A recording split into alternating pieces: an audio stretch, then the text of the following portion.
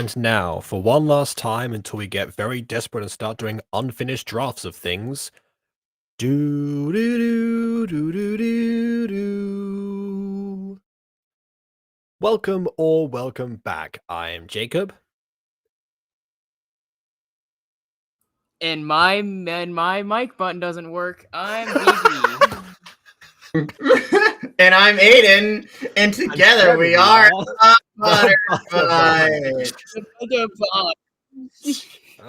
You have no idea. I We're in missed time the today. first click, and then I was like, wait a second, hold on, wait. And then I missed the second click. I was like, no, hurry up. And I got more frantic, and eventually I hit it. Oh my god. But man, that guy in the thumbnail was so hot. You know, like, God, like the eyes just that's make me want to dive Gerald. deep. I just want to dive deep in those eyeballs and just like swim in them. There's a lot to dive in. That's like the deep end of the pool. You just want to stick your eyes in the eyeballs where the eyes used to be, as KW would say. Exactly. No one on this channel is going to get that, but it's a main channel joke. There we go. Light. We don't have to be immersed in the nightmare. We are allowed to have illumination, or are we? Now we're in the dark. As it turns out, that's not an option. I have changed my mind.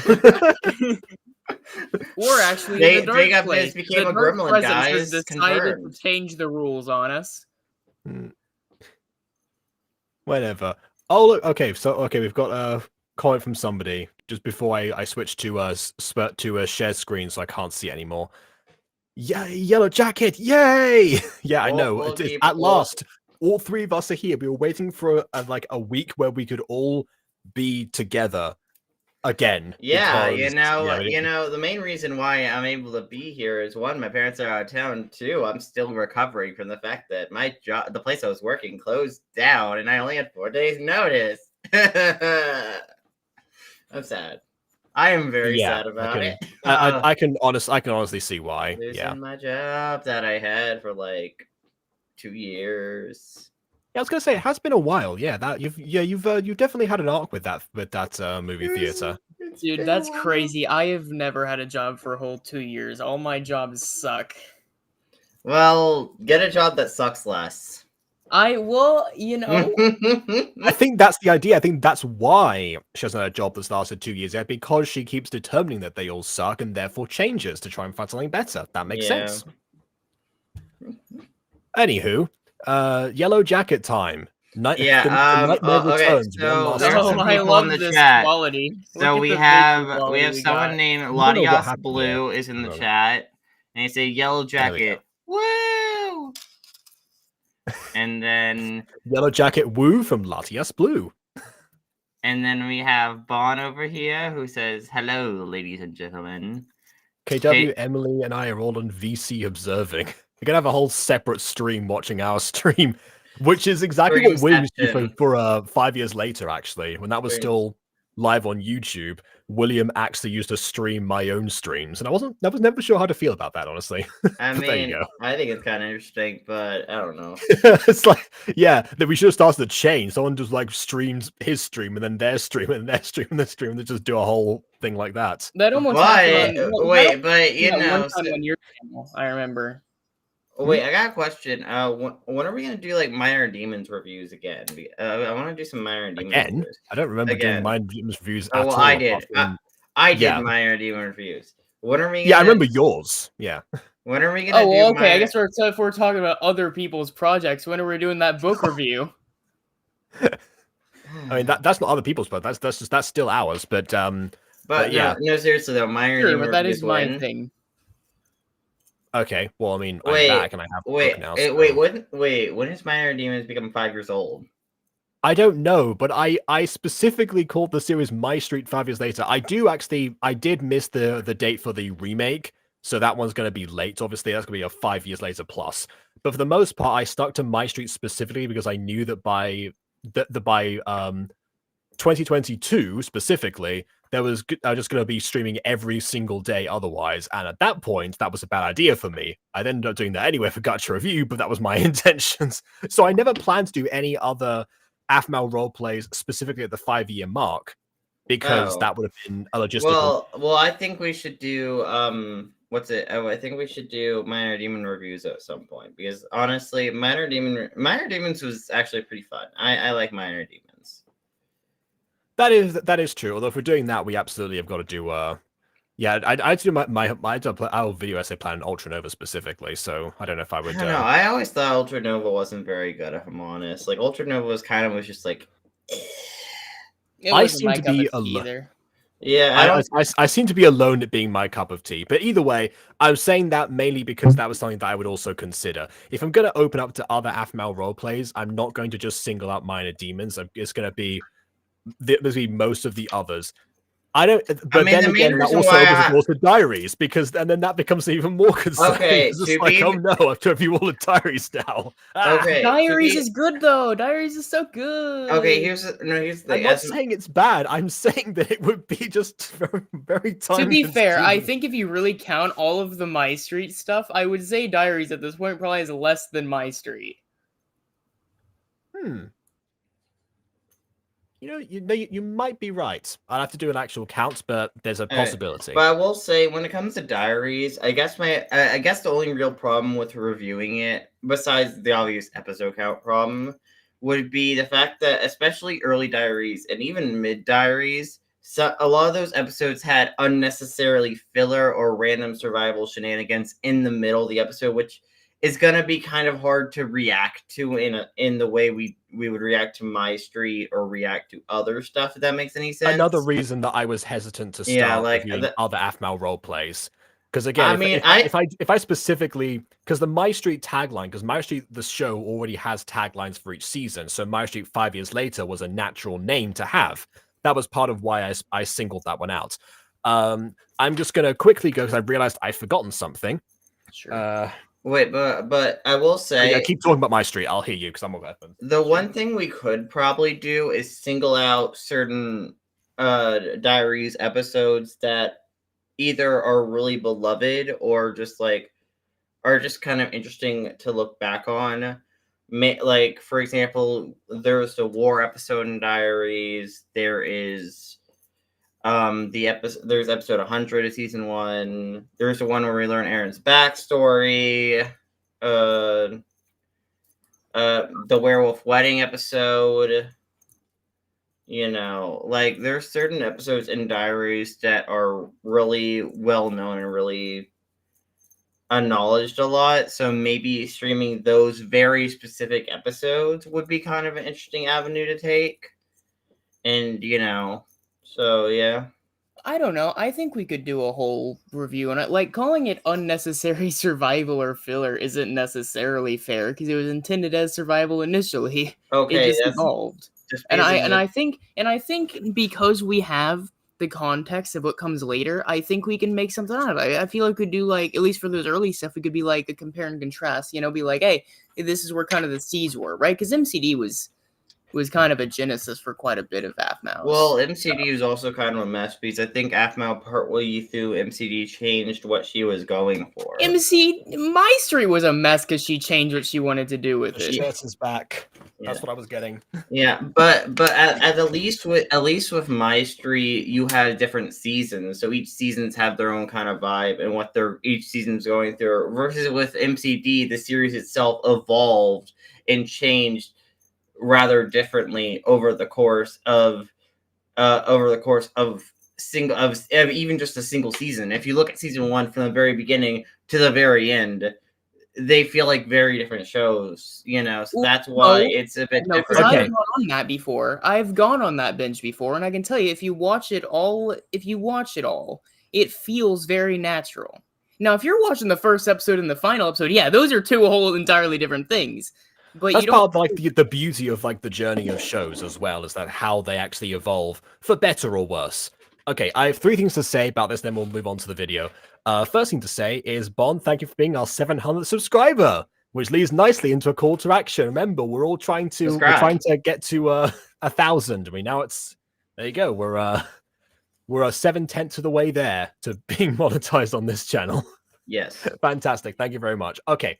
On topic with the actual thing we were saying, I realized that the reason I probably wouldn't do what you said, and just like select two separate things, is because that's kind of like picking and choosing there's like what context to provide, and also some of the more I guess you say forgettable details. If we did that with My Street, probably would have skipped a bunch of other episodes that would feel less important in quotes, and you wouldn't get the full experience. So if I were to review Diaries, I would definitely do every single episode for that reason, no matter how tedious that may end up being. Thirdly, I realized something that actually I might not be doing those reviews anytime soon, because I actually made a different promise that once My Street 5 Years Later was finished, oh wait, actually no, I've still got until December for that, that I would review all of My Little Pony. But actually that's afterwards. That's the New Year's project, I've realized, because I've still got Phoenix Drop Days to get to. So sure, yeah. Yeah. The one that came out and then AFMAO immediately was like, I'm good. Well, not immediately. That was in the middle. That was why it was so abrupt, because it wasn't immediate. Yeah, no, I mean, on her end, technically, money doesn't flow like wine, and making it probably was very expensive. Also, COVID and copper as well. Yeah, but I don't know. Have you seen the amount of subs she got? I feel like she has quite a bit of money. No. Currently, yes, and that's why she's able to afford the seventh season being fully animated. We're talking about when Phoenix Drop Days came out, obviously. Not season 7. Phoenix Drop. Yeah, we're talking about Phoenix Drop Days. That was a whole different. That was very that was like the last few months of 2019 era. I don't know. Well, yeah, that's even more reason to have more money at that time, because people are locked in their houses watching content.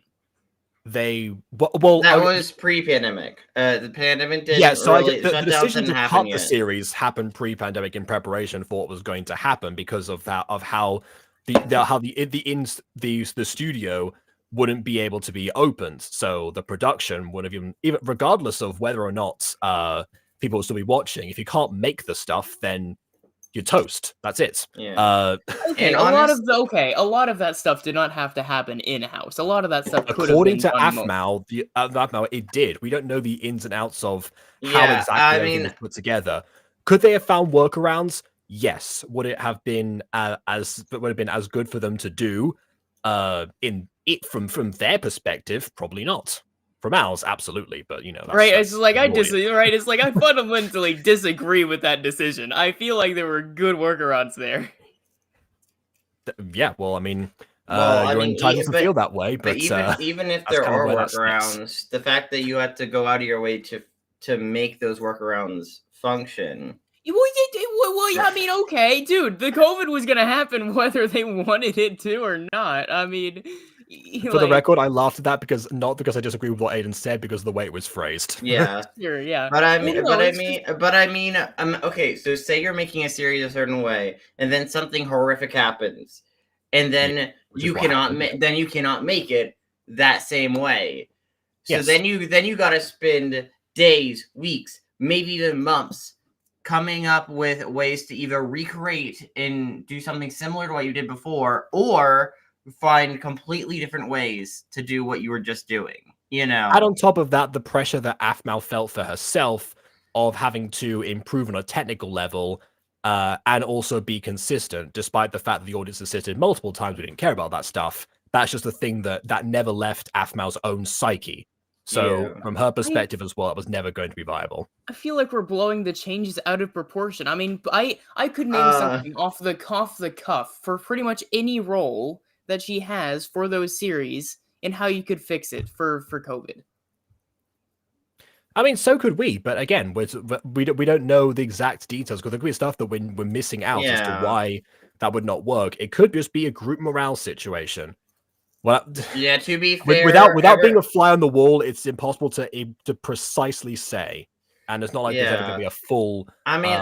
Disclosure of everything. We kind of got what we got with the community post from a year later. But, honestly, I don't mind the fact that Phoenix Drop Day ended a lot sooner than AFMAO initially intended. My main issue with it is purely based off how it ended, and not that it ended. It's how AFMAO decided to do that ending. Am I glad she gave Paradox and just didn't cancel it? Yes.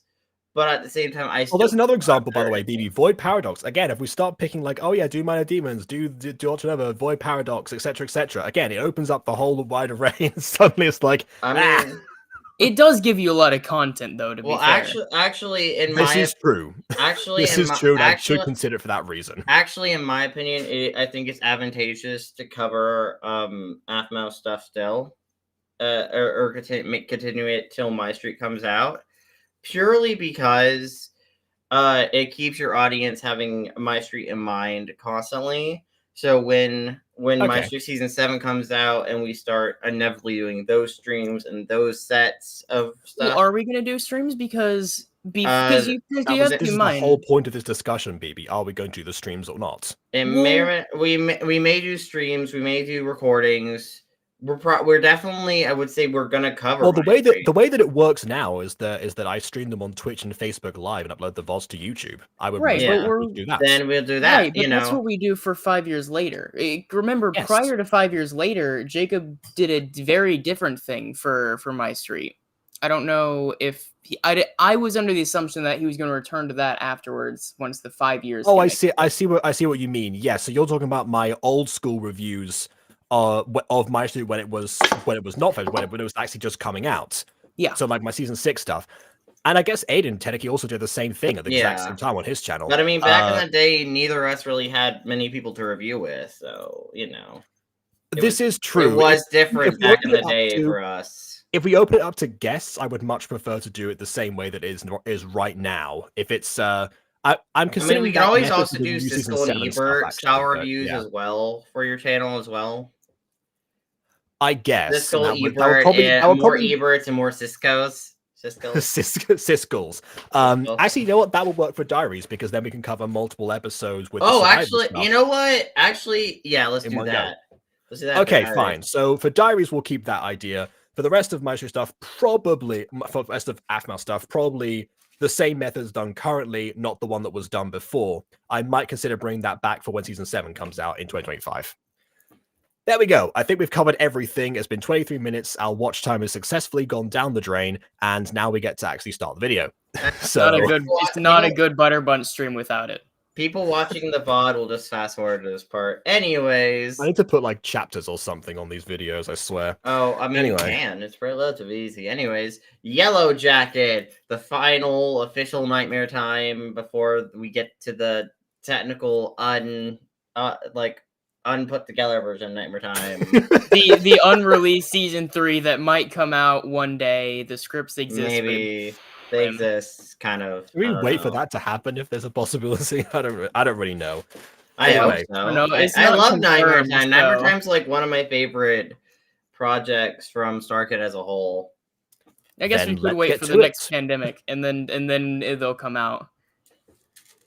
Anyway. Oh, I hope there's not another pandemic. If another pandemic happens, another pandemic will happen one day. I just don't know. Well, no, actually, I better not be alive during the next pandemic. Dude, I saw a news report about there's bacteria that's making its way in Japan currently. So, no. That's why it never really bothered me that much when COVID happened, because it was like, dude, this is just the flu. And I still hold to that. It is still just the same situation. We just didn't have the material to fix it at the time. Well, which is exactly what happened then. Because of the pandemic, I'm still hyper depressed.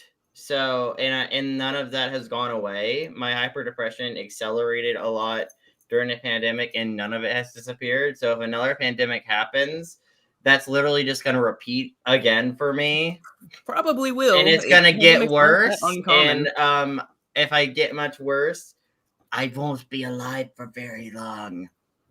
I don't know, it happens all the time. When you watch Hey Melissa, You're In for a Ride, is that one of the unreleased script readings or something? Is that what you mean? Also, yeah, Bon is correct. Bon just sees me just like here going like, oh god, okay, we're still going. Okay, also to be fair. Yes. I'm very hyper. Let's go on. All right. Without further ado, on with the review.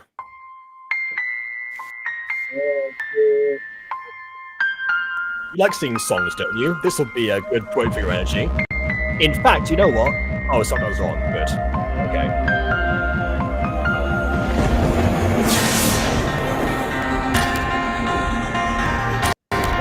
get to sing along this time, Abel. Let's go. Yeah. I have my wand, but yeah.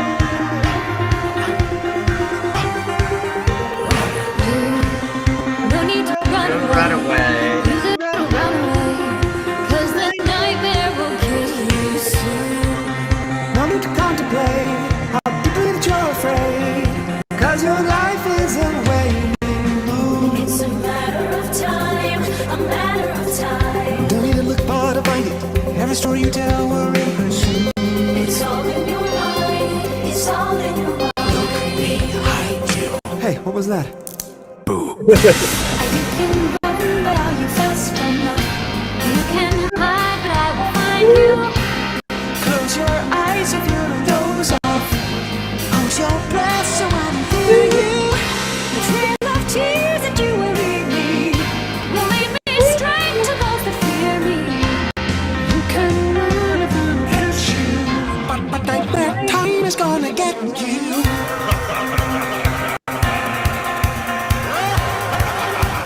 Now, comment sections, this is Nick Langston. I'm watching it here. Red comment, okay?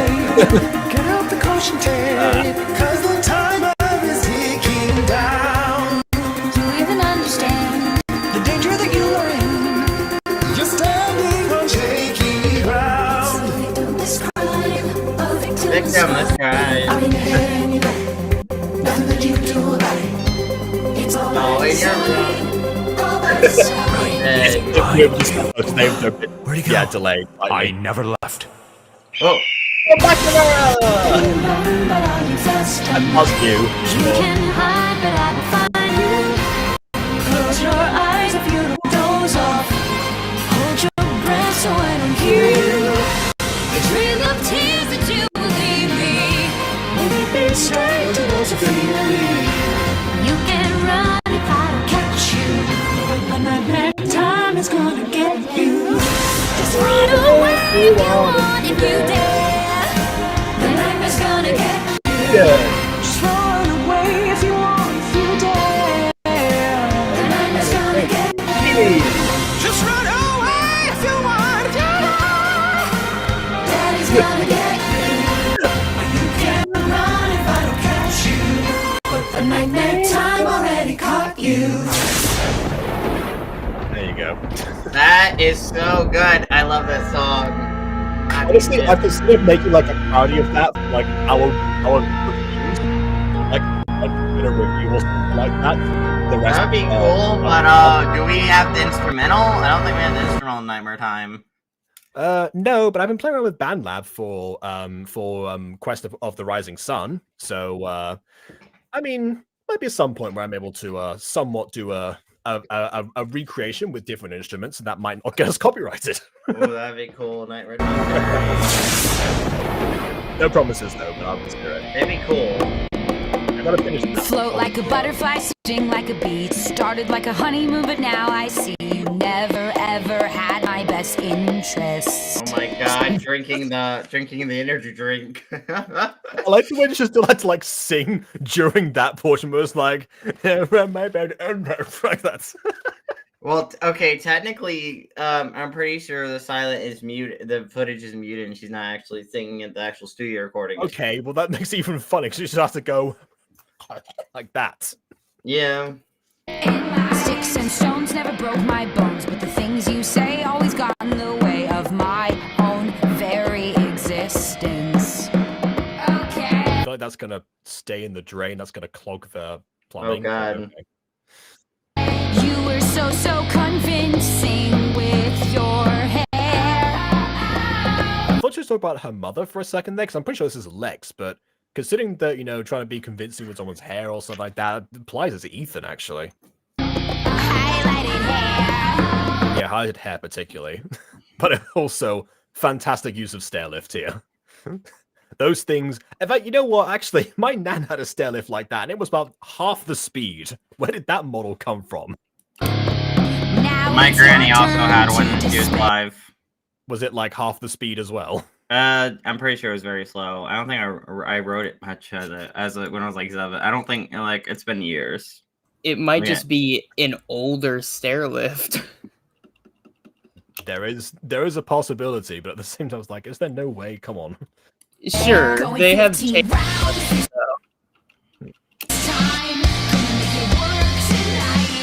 Yes, clean up and then start destroying things. That will definitely help. Speaking of early 2000s related Starkid projects, this does give early 2000s punk pop I thought you were gonna say rock. this. I thought you were gonna say this reminds you of Little White Lie.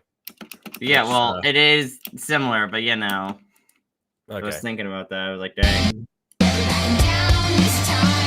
And this time it is actually nostalgic rather than them doing the current thing and making it nostalgic after you go back and watch it. Is it because it actually gives you? Is it because it's actually like that, or is it because of the exact camera they're using has that weird orange light coloring that was always in that age?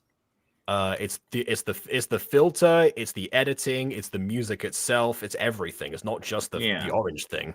See, for me, it's just the filter. You have a very very low threshold for 2000 nostalgia then, I guess. Oh, absolutely. I saw a lot of nostalgia for 2000s ads. Yeah. And meanwhile, I'm just worried for Angela getting like shards of plate in her face. I'm sure they pick ones that are breakable. It's just that, you know, she's still standing right there. And also it's like, I can't throw it to the camera, so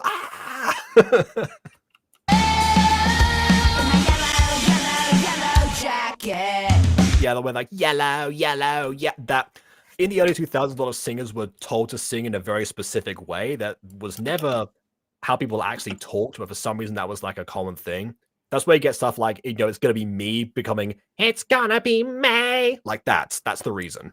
God, that reminds me. I learned so House of Leaves, Marcy Danielewski has a sister named Poe, right? Great. That's the background. Poe, indie singer, fairly popular for a while, is no longer as popular because publishing companies did what publishing companies are infamous for in kind of screwed her over. Yeah.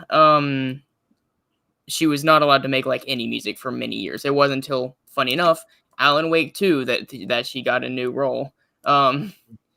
But she had a very distinct vibe to that, and I remember looking into her, and she had like a whole like New York Times post or whatever about a few people, but she was on that list of like an angry women genre, which was just interesting to read about, like in the 90s and 2000s, just seeing like a whole article be like, hey, you know, you have like Poe, you know, sister of the famous novelist, you know, being one of the heads of the angry women genre, and then they have like a quote from Poe where it's like, hey, you know, and kind of going into the issues of that time that a lot of women. I thought that was the quote. I thought that was the quote. Hey, you know, and that's it. The angry women genre. Yeah, no, that was the exact quote they used. The angry women genre, which is interesting. But no, they had like a whole like big quote from Poe as well, and what it represents for her, and it was just interesting reading it. Actually, she had a song called "Hey Pretty" on her Haunted album, which is a companion piece to House of Leaves, but she couldn't get it on the radio because she was a woman. And so they were like, hey, yeah, you need a man here to really fill in the void that is testosterone. And so she found so she said, and I believe this is what it was, if I recall correctly. Wait a minute, I know a man and he's related to me. And so she grabbed her brother to just read parts of the book in between her lyrics, and that worked as a loophole to get Hey Pretty a radio version to go out there. Okay. That was great. Yeah, all right then. Ori H says, Lex and Ethan, my beloveds. Ethan's even shown up yet, so the fact that you're talking about Ethan means that I was probably right, and this is talking about Ethan rather than... Fair, you mentioned Ethan. I don't know. Yeah, no, I mentioned Ethan. That's why, because someone's piggybacking off of that. Okay, and yeah, Hannah Banana, yeah, well, definitely going to be in this as well. Hannah's my favorite character for sure. Well, Hannah having tried to render this video separately so I wouldn't have to screen share unsuccessfully, because here we are, I do know that a certain other person's favorite character does feature in this. But beyond that, not really much else. Every time I see the words Yellow Jacket, I'd think of the character from Ant-Man. I blame my brother for that since he used to show me a lot of superhero movies. Actually, you know what? I have some Incredible Hulk comics where Yellow Jacket actually does feature. No, yeah, Bond mentioned without the context, like it skips a bit because like at first you see like the birth of the Avengers actually, so Ant-Man was there at first, and then afterwards randomly like in a different like installment because it's following the Hulk's trajectory rather than the Avengers themselves, suddenly it's Yellow Jacket. It's the same person. It's like, what? What happened here? Yeah. No, it's yeah, he had himself a whole arc. That was during one of the most infamous periods where he slapped his wife and everyone hated the guy. I heard of that thanks to Solid JJ. Yeah, that still kind of tarnishes his name. That's why he's not Ant-Man anymore. But okay, technically though, it's not. I will say, if people don't know about the horrible things people do or realize what they did, then you know, comic book readers will just keep perpetuating character, like Hal Jordan. Sure. I think that's why they got rid of the character, so people wouldn't just see the good stuff that came after. They would see nothing, and the character would feel into obscurity as a result. No, so I learned this the other day. So there's this 13-year-old girl character who was like a Hal Jordan admirer, right? Okay. She like loved him. I was talking about Ant-Man, but fine. Hal Jordan's another example. Okay. This was like the comics. This was like this is like in like the 60s or something. I don't know, 70s, 80s. I mean, we're talking about comics exclusively here, apparently, because I mean, yeah, I don't know. I forget the exact time period. It was when the older comics, but not old enough to say a thing. And basically, she got aged up physically a few years, or at least atomically. Like her body got aged up. Comic lore that happened to Amy in the Sonic comics and the her body got aged up a lot, and then her and Hal Jordan immediately started dating. At that point, even though she's still technically 13, she didn't mentally get aged up. Her body just got aged up because of some weird space mumbo jumbo. And in the comic book, they acknowledged, "Oh yeah, people are gonna call me a groomer for this." Already, I can see a solution to this problem. And just then throw her in a wormhole. Say that he had to rescue her. Don't say that. A Green Lantern comic is what founded the term fridged. don't. Oh yeah. Which Hal Jordan? I didn't mention fridges at all. Where did that come from? No, I know, but like immediately demolishing his girlfriend into a wormhole or whatever. It's like, oh, not another one for Hal. Well, okay, I don't think he should throw her into a wormhole. No, I meant she should end up falling into one by pure happenstance or something, and then by the concept of time dilation, she ages physically and mentally. If they really, really wanted to do that, if they were so desperate for that pairing specifically, that would probably have been the way to do it. Also, BB, I also pick someone else, but Also, BB, I don't think Hal Jordan was the Green Lantern who caused the term fridge to become a thing. I'm pretty sure that was like Kyle Rayner and his girlfriend being murdered randomly and put in a fridge. I was going to say, like, the woman. It wasn't Hal in this case. I'm pretty sure it's Kyle Rayner, different Green Lantern. I'm pretty sure it's Hal, but I guess I don't know. You probably know better than me. It was definitely the Hal Jordan outfit, though. It was all Green Lanterns have similar outfits to each other. Have you seen Guy Gardner? Have you seen Guy Gardner? The point that BB was trying to make was it was a Green Lantern that had that term coined, and that's why that was brought up, and that was why it was related. Yes. Anyways. Starlet Girl. The Yellow Jacket thing is fun because Bond was like, "Oh, is it Yellow Jacket Day? Are you guys watching Yellow Jacket?" And I completely forgot this episode called Yellow Jacket, so I was like, "Is it about the bug or the Marvel character?" And he's like, "Isn't that what the Nightmare Time episode is like?" And so I went to go look. I was like, "Oh, yeah, that makes more sense, doesn't it?" Absolutely makes more sense. Yeah. The void that is testosterone, BB 2024. Okay. All right. Most like Professor Hitchens, but Hannah takes the cake. She's giving 11 from Stranger Things. She's so cool. Okay. I can actually understand that comparison.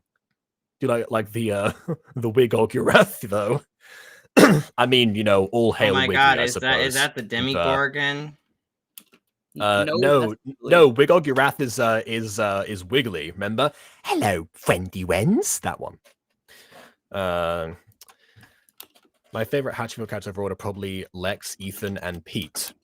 Okay, Pete, let's go! Pete. I don't know who I would say are my favorite Hatcherfield characters. I'd say for me, Paul is definitely up there.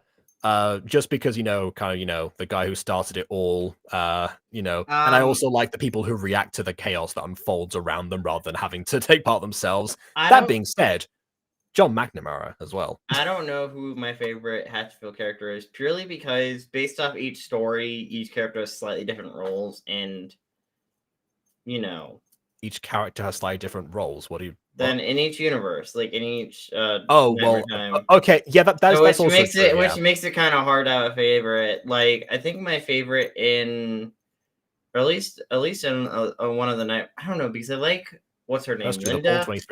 Linda in not Yellow Jacket. I was gonna say Yellow Jacket. Linda in what's it called? Linda Monroe and Linda Monroe in Honey Queen. I like her in that story. I think that's a really solid thing. But like, I also really like, what was her name? In the Perky Bud episode, the bird one, Perky. Emma Perkins. Emma. Right. Yeah.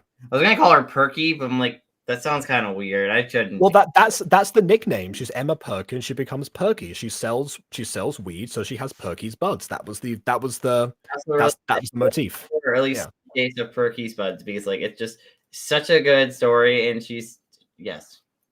Mm-hmm. Yeah. Yeah. Also, I suppose Grace Chastity as well. Depends. I haven't seen Nerdy Prudes Must Die, which is her most prevalent role. Okay, yeah, that's fair. That's fair. I don't get you, bastards. Again, it's one of those characters that, you know, is like it's the like to hate situation with Grace Chastity. I just like, don't like her. Okay, fine. Fair enough. Latias Blue says, I like Lex and Emma. I want to see more of Hannah, though. She's really interesting. That is true. They seem to be saving Hannah for very specific situations, I suppose. Namely, the finales of Nightmare Time and Black Friday for the time being. Paul, Steph, Tom, Becky, Bill, and the rest of the Nerdy Prudes are also faves. Yeah, that's fair. That's fair. Wait, Paul's a part of the Nerdy Prudes? Oh my god. Well, no, he's not. Always in the first two musicals. I think it's the case of the case of Becky, Bill, and then the rest of the neighbors, rather than like everyone. Tom Houston is also not one of them. Steph is though. I thought it was gonna be like Paul, Steph, Tom, Becky, and you know every other character are all really cool. Just list off every single person registered on like the Hatcherfield wiki in order. Number 1, Aaron Aronson.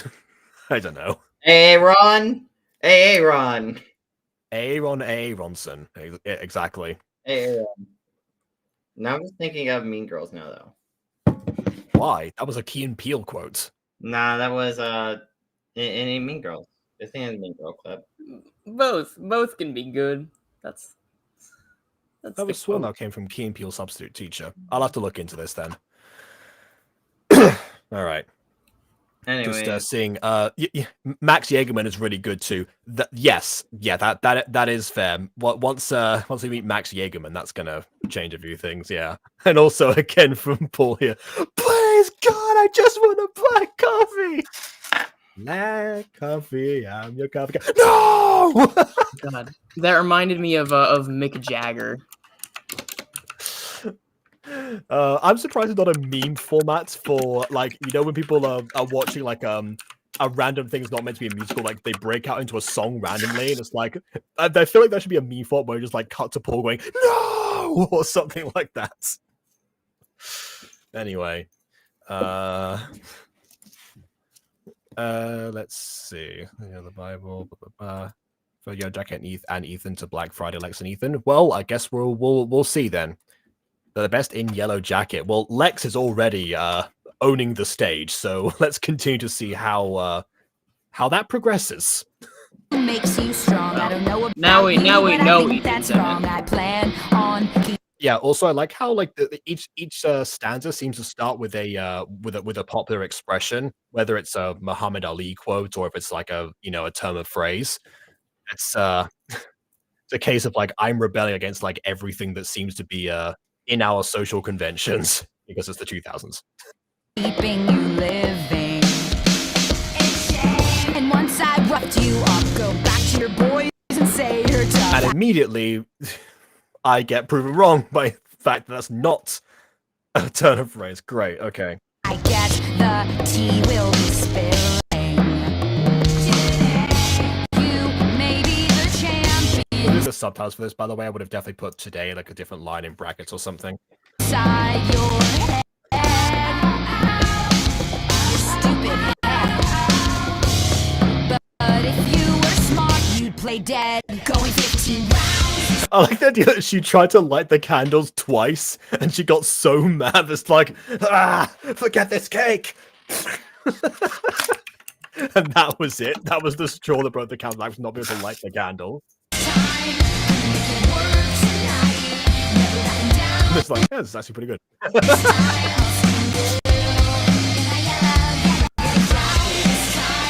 Here's the thing about Angela Giratana specifically. She's able to God, like, do we pull have off, to like, a pause thing at that's, like, all for the duration of this song? Yeah, it's kind of gross. Can we actually get through this song and then talk? Because I hate looking at every scene that will ensue for this one song now. This is called Nightmare Time, remember? I'm having nightmares looking at her mouth. I have to pause. It's happening all by itself.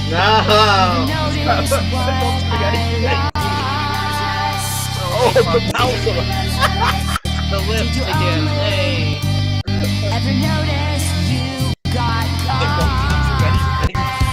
And I never loved you.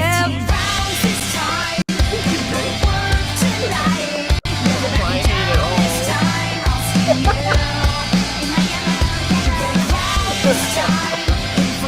Oh, it's fine. I'll talk about that later.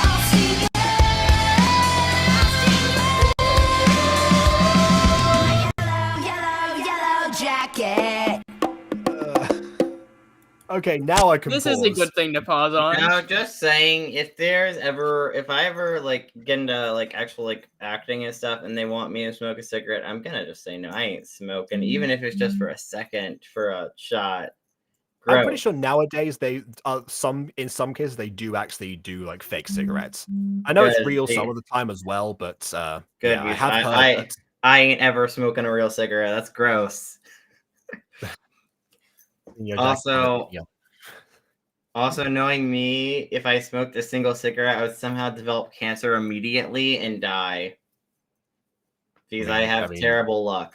I don't have. That has nothing to do with luck, man. That is incredibly common. It is not just gross; it is deadly. It will happen immediately. If you had terrible luck, you get it from secondhand smoking. That's the real luck situation involved there. Because in the first hand one, it'd be a conscious decision. But yeah. The liar and liar thing is a Black Friday reference. I was gonna say I didn't even catch that. I thought it was like a funny idea that's like she tried to be actually like, wait a minute, I need to correct this. Also, so while watching that nightmare, the bit where she's drawing words on the fridge with the chocolate cake reminds me, this was not an uncommon occurrence at my schools. Schools, plural. This was middle and high school that this happened multiple times. I don't know what it was with people, but they loved to write or markers or anything. They loved drawing things with their shit. Ew. Oh, okay. I thought you were talking about with like in like at the cafeteria or something. It's like just use like, I'm not hungry sometimes anymore. you What would to just do? go in. No, sometimes you just go into the restroom and there is just words there. Oh, I see. Yeah, I've seen that in some public toilets actually as well. It's yeah. Well, public school, public. Right, I'd say this. That being said, if you go to Spain, very clean toilets. Oh, lovely. No, it's great because I'll go and I'll go clean the restrooms at my work, and it's like, the women's restroom nice and easy. And I go into the men's, and it's like, Oh, I course. see. I see. Yeah, you're right. I remember this now, Bon. That's true. Yeah, you misspelled liar. Fantastic. But no, I have no idea, man. It was just a thing that happened. Hmm. Kids are the worst. I remember, I mean- God, I sold out one of my, man. Oh, this is awful. So Seems like I'm surprised that become a TikTok challenge or something. Because if stealing things and licking them became a TikTok challenge, you'd think that a trend that would come from the exact same location. no, But yeah. I'm glad it didn't. For the record, I'm just surprised that's I also am surprised now that you pointed out they made choking themselves to death a trend. So Ooh. Did not hear about this. Yeah, no, that was a thing where you would just hold your breath, and then eventually people found out, oh, hey, if you do that, you'll just die. How did they not know that already? No, I guess they thought holding your breath until you passed out was not gonna, because that was the whole thing, right? You had to do it until you passed out. What I guess they didn't realize is that that also causes brain damage.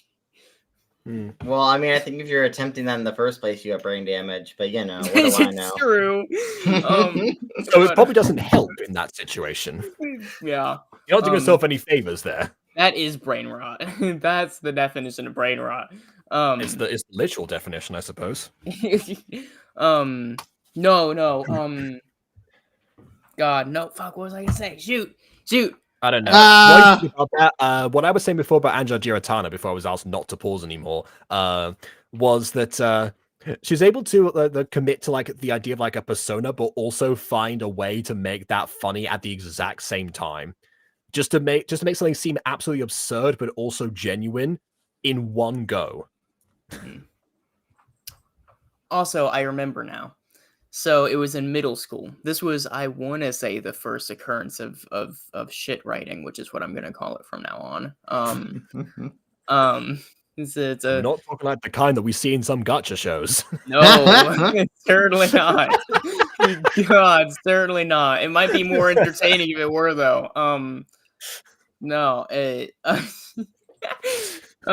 no. Anyways, they go into the intercom and they're like, "Hey guys, some of you may know that there was some things that happened in the restroom, and we're not gonna say what, but a lot of you already know, and we just wanted to bring this out here that if anyone knows who it is and is keeping them secret, you'll get in trouble, yada yada." And then they throw in the sprinkle part, the part that really intrigued me.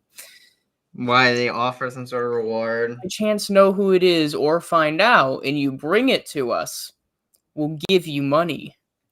What? Okay. You'll do anything for money, apparently. The problem is people are going to falsely accuse others by this to get the money. Is the problem? To which I quickly find out a little bit of as soon as they brought up money, my detective goggles go on, and so I'm searching, and eventually I figured out, right, because if you follow the trail, I ended up leading to one of my friends who knew stuff, and so it's like, okay.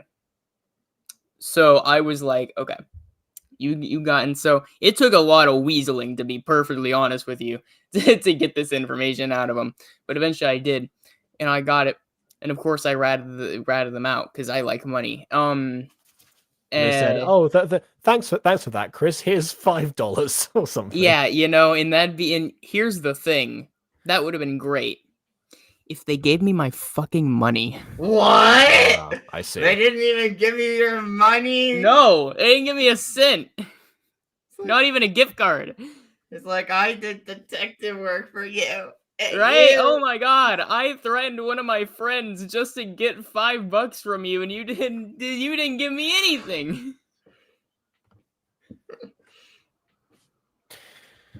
Oh. Well, just goes to show the things people go to the principles they break for money. God. Anyway, I just have a diction from the ballet pop stuck in my head. Yeah, definitely top 2 earworms of ballet pops for sure. Anyway, splat!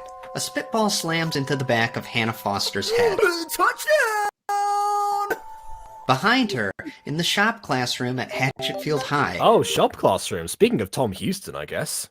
Brad Callahan and the rest of the football team hoot and holler. Then again, if I remember correctly, Hannah was supposed to be 9. I'm surprised they have 9-year-olds in the shop class, but then again, I don't know. I mean, different universe, therefore different aging mechanics.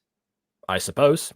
Although I will say, with multiverse stories, that's always kind of confused me. How there will be like a multiverse story where like a bunch of characters will be to come together from different universes, but like one will be like 10 years old, other will be like 20, other will be like 15. It'll be like, how are you all different ages?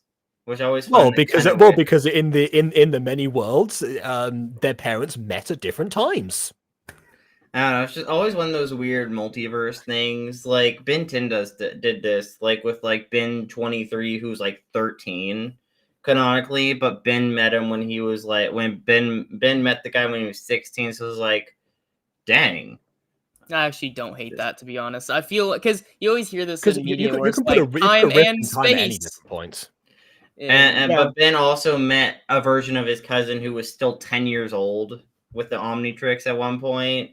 I do remember. And there's Ben 23 who was also several 13. Several times he's and done then that. he also met a version of him who was like adult at some point. I think he was technically in his 30s. Maybe, I don't know, I forget, because I know he has a kid canonically, so I don't know how old he is. But yeah, no, like it's always one of those first episodes of Ben 10 that I saw.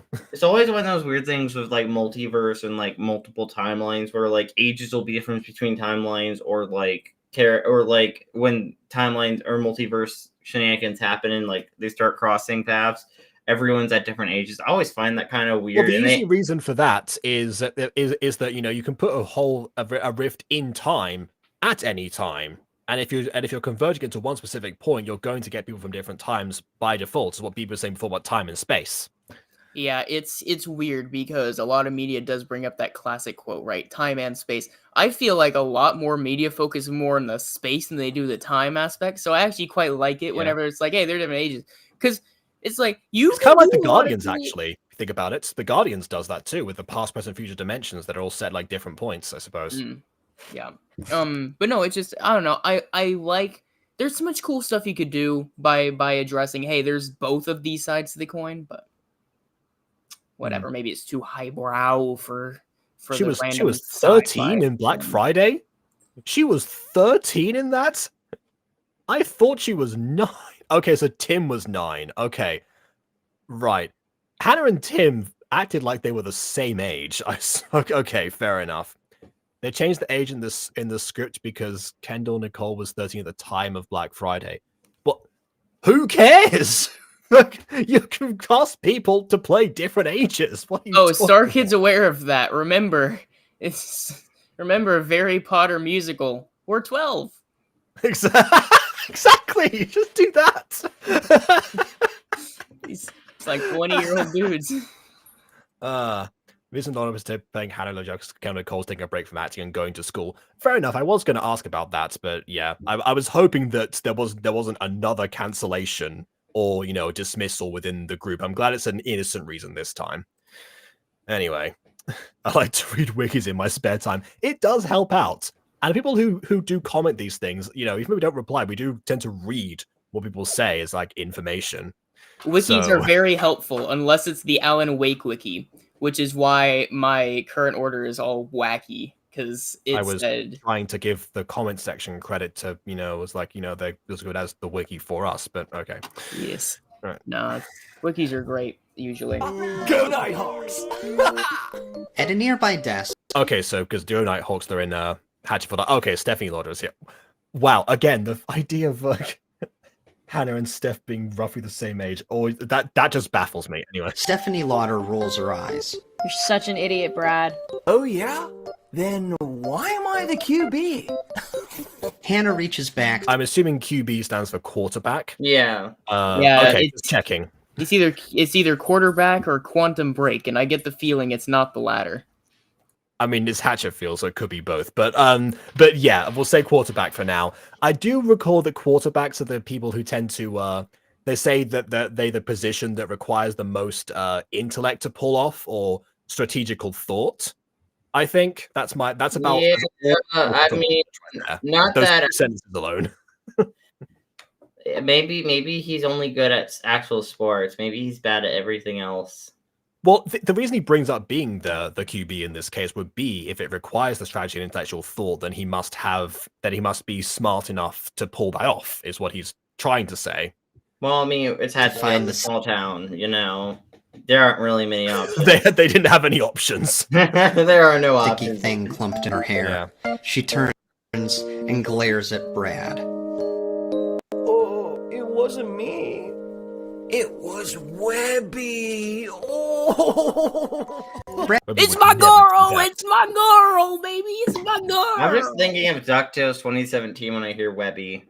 Webby's so cool. She's actually awesome. She's super cool in 2017. I miss DuckTales. I love DuckTales. We're talking about Hatchet. You're talking about two different Webbies. Brad's teammates yuck both can be very until the cool. shop. It's okay. Both can be cool. Yeah, both. Both fictional Oh, look, characters it's are Tom cool. Houston. What a surprise. Now, someone make Feature fan art interviews. of Hatchetfield Webby as a duck. We you all know need- what? You know, Oh my goodness, it's just adding to the duckified, versions of people alongside Lady Duck and Quack Noir from what KW and I said before. Callahan, Oh, yeah, Mr. Houston. you want to play in the game on Friday? Lay off. That's not gonna W? help you. Why'd you say W? W. W. Yeah, I win. exactly. What? It stands for Woozer. Man. Tom Houston then turns to Hannah, leaning over to inspect the design for her woodworking project. Hey, Hannah. What do we got here? She's drawn a warped net of interlocking lines. It's the world. Well, looks like a web. It's the World Wide Web. There you go. It's the internet. Uh-huh. Some of these curves are going to be tricky on that bandsaw. You know, you're going to want to make Relief cuts. I know. just like your sister. I wonder if someone actually took Oh, God. shop This class guy- in order to pull this off, or they had to look up these terms or something. This guy's It works giving either way. me- I'm just wondering. You know, the teachers right now, it's giving me Creeper vibes. I mean, Tom Houston's never been the most. I guess like that. How to phrase that? He's more intimidating than he actually is. He seems more intimidating than he actually is. Like, just his eyes seem so wide. They look all watery and stuff. Look like he's gonna cry 24/7 while he's saying very like. This might be kind very of soon. scared. This might be very soon after Flash Bang Chain. So I gotta maybe tell you, that's why. he feels safer to be around that one aunt from Little White Lie. Oh yeah, no, that one aunt 100% wanted to do bad illegal things to those teenagers. 100%. Watch the latest review See that shelf? of Oh yeah, no, Little White Lie. I've yet to for watch that context, review. chat. Yeah. Oh, you'll Yeah, see Jacob what I came in at the He tail points to end, the but- shelf above his desk. Lex made that when she was a freshman. That thing is sturdy. Keep all my pencils and rulers up there. By the way, this is a terrible teacher tactic. Compare your students to their older siblings. That always goes down well. Need I remind everyone of what happened to Zane? One hell of a... Or Kwai-chan. One heck of a shelf. You already swore. It kind of. Yeah, but he's not supposed to because he's the teacher. You foster girls got a gift. You know that? When I hear you foster Meaning- girls, I think of like a foster child, not like the last name Foster. That might be a bit of wordplay on their end because, to be perfectly honest, Lex and Hannah probably would be better off in foster care than actually with their mother. But Lucky us. Later, Hannah pulls on her safety goggles and flips on the bandsaw. She looks around at all the the minor older debate. students. Oh yeah, I forgot actually to mention one other thing that someone said in the comments that there is I think the yellow and the red and blue lighting from either side is a reference to, I think it was Creepshow. They said. I'll look at the comments again, but they mentioned the specific show. Also, by the way, Hannah, do not look around when you're like Right, I was about to say, doing as a woodwork. actress, That's very this is dangerous, and you're incredibly gonna either dangerous. lose a hand or get hurt. And so you don't want to do that. It's dangerous. Please. I be believe careful. one of her quotes from Black Friday was literally "bad blood." So, this doesn't bode well, Hannah. It's treating shop like what it is, a blow-off class. They're Wait, why juniors is and shop your seniors. blow-off class? Wait. That seems kind of like a weird choice to make that the one class you're like, the class I don't care about, the class I'm doing just to technically fill a slot. Like, honestly, I would pick something like art or something, like something that could easily be more of a blow-off class. Or study hall is the perfect blow-off class because you do nothing in study hall. I suppose. Then again, depends on whether or not you do have study hall. So, I don't know. Hannah's the only freshman. Not that it matters. The kids in her Stop grade don't looking like around. her either. She faces a You're pretty giving me anxiety! I'm getting anxiety from this! Stop it! The bandsaw buzzes, sawdust spews. Hannah pushes the plank into the whizzing blade. And that's when the visions come. I would have Oh, loved yeah, if as a joke they made it so the wood that the shop sounds was so loud that Nick Lang had to shout his narration. Anyway. Without warning, the classroom around Hannah begins to fade. And the sounds become slightly echoey in the technical side, The which I appreciate. sillies Color are back. drains from the world around her. Everything goes black and white, Children's for the world around her, and also from her herself. Oh god, drug then trip. black. Into the black and white. Endless black. Apart from the specks of white that we see, which might be sawdust. Again, Anna, you want to be paying attention. Anna, Hannah stares into the void. Oh god. Is the real life? Is this just fantasy? I couldn't help. How could you not with that image? Come on. Man, this shot really In the gives distance, Twilight a Zone light- vibes.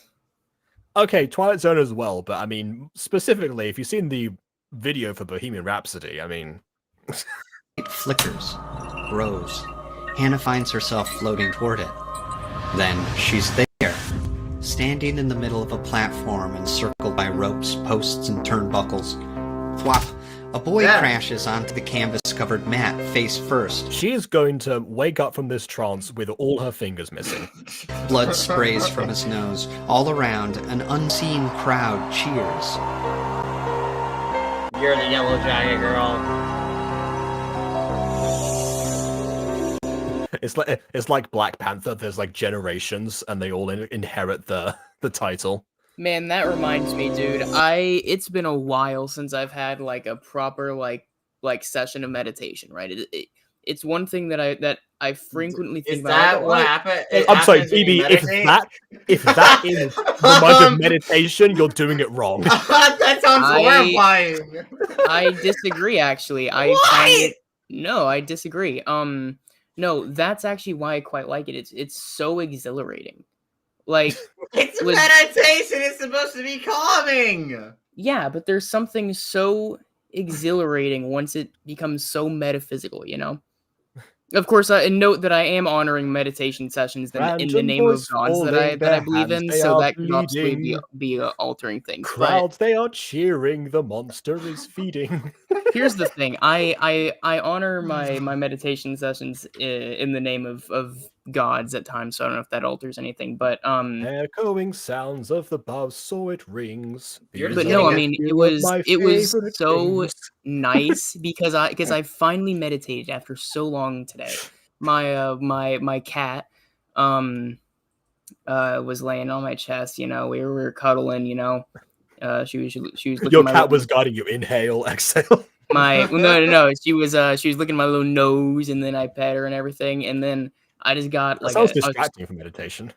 And then I got a strong sensation to just close my eyes and try, you know, and so I did it, and it was, you know, casual, you know, it's like random thoughts here and there, and then try to, you know, shoo those away, like, nope, nothing here, you know, see the endless void of, you know, obviously the eyelids, it's like, and then you start, and then I got like the usual, like, oh, here's a couple waves of blue or whatever that I see, classic. Now, on a medium level meditation, you'll get like well, I will get like various colors other than blue, which blue is just very common. You know, sometimes reds, sometimes like an aurora borealis sort of effect.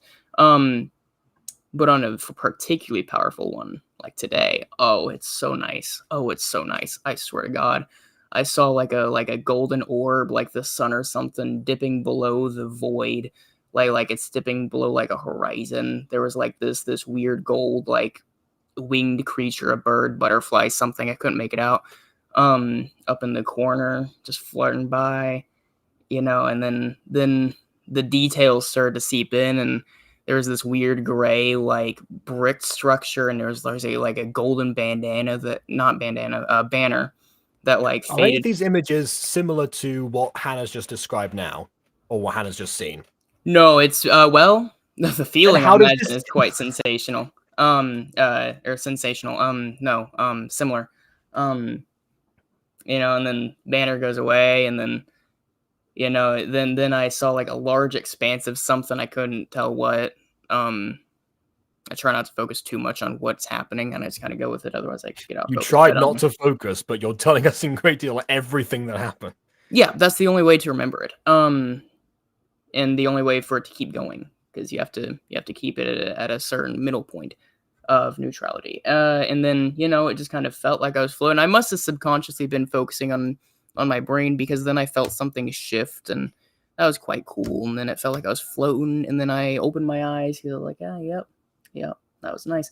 I opened my eyes, got incredibly disoriented, because now I'm just back on my bed, just laying there, and it's like, oh boy, never mind. And I closed my eyes for like 5 seconds. You boy, your cat's like, hey, Earth to BV, pay attention to me. My cat was sleeping actually. Okay. Yeah, my cat was. Maybe it was meditating along with you. Yeah. Maybe it just looked like that. It's like Piccolo. You're not meditating or napping. It's the reverse of that. Well, yeah. Eyes were closed. That's all I got there. It's, you know. Meditating cats. That's an idea. Yeah. No, it's just still pleasant. In BF, Mr. Houston did say that if someone cut their finger off, they'll pass shot. That doesn't mean you were like. Doesn't mean like that's encouraged. That's not something that's something to be dissuaded from happening, even if you will still pass. Yeah. But yeah, okay, I get what you're saying. That's why it's the blow off class, because Mr. Houston was so easygoing. At least at first, because you know, afterwards, obviously when he left, who's to say how the class was run afterwards? Anyway. Hey kid, you okay? Back in shop class, Hannah's eyes are glazed, her expression blank. Nearby, Steph calls to her over the buzz of the bandsaw. Hannah! Hannah's hand continues to feed the wooden plank into the bandsaw blade. I like the idea of like Steph says kid at first, but also knows her name. But she doesn't notice. Her mind is elsewhere. The boy with the bloody nose writhes on the platform before her. Hannah tries to reach for him, help him, but she can't. She looks up to find his opponent approaching. Another boy, with pale skin and thick blue veins. He takes the boy's head in his hands and pulls him to his knees. Hannah's eyes go wide. Hannah! Steph runs across the classroom as Hannah's hand slides closer and closer to the saw blade. But Hannah can't see the saw. She can't hear it. Hannah never saw the saw. She never saw the saw sawing. Piercing tone fills her ears. The boy with the bloody nose screams. His pitch shifts until it and the piercing tone are one and the same. A perfect harmony. Then Hannah's finger slides into the bandsaw, past the blade. Well, who saw this one coming? And off her hand. Yeah, Steph reaches her too late. She pulls Hannah away from the tool and shuts it off. Mr. Houston? Later, the doors to the emergency room at St. Damian's where is Mr. Houston, actually? He was right there before. Hospital burst open, and Hannah's older sister, Lex, rushes in. Not the nurse worst on thing that duty could runs happen to there. meet. Well, yeah, no, I did say she was gonna, you know, have like all of her fingers cut off, and then Bond's like, who's gonna tell Jacob? It's like, I was gonna find out eventually, but thank you for calling up my powers again. Well, I mean, even then, because like if you slice off all your fingers and then you freak out and start waving the bandsaw around, then it might be more than your fingers, you know? I mean, if you cut off all your fingers, would you be able to wave the bandsaw around? Yeah, it depends on which Miss fingers are gone. Foster, where is she? Where Anna?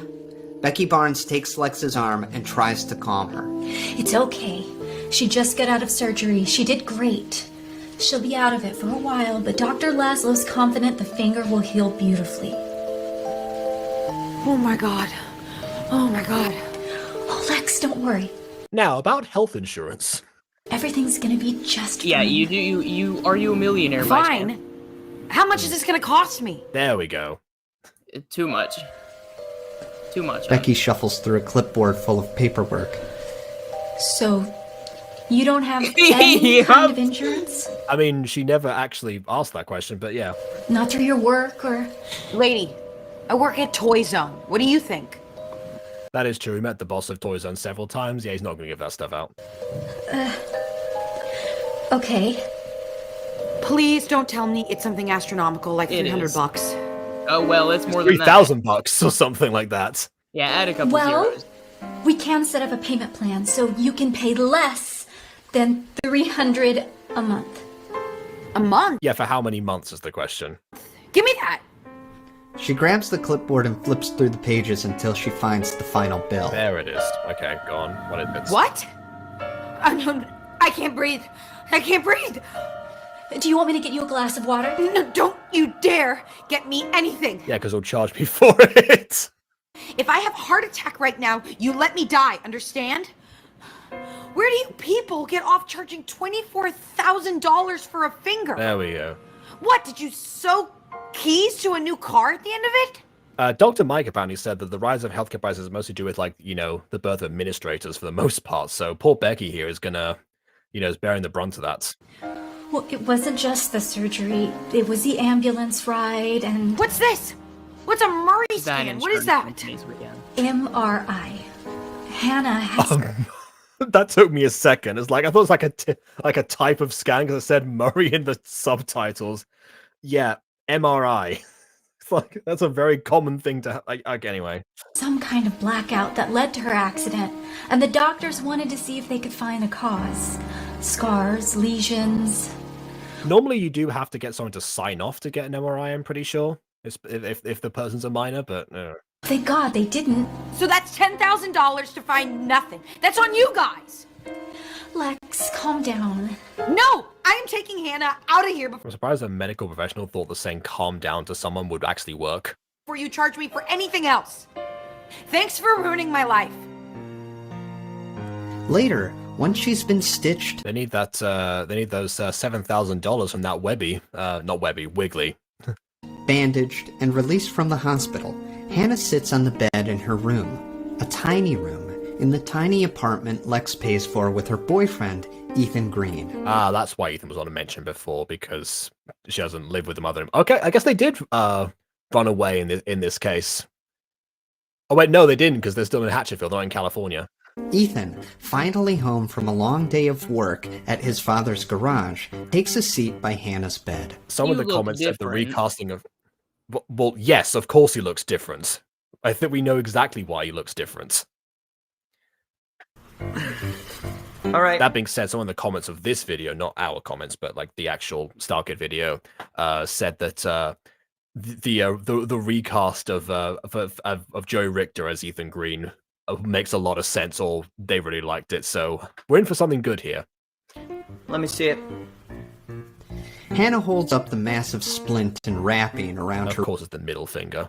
Reattached finger. Hey! Hey man, if you get any finger injured, that's the one you want to avoid. I had a very similar thing happen to me once. I'm in the garage, working on a 1967 Chevrolet Corvette. Beautiful machine. When Vinny walks in. And you know Vinny, he's always got a goof going on. So, this genius slams the hood, to scare me. But my hand is still in the car. Wham! The tip of my finger goes flying. Blood is spraying everywhere. Vinny goes, holy cannoli, we gotta get you to a doctor. But I'm being a tough guy, so I go, forget about it. I then end up with a massive infection, and I still have a severed finger to this day. Give me some glue. Oh, it was so much worse than I could have thought. I'll take the infection over that, please. Strength car glue, mind you, but it's never been very in character. Of course it hasn't. What do you mean? Of course it's Comes not loose all the time. Here, let me show you. Ethan does the Oh, okay, yeah, the whole... Alright, fine. fake thumb comes off magic. This is another reason that I thought Hannah was 9 or something like that in Black Friday, because Ethan really treats her like a child. So I thought, well, okay, fine, she must be a child then. No, she's 13 and now she's 15. Great. Trick. She's not even doing it correctly, because her thumb is facing this direction, but it's faced this way. Look at that, see? Oh yeah. And if I want it to stay on, yeah, I gotta press it on real good. Okay. Whew. Whew. But that's not gonna happen to you, because you got it sewn on right. That's really stupid, Ethan. You know, you used to be such a cute little kid. A mere 2 years ago. I'm not letting that go. Later, Ethan stands at the kitchen sink, twisting the knob on the faucet. No matter how hard he tries, the It thing actually won't just comes shut loose. off. No, he's like, the thing is go right. He grabs a soda right, from the just goes fridge flying. and sits by Lex on the couch. I think there was like a similar gag that that Chuckles did one time, actually. It was because it was like, oh, one of the characters, Briggsy, said like, oh yeah, my hand comes unattached. So he does that. It's like, oh yeah, I can do that too with my hand. Anyway, justice for Ethan. Now you're an ugly kid. Wow. Was that a prompt from somebody in your VC? Oh, right. That's a Anyway. good point. Whenever Bond speaks, you have to think, is that Bond talking, or is he just a mouthpiece for someone else? Hey, Emily, you in there somewhere? Hello, Emily. Emily. It's like talking to a DID system. It's like, who is speaking to me at this time? How you doing, babe? Fine. Lex doesn't look up from a pile of books she's studying. Other than when she just did, like, right a second ago, but anyway. That's good. Ethan leans back on the dilapidated sofa, but can't relax. Oof. Trip. You hear that? It's driving me nuts. The faucet leaks? Yeah. I'm paying for that water. How many dollars do you think I'm wasting every day on that thing? I don't know, babe. Why don't you fix it? Okay. Feels like you could have offered to fix it in this case, but alright. Fix it? Now you're telling me to fix it? Then again, that probably, if someone professional comes in to fix it, they're probably going to end up, being charged even more, but anyway. I didn't tell you to do anything. I just said it drips. I have been working my ass off since I was 16 years old. In one day, my entire life savings are gone. I'm now $20,000 in debt. I need a better job, which I can't get because I don't have a high school diploma. I can't get a diploma unless I pass an equivalency test. I can't pass the test because I have no time to study because I'm working at my shitty job. Now you want me to be a plumber? Is there anything else I can do for you, sir?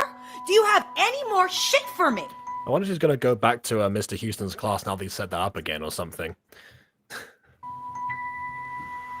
I say that knowing full well she's not apparently is not in high school anymore. I just mean because I know for a fact that in some shop classes, at least in Spain, they actually you're actually able to sign up later in life, and some people actually go back and do that.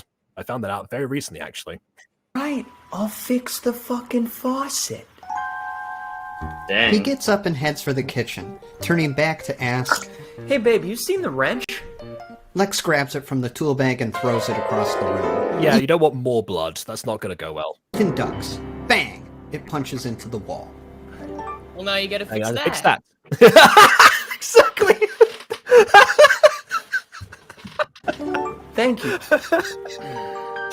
Late that night, Hannah lies awake on her bed. Oh, flashbacks. Oh no, memento mori. I was thinking of that as well, the one time that Mark punched a wall. But anyway. Oh, yeah.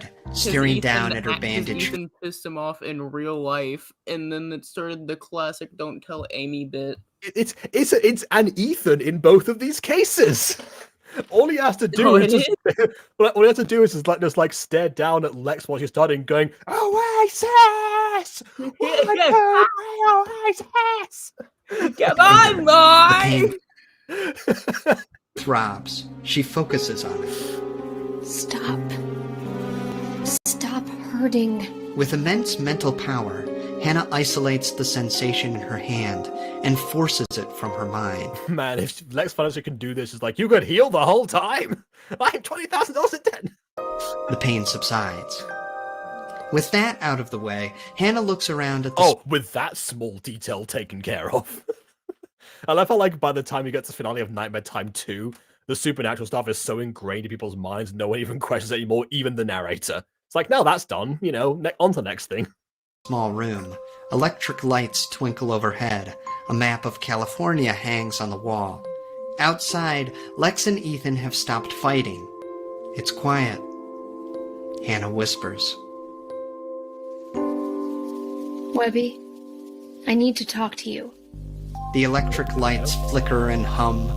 Hannah feels a familiar presence flood the room. She turns over her bandaged hand. Resting in the palm is a large white spider. Oh, they found one of those. Hannah I sighs. hate this. Oh, I hate Webby it. can Oh, take I hate many it. I don't like forms. this form of Webby. Become Webby a can hot take- woman again, please. I mean, Oh. you gotta call it Webby for a reason, right? And this isn't the one she wanted. I need to talk with you. Then, the spider is gone, and sitting beside Hannah is an ethereal woman with long like this white one. hair. She just like material. It's like she just morphs in real time in Hannah's hand. She's like, I need to talk with you. You are not worthy. Slumber party? My finger already hurts enough, Webby. Can you give me a warning next time? Sounds fun. The room is suddenly aglow with a wash of multicolored neon. Music plays, more images of Webby appear, jumping onto the bed and sprawling across. Man, take Why? your pick, am I right? Webby takes on many forms at the same time, is what we were meant to hear. the floor. I brought popcorn! Hi. Is your refrigerator running? Webby! And this really reminds me of that line from that NSP song, Now All Your Friend Is Here. No prank calls! Oh my gosh, we're gonna get in trouble! What's on your face? It's my headgear. Don't bully me. A Webby What headgear? Like, if you're gonna make that a line. He sits behind Hannah, braiding her hair. So, Hannah, who do you like? Webby, I don't want to play right now. The door creaks open, and a Webby in mom jeans Wow, I mean, Oh Webby's my at least God. trying here. leans in. You girls want some snacks? Get out, Webby! Wait, yes, Alright, hold on, I'll wait, can be you just instead of- produce snacks? Hold on, yes. Webby solves world hunger. You need Webby, me, just yes. me and my Can I book have and a a glass. can I have a prime rib? Better than a prime energy drink. of wine? She's So pathetic. I said stop it! Okay. Again, the room is quiet. I like how they went that extra mile just for that one visual gag. That they can never pull off on stage as well, using the medium for their advantage. All the Webbies are gone, save the original. Well, they could do it She on stands stage. there like I We guess have with different hologram people, yeah. technology now. a child. They probably don't. I would have said they probably use different actors or something to cover that. Being scolded. Probably. I'm now imagining several Starkid people actually coming back to feel like, yeah, we're going to use them as Webbies or something. Hannah used to love games. Ryan Reznor. She holds up her bandaged hand. Look at my finger, Webby.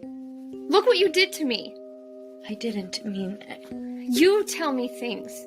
You show me things. But you can pick a better time to show them to me when I'm not operating a buzzsaw, please. Everyone at school thinks I'm a freak because of you. I didn't send you that vision, Hannah. You can see these things without me. You have a gift. Oh, hold on, I heard a buzz as somebody disconnect. Yep, BB disconnected. There we go. Yeah, All right. internet crashed for a second there. Yeah. Headgear and dirt bottom is never nobody must die. Well, I mean, I'm aware of the concept of headgear and how that's constantly a topic of bullying. So yeah, it could be referenced, but it's also kind of very vague, but yeah. How is it a gift? Explain that to me. I see terrible things. Worlds ending, people dying. Sometimes I can't keep it all straight. I know. Again, this is not of what you described in your meditation. I try to sort it out. No, for I you, get that in dreams but instead. it's hard to be everywhere. Yeah, that's more of a comparison. Or dare we say nightmares? Once.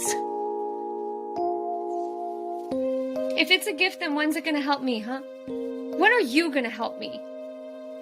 That is true, because apart from that one situation in Nightmare Time 1, she hasn't used this ever. And this might be a different Hannah to begin with, so as far as we're concerned, this Hannah hasn't had a reason to apply this at all, or a way to do so, I suppose. Just had a reason, but not a method. Lex is sad. And it's all my fault. When I was a kid, I thought you were an angel. That you could do anything. Apparently, But she you can can't keep do you fed for the rest of your days. Can you? Yes. At least that. If you're asking me for help with money, then no.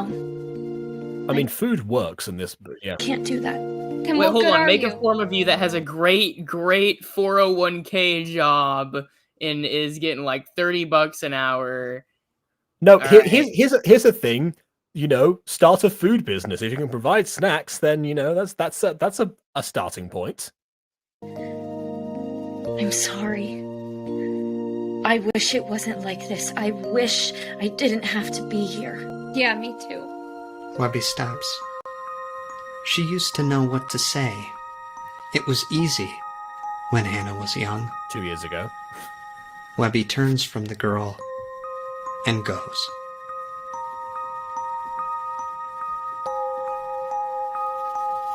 Webby? Hannah feels the empty room. Good talk. Tears well in her eyes. She rolls to her side and cries. Alone. I like it's like actual tears. I always appreciate when actors can pull that off.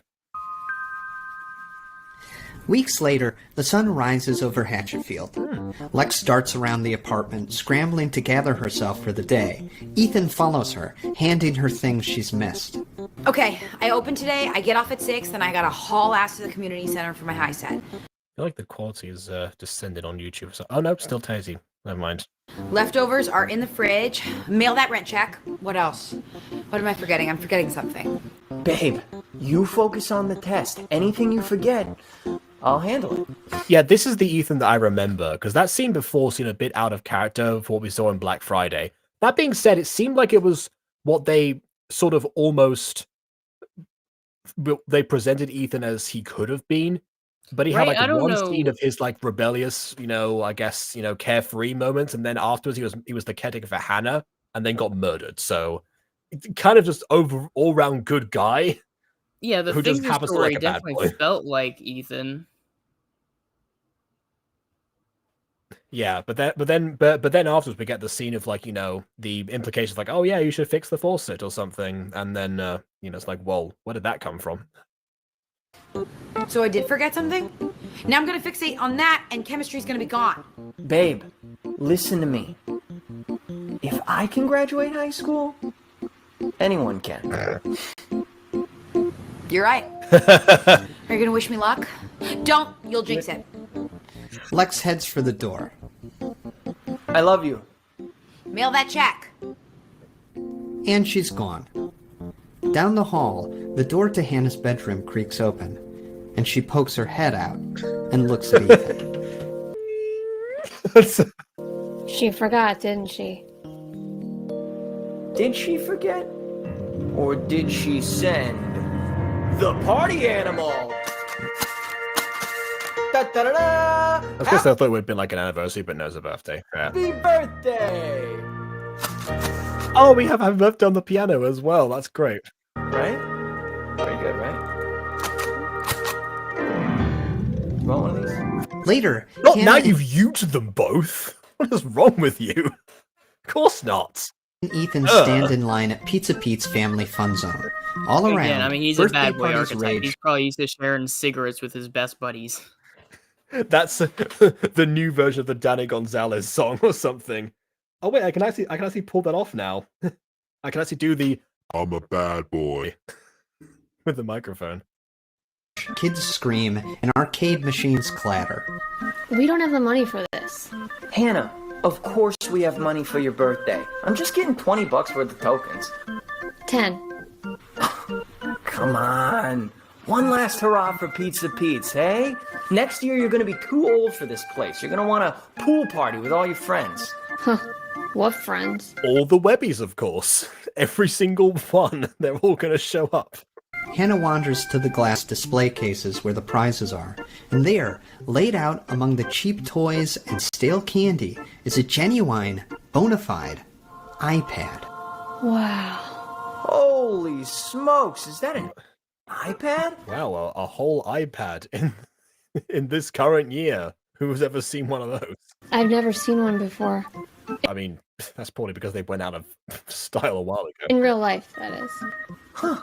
They just got it sitting out here. How secure is this case? Oh, God. Okay, there we go. There's the bad boy, I guess. All right.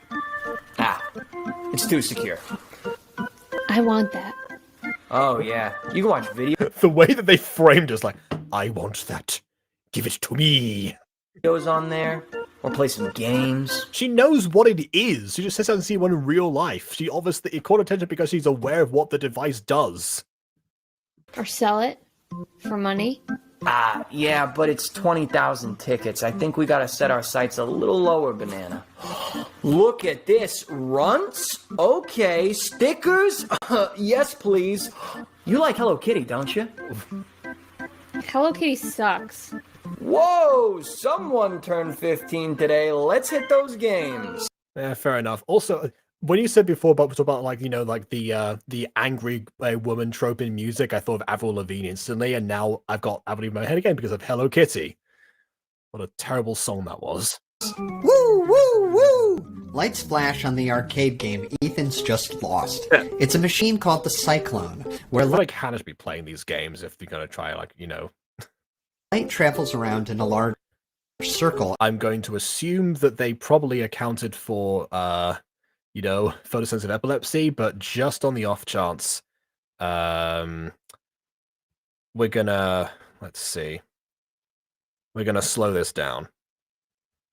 Just in case. It's probably fine, but I don't want to take any chances for anyone, so let's, I'll just read out, where a light travels around, and 4 players try to stop it on their jackpot spot. Oh, who died? Why BB die? I don't actually know. It's more of an internet connection thing. I had to talk to my brother about foods because neither of us ate all day. Yeah, fair enough. I'm just reading this out now because even though it's probably fine, this probably won't trigger anything for anyone. I just slowed down the footage just on the off chance. Yeah, this definitely probably caused some anesthesia, if I'm honest. All right, yeah, okay, there we go. Normal playback. Ethan was close, but no cigar. Oh, come on! Yeah, Lex has all the cigars. 3 lights off and all I get is 7 measly tickets? This thing is strict. He's about to play again, but Hannah puts a hand over the coin slot. Stop wasting the tokens. Yes, ma'am. Quiet. I'm concentrating. Hannah turns. she's gonna like hack the game or something. Turns her attention to the machine. Does she have like probability powers or something? Well, she has healing powers for her finger, but not really. She's able to like alleviate her own pain, and also see vision. So potentially, she might be trying to make sense of, you know, see into the beyond by herself this time, rather than having it happening automatically to her. She watches the circle. It sounds more like it happened without her controlling it. Just kind of happened naturally as itself. I know it happened before without her controlling. Now I'm saying she's controlling it or trying to. It up one by one. She focuses. She reaches with her mind and feels the electricity. Christmas electricity, Christmas electricity. Then Christmas electricity. She slams the button, here. stopping the light, hitting the jackpot. Wee-oo, wee-oo. All right, you make it look easy. Before it's even done dispensing the tickets, Hannah's moved on to the next spot on the same machine. She hits the button there. That's gonna look suspicious. Don't do it. Don't do 2 machines in a row. People are gonna ask questions. Another jackpot. It's not your fault. You're just very lucky. Well, yes, but the way she's like mechanically moving along each one, people are gonna, yeah. Easy. Later, a crowd has formed around Hannah as she continues to hit jackpot after jackpot. Didn't she only use 10 to? Okay, fine. They look on in awe. How's she doing that? She's good. The tickets come I don't know why it took me until now to register the wee. pouring out. I The was just crowd thinking cheers. of police game for some reason. I was like, dang, why are the police here now? In a secret room They really got suspicious. They're like, somewhere what in the are you back of the doing? room. It's like Ocean's 11, but it's Ocean's 2. Restaurant, a mysterious man watches a wall of monitors displaying the feeds of various security cameras. He zeroes in on the screen with Hannah, Ethan, and the crowd around them. He smiles as Hannah hits another jackpot. Now that's a winner. Interesting. Hello, cowboy. Save a horse, ride a cowboy. Wink, wink. That's Let's be real, Aiden. The cowboy would ride you. a sea biscuit. Maybe, I don't know. Later, Hannah and Ethan stand at the prize Did cap. you recognize who that was, by the way? No. Fair enough. I happen to know because I saw ahead when I was trying to render this. I just saw a cowboy, and I just wanted to give a little smack on the lips. Mwah.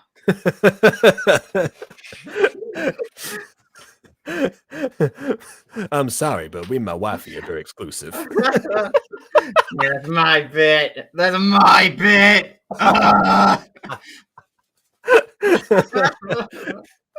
So if people don't get that, Me and my wife have been going down to his house. Am I right? Yeah. Okay, so people don't get that. On my main channel, I have a gacha series called Puppy Love. It's only got 2 episodes out so far, but it exists. Fonda, who's the father of the main protagonist, or one of the main protagonists. Yes. And the voice that Aiden chose was a southern accent of some kind, and the way that Aiden warms up to get into that voice, he says "me and my wifey." You know how sometimes people will have like a line that will trigger like a voice for them and get them into character. Well, that was that is how I get into George Fonda. Yeah. As the restaurant manager inspects the printout of their total ticket count. I miss Puppy Love. I was considering attempting to work on that while I was away because it was Pride Month, but yeah, never mind. I'm pretty sure I still have like all of the audio people sent, which is surprising because they thought I would have lost that in the hard disk. I was surprised once. They surprised me in a room, a rubber room with surprised rats, and surprised rats make me surprised. Surprising. Just added extra steps to that. You could have said the rats made me surprised, and that would have worked. But okay. Surprised rat. You're telling me you won 20,000 tickets? Yes. With $20 worth of tokens? Yeah. No, I'm saying we got 24,852. If only that was the dollars for the health for the finger costs. Am I right? So we will be taking that iPad and that big Pikachu. He points, which is worth 4,902 again. To a stuffed animal on the wall. Hannah pumps her fist. Yes. The manager glares at them as a security guard approaches from behind. I'm gonna have to ask you two to come with me. Oh, Hannah God. and Ethan find themselves in a dimly lit Not my back fault. room. The manager It's not my fault. I'm good at the games. This is what I was saying. People were going to be suspicious. stands over them as Ethan shouts. How could we have cheated? Everyone in this place was watching us the whole time. All right. Simmer down. In the doorway, the mysterious man from the secret room appears. He tips back his cowboy hat and grins. Now do you recognize him? Now do you recognize who this is? Actually, no. No? Wait, did Really? he play one of the spies? He definitely played one of the spies for sure. That is definitely true. He was one of the spies. Spies Forever, main protagonist, maybe? I don't know. Yes, it is Kurt Mega. I don't know. All I see is Look cowboy. at his teeth. The way he's like painted over his teeth. Yeah. Listen, all I see right now is boyfriend material. Okay, that's all I see. I see gold paste. A gold tooth Wow. glimmers. That's three different. It's the sun. Why is your tooth the color of the sun? It's so bright.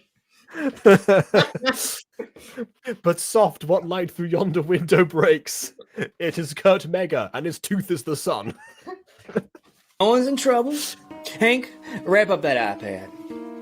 And the stuffed animal. What else you guys want? Hey, why don't I throw in a remote control car? I'll never use that. Can I have like a Starbucks gift card instead? Can't even give that dang car away. Hank, gift cards. 2 of them. He waves his hand. People hate remote control cars. I'm surprised. The manager and security guard. Hot. I don't know how to feel. Help. You mean he wasn't hot before as Yeah, no, when he's he- both at the same time. It's like, ooh. I mean, should I be afraid of you or should I want to date you? I don't am know. I'm interested in how, with this get-up, it reminds me of the character that Joe Walker played. Well, one of the characters Joe Walker played in Spies of Forever. The one was like, I don't know, Richard something. That one random American guy. Southern man who was really Yeah. weird. Yeah, the one who just came to be a nuisance for one scene and never shows up again. Yeah, that guy. Well, I mean, to be File fair, out of the Spies room. Forever is kind of meant to be a comedy, so you gotta have those wacky Yeah, characters. Wacky I know. hyping. It's just like that's the only scene that doesn't end up tying into anything. That's why it stands out to me.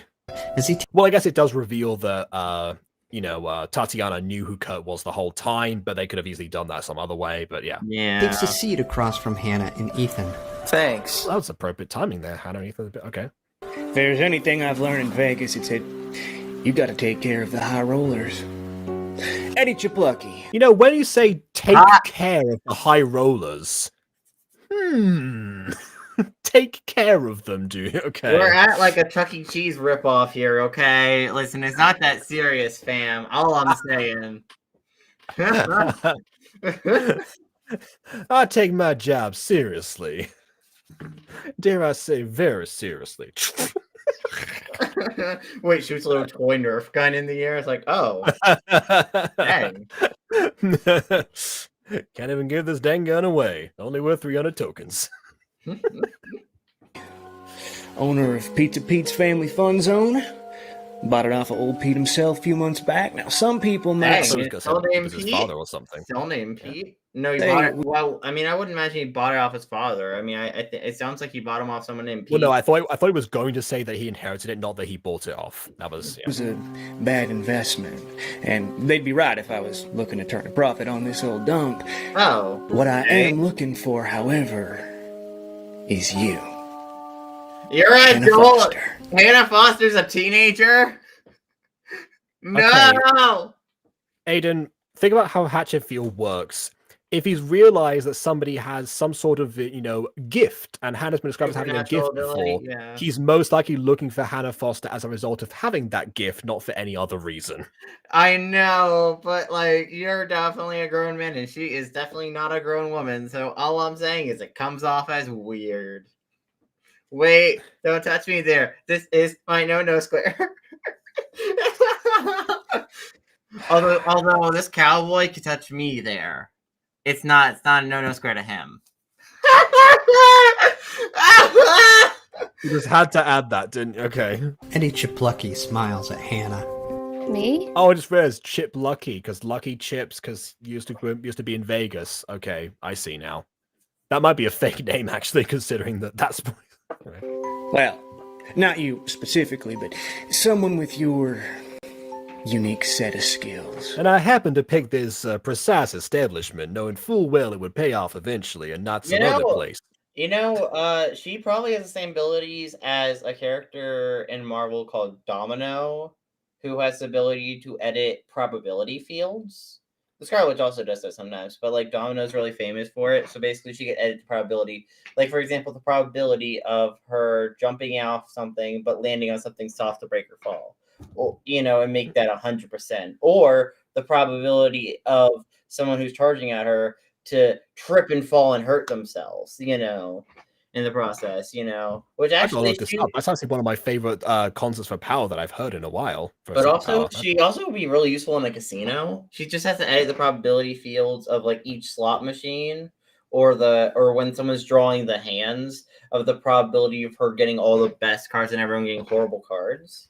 The way you described her, I would have thought that she would have some connection to at least like domino tournaments, if nothing else. No, it's not a common casino thing, but it's common in Spanish pubs. I'll tell you that much. You know what? Domino should go to a Spanish pub. That's my. But like her powers are really interesting, and honestly, I would be kind of interested to one day write a character with that power set in one of my shows, just to see how would it be like actually having characters fight a semi-regular human with that power. So you mean you write them as like an antagonist? You mean either antagonist or like a back and forth antagonist, but not antagonistic to the characters, but not a full-on villain. Yeah, is Domino the actual character an antagonist, or I don't know. I think she's one of those characters in Marvel that goes back and forth like as an anti-hero. Oh, like an anti-hero. Yeah, okay. I think she's like an anti-hero in the comics and stuff most of the time. But yeah, no, it'd be interesting. Like one of my shows, writing a character with like probability altering powers to see like how like interesting it'd be having like, for example, Domino, you're under arrest. No, I'm not. You're not gonna send me to jail. 0% chance. Well, a 0% chance of them laying the handcuffs on her, and the 0% chance of them finding any real evidence, and and a good chance. 0% chance of the police car like running without the engine like failing or something. Yeah, a good chance of the car just happening to overheat, to break down all of a sudden, that kind of stuff. This feels like a Superman situation where it's like if Superman was actually a menace, there would be like a huge problem. And yes, I know they played with that in the past. I'm not going to get into that now. But yeah, like the fact that he chooses good is, a relief to us all, I suppose. But yeah, what are you talking about? Having like a fight with her, like having like an angel character, like for example, actively trying to fight her, but like her altering all the probabilities makes it really hard for the hitter actually be able to do any actually be able to attack her, and makes her able to easily. Well, I mean, if you think about it, she could have edit the probabilities of like someone like getting impaled with an angelic weapon to 100% and win every single battle with an angel. Oh my god, yeah. Ethan. The probability they stab themselves and they're swinging their sword around, and they edit the probability of them actually stabbing themselves and be like. Yeah, although knowing you would probably implement some sort of drawback to that, because you're very careful with overpowered figures not having some sort of weakness. Most likely the one major weakness would be like maybe like she can edit probabilities, but she has to like, for example, she makes something 100%, she has to make something 0% maybe. Maybe you could do like since you brought up Timebreaker yesterday, you could do like what Timebreaker goes through is like you have to use like a specific amount of energy to edit like a specific percentage or something. You have to gather it up somehow. With food potentially rather than, people this time, but no, it's like everyone's luck disappears and they become clumsy messes because every time they try to do something, it's at 0% chance of success, being like, oh, I'm gonna go do my laundry, and the laundry machine immediately breaks as soon as they touch it. Yeah. See things that other people can't. Know things that other people don't. No. If that's the case, that's why you have one AirPod in your ear right now. He's still how many times she won that game? He got afford tons of AirPods, but he decided to buy that off Macari when it just came as a single AirPod. Out there? Were you counting? I sure was. 78 times. Right in a row. Now, again, really you should have disguised that a bit more. That should be impossible, but I'll tell you, Hannah win that game every single time she plays. Oh, we hear What If Tomorrow in the background, actually, which is the song that Hannah sang. If she wants to. It's your birthday, right, Hannah? Let me guess, you're 15. And someone guessed her age right the first time. Clearly I'm the fool. Yep. That's when it peaks. Most people seem to grow out of it. Some only a touch of the gift. Oh, so it's going to peak now despite... She's cut a finger off before. That's going to get worse? Oh, dear. Hannah has the gift. I've learned to spot it, and that's why I bought this place. Or The Shining. Kids come for the games, buzzing like little bees round a garden. Oh, but I'm not And looking you're for the some yellow harmless jacket. bumblebee. Okay, I'm starting to see a flaw in his plan here. Although, yeah, nice call. Yeah, he's probably going to say I'm looking for the yellow jacket. That's true. But also, the flaw in his plan is that one more year, according to Ethan, should be too old for Pizza Pete's, which probably means that a lot of teens her age have already outgrown, or in their minds, outgrown Pizza Pete's. So this is probably the worst spot to spot somebody who has the gift as soon as it peaks. You would think you probably want to buy honestly, older establishment. Here's the thing: if I was Hannah at this point, I would as soon as I know I could edit probabilities, I would immediately go get a lottery ticket.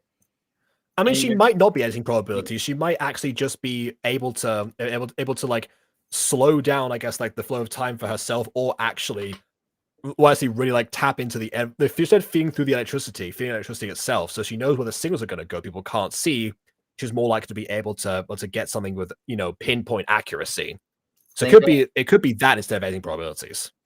Oh, then I have no idea how I don't know how these powers work. My point is, if she could guess the lottery numbers though, or like put in lottery numbers and actually like figure out the lottery numbers by just figure out, then. I mean, she probably, in order to do that, she would probably have to focus into the black and whites specifically and try to see back into somewhere else as well. Beyond the space and time. Hannah's not gonna survive this. Something either unfortunate is gonna happen to Hannah, or Hannah's gonna die. I mean, it could be the case that somebody else dies and Hannah lives with that. That's another common thing that happens in the case of Nightmare Time. There are barely any happy endings most of the time. Like, I'm not saying that. Yes, I know they're not happy endings, but I mean, think about what happened to Ted, for example. He survived, but he wasn't happy, but he survived and the time box. Exactly. So that could be something like that too, and someone. Although in the case of Hannah, probably losing someone close to her, like Lex or Ethan, for example, as happened in Black Friday, would be for her a worse fate than dying herself. Or Webby, for that matter. But I'm looking for a killer. I don't want to kill people. Stain. I don't want to kill people. He scoots his chair closer. He's not being literal. You're right with the yellow jacket line, I think. I know, but I don't want to kill people. Don't call me a killer. She's 15. She gets metaphors now. What if I told you there was a game you could play? A competition where your gift could win you a hell of a lot more than an iPad. Hello, boss. Can it win me, $20,000 in health insurance? The sun sets. Hannah and Ethan take their. Here's the thing. Why are you offering gifts to me? What do you get out of this? That's true. Why is he searching so much? Seats in the back of a stretched limousine. Across from them, Eddie pours himself a scotch from the minibar. And another! Sorry, I had to. A limo before, Hannah? I have knee-jerk responses now to certain Starkid and Tin Can Bros triggers. BB's back, by the way. Oh, okay. And another, says BB in the private. There was a call and response there. I don't know what to tell you. And another. Yeah, no, my internet crashed for like a couple minutes there. I actually reset the modem because it was like, this is a bad sign for the day. So I see. Since I'm back here, I might as well check the chat. Bon likes my Romeo and Juliet reference. Fair enough. Hold on, if I wasn't so in love with his wife, I'd be in love with Mecca. You're so... okay, it was Richard Big. That was the name of the character. Thank you. That was the Joe Walker cowboy type figure that came in and was a complete nuisance. Yes, thank you. Maybe you could join. Don't you agree with me that the cowboy is super hot? Did she see the cowboy? Because I'm not. Oh, I guess I did. Yeah. No, not really. Actually, you live in. BB's saving herself a Webby. Remember? Yeah. Remember, I wasn't here for the review when that. You probably deal with people like that all the time, and I'm sure most of them aren't even good people. So yeah, she's probably desensitized. Here's the thing: the hottest men I know are also the worst ones that I know. Oh yeah, I remember you going over this before. But yeah, also I also remember that even though I wasn't there for the Nightmare Time 1 finale review, I did watch it afterwards, and I remember that like the end was just you going, Webby, hamina. So I know that you have your eyes set on another individual of this. Production. I would love a Southern man to be nice to me and date, because like Southern men are so hot, but like also I don't trust a lot of Southern men. That should be your I don't trust a lot of Southern men. I want a Southern man to be nice to me. I want a nice Southern man to be nice to me and not call me a slur. Is that too much to ask? You call yourself the slurs. Yeah, exactly. You bring that to the table already. You don't need someone else to do it for you. Yeah, exactly. Was that a Bond said Aiden, please? I think that was the no square thing from before. I think that was what that was in reference to. I'm probably what Matthias Blue was saying as well. No, it's yeah, no, I mean, as far as men go, though, I don't know. I mean, Tom Holland's pretty cute. Harrison Ford's pretty sexy. Wait, Harrison Ford? He's old. Are we just naming celebrity crushes now? Because I feel like we're being very specific here with Southern men. Although, like, Tom Holland is not a Southern man in the sense that you're thinking. He's British. No. Speaking of which, today's July 4th, the day something happened, and you're British, so you're evil, I guess. I don't know. No, it's also the day of our election today, actually. So you're trying to compete with America. Yeah, is your election doing better than America's? I hope so. Define doing better in the sense of how that probably depends on who you ask, I imagine. Sure. If you ask me, you have to do better. Hey, where are we going, pal? Without thinking, I did. Why would you get in the van? Why would you get in? No, I said van. It's basically a van. Why would you get in the limo? I don't. Hannah Why? noticed the answer. Yeah, Cowboy Meg is just not my type, you know. Why would you get in the Incredible. car? Didn't that place close down? Him, on the other hand. Oh, I assure you. Now, I don't have like a crush on him or anything. But Sorry, he's. who are you? Are you referring to Ethan right now, or like what? Yeah. Okay. It's like, I don't have a crush on him, but if it were like one of those political compasses where it's like where you have like the different quadrants and you have to like which one is leaning closer to these individual areas, Ethan's probably closer to what I'm attracted to. Okay, but also, what do you mean like quadrants? Because wouldn't that be like a line or something, like attracted, not attracted, and that'd be on like the spectrum somewhere? Have you heard the political compass? Seen the political compass? Which yes, but I'm asking BB why she's referring specifically to a quadrant in this case because wouldn't it be a line? Because that's what there is, right?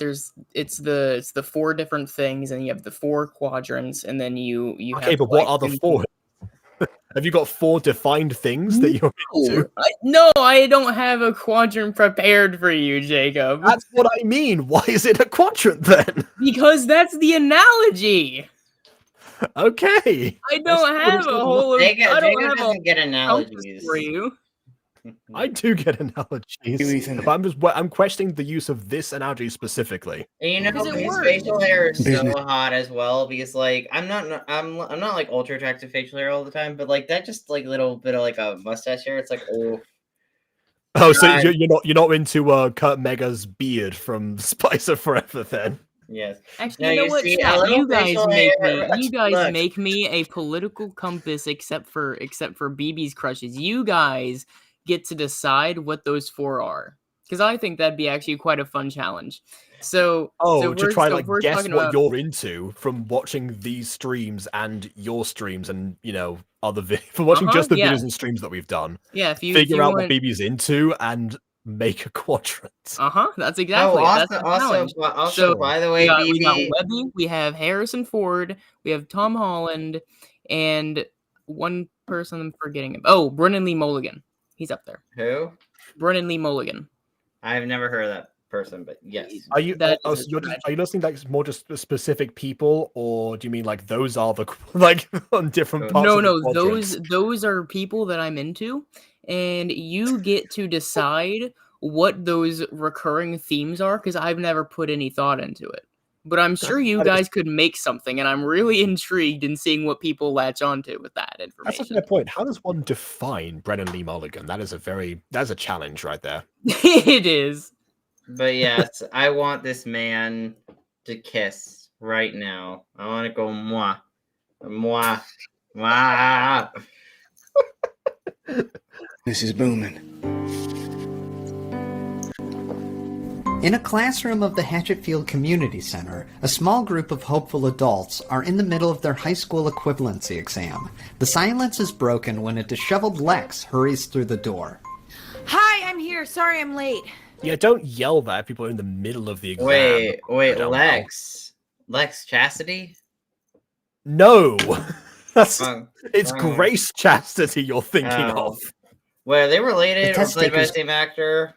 Played by the same actor. I was confused for a second. Wait, Lex? We've been watching Lex this whole video. Glare up at her. One of them shushes. We opened up this video with a song from Lex.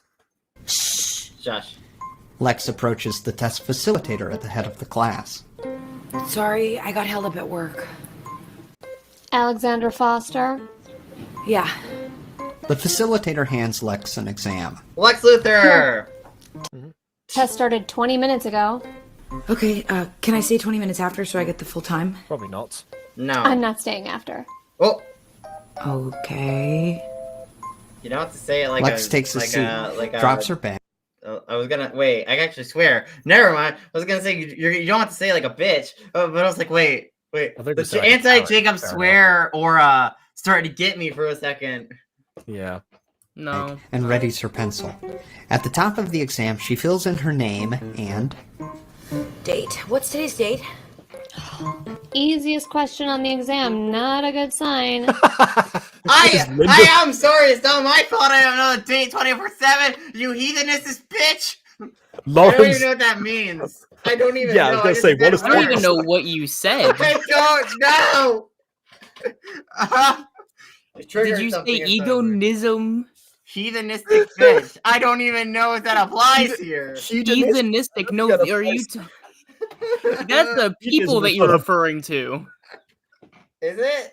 Yes. When the term heathen used as an insult is just straight up just okay.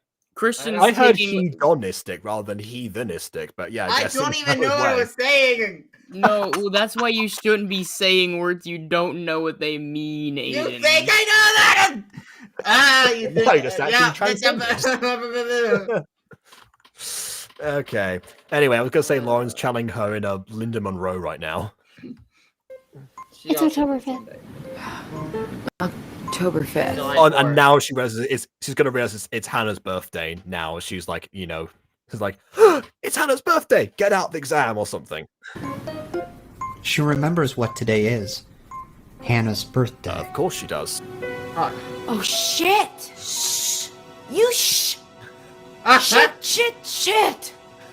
The stretch limo pulls up to a seemingly abandoned roller rink, the Hatchetfield Rollerama. An enormous bouncer named Bruno opens the car door. We don't talk about Bruno except for me. What? Why?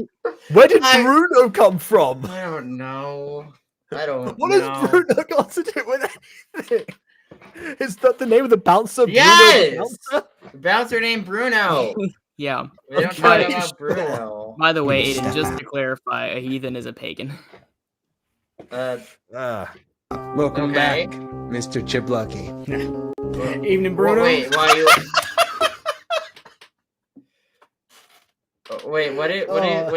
What is Ethan being a pagan have to do with this? No, I said heathen. Oh. Moving on. What's the matchup tonight? Are you confused? Stopwatch versus Spitfire. Oh, I've been waiting for this one.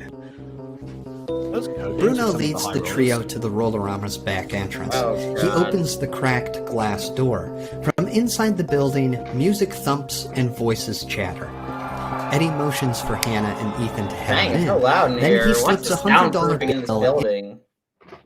into Bruno's breast pocket. don't need it. Bruno nods. Breast pocket. Ooh. That's I an want his actual breast term. pocket. That's an actual term for like the pocket that would be like around here on some shirts. I want his breast pocket. Rawr.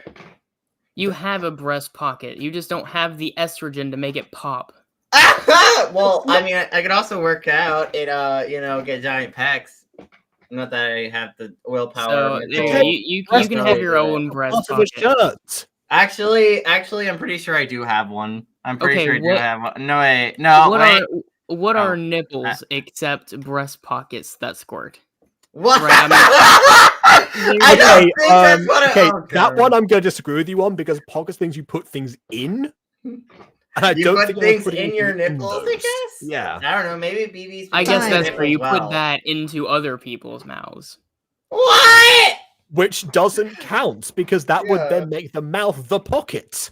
Yeah. Wait. Hannah's what? jaw drops. But it Hundreds holds of people in gowns, furs, and fine tuxedos mingle about. It's not the part that holds the milk. About the darkened venue. No, but that's what Cigars comes out burn. of. Yes, that doesn't mean it holds it. Champagne flows from an open bar. Eddie leads Hannah and Ethan through the crowd. Who are He's these a people? minor. What is You're this? leading a minor in here. Very Ethan, inappropriate situation. I can tell for her. you, he wouldn't believe it. I thought he was going to say he'd have to kill him. I know I didn't. But seeing is believing. I The mean, Stillies sure, are fighting. now, The can you tell Stillies me? are fighting. I knew it. By the way, I do like The how trio he's comes- just wearing the Eye of Sauron as a necklace. It's actually a scorpion, by the way. I think it's in there. Yeah, To the center I've of the seen like complex. stereotypically Texan people wear that kind of stuff. Wearing scorpions. Yeah, I don't There, think that's the true. old roller rink has been fashioned. Well, Well, again, I've You I've live seen- in I've Texas, seen, you would know what they actually wear, but I've seen like the bolo style like necktie, whatever on earth that thing is. I haven't seen the scorpion insignia. Oh yeah, no, I've seen into that, some but they Yeah, are wearing there like, we a go. We're on the bling. same page now. of arena. All around, high society spectators fill the stands. Overhead, blinding lights shine down to illuminate the ring. There's a very obvious Sonic reference right now, but I'm not going to. The huge wooden floor that was once it's just I just recognize right now some of the parts like the white that haven't been cropped out, or like the little like lines there, like you're getting gotcha sometimes. This they have the frustrates same problems as me. They have the same problems as I do. I understand this struggle. This frustrates me because I could make this incredibly easy in Blender. Why is it just a bunch of like I don't like the format. They could have just made this, you know? by massive panes of bulletproof glass, completely sealed on the top and all sides. Where is the bulletproof glass exactly? In the middle of this giant tank is a raised what platform covered with I'm canvas sure it's lined just with stock ropes, photos that they posts, and got. turnbuckles. Hannah gets the Either that or it's so convincing glass that it's like in airports. You know how in some airports actually they put like random lines of tape on some of the glass panes because people kept on bumping into those. funny feeling she's seen this place before. The problem is they put them at like eye level for adults, so all the kids that are running around at full speed bump into them still. But anyway. Eddie motions for I'm her sure and Webby fights the Ethan other to take a sillies. seat beside him in the back of the stands. The house lights dim, and an announcer steps into the ring. Good evening, ladies and gentlemen. Welcome to the Hatchetfield Rollerama. Tonight, it's a battle between Mother Nature and Father Time. Ooh, I love The that. fury of the elements goes toe-to-toe with the fourth dimension. He motions to an entryway on the side of the rink.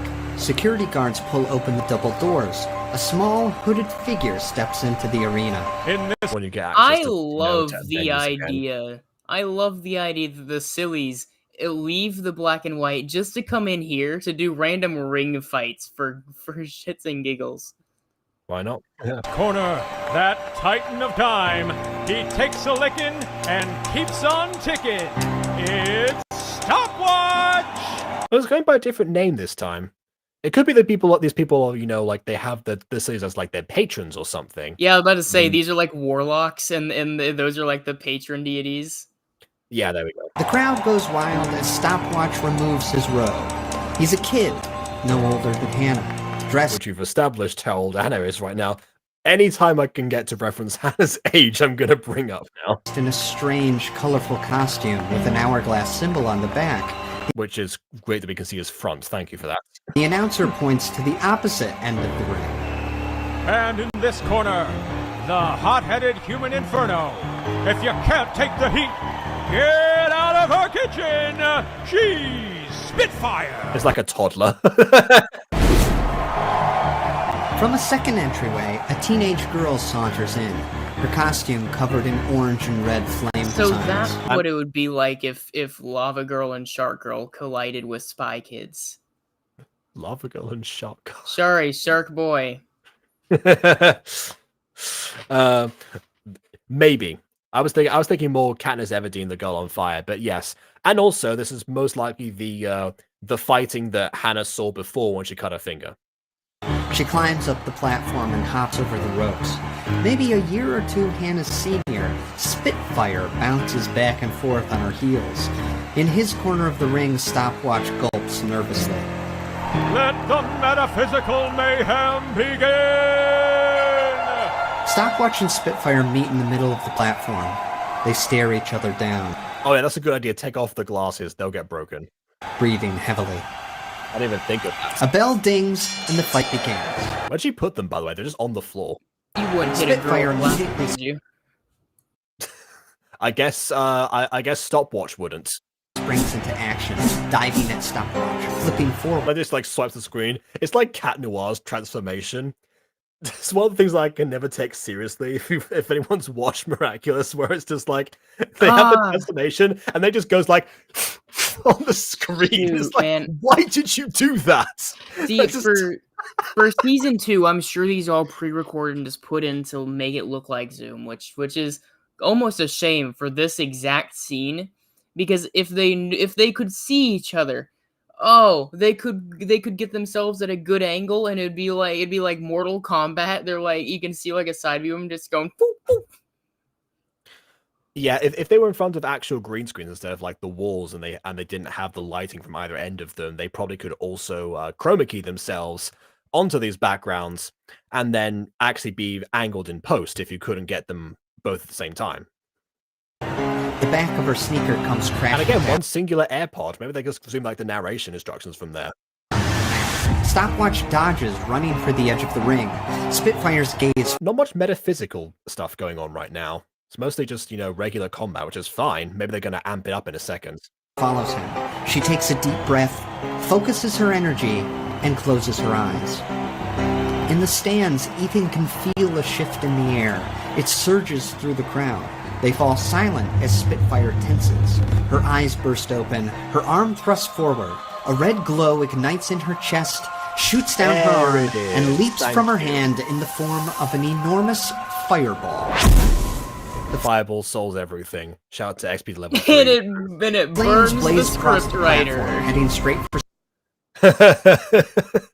Nick Lang's just narrating. It's like, and heading straight for Stopwatch. Oh no, my script is gone now. They fight. Stopwatch. Right before he's hit, he Talk sucks about in a chest full of air. It's so Jam meta that it burned the creator of the universe. Yes. his eyes shut and braces himself.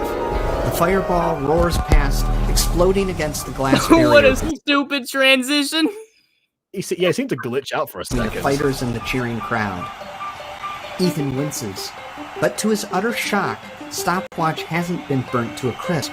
In fact, he's nowhere near the fireball's path. I'm starting to see why people watch this Nightmare Time more than any other.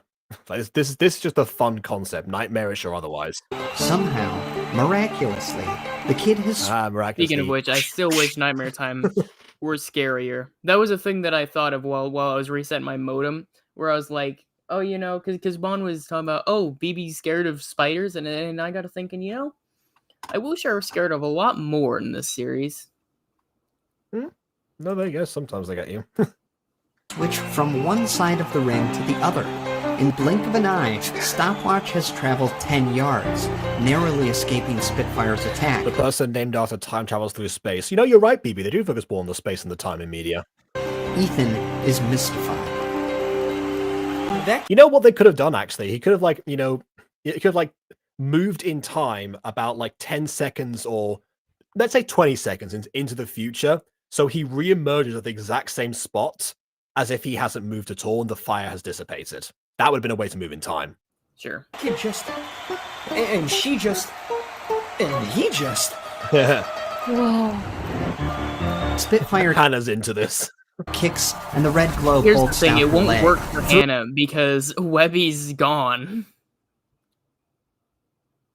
What I was talking about Stopwatch specifically. I don't know. Hannah's got other stuff she can do. No, I know, but Western dude wants Hannah to join in on this. Well, yes, but, you know, well, first of all, Webby said that she can do things on her own, and Webby just sorts things out for her, so already the gift is not tied to Webby. And secondly, she's going to have other stuff that she will be able to do instead of these abilities, because it would be pretty boring if we just saw space and, you know, fire and time constantly. Like lightning, it cracks into reality, igniting into a stream of white-hot flame. It barrels white-hot flame. That is steam. Towards Stopwatch. Again, he swallows a mouthful of oxygen and clenches tight. You could just recolor the fire like from before, I'm pretty sure. All at once, the world around him freezes. Spitfire floats suspended midair. I think this is like an actual cropped image because he's like zooming in very slightly, but in a way that like you would do if like a PNG image was coming for The you. flames extending from No, her this is foot. clearly like they must PNG have is taken a coming for- picture during one of the takes and just stuck with it. That's clearly what happened here, yeah. Foot have halted, like a snapshot. Stopwatch opens an No, eye. snapshot, and you eases say. Yeah, his I'd say it's pretty apt. body. He walks Snapshot's also a good name for metaphysical fighter. around the stagnant fireball, right up to his opponent. He wraps his arms around Spitfire's waist.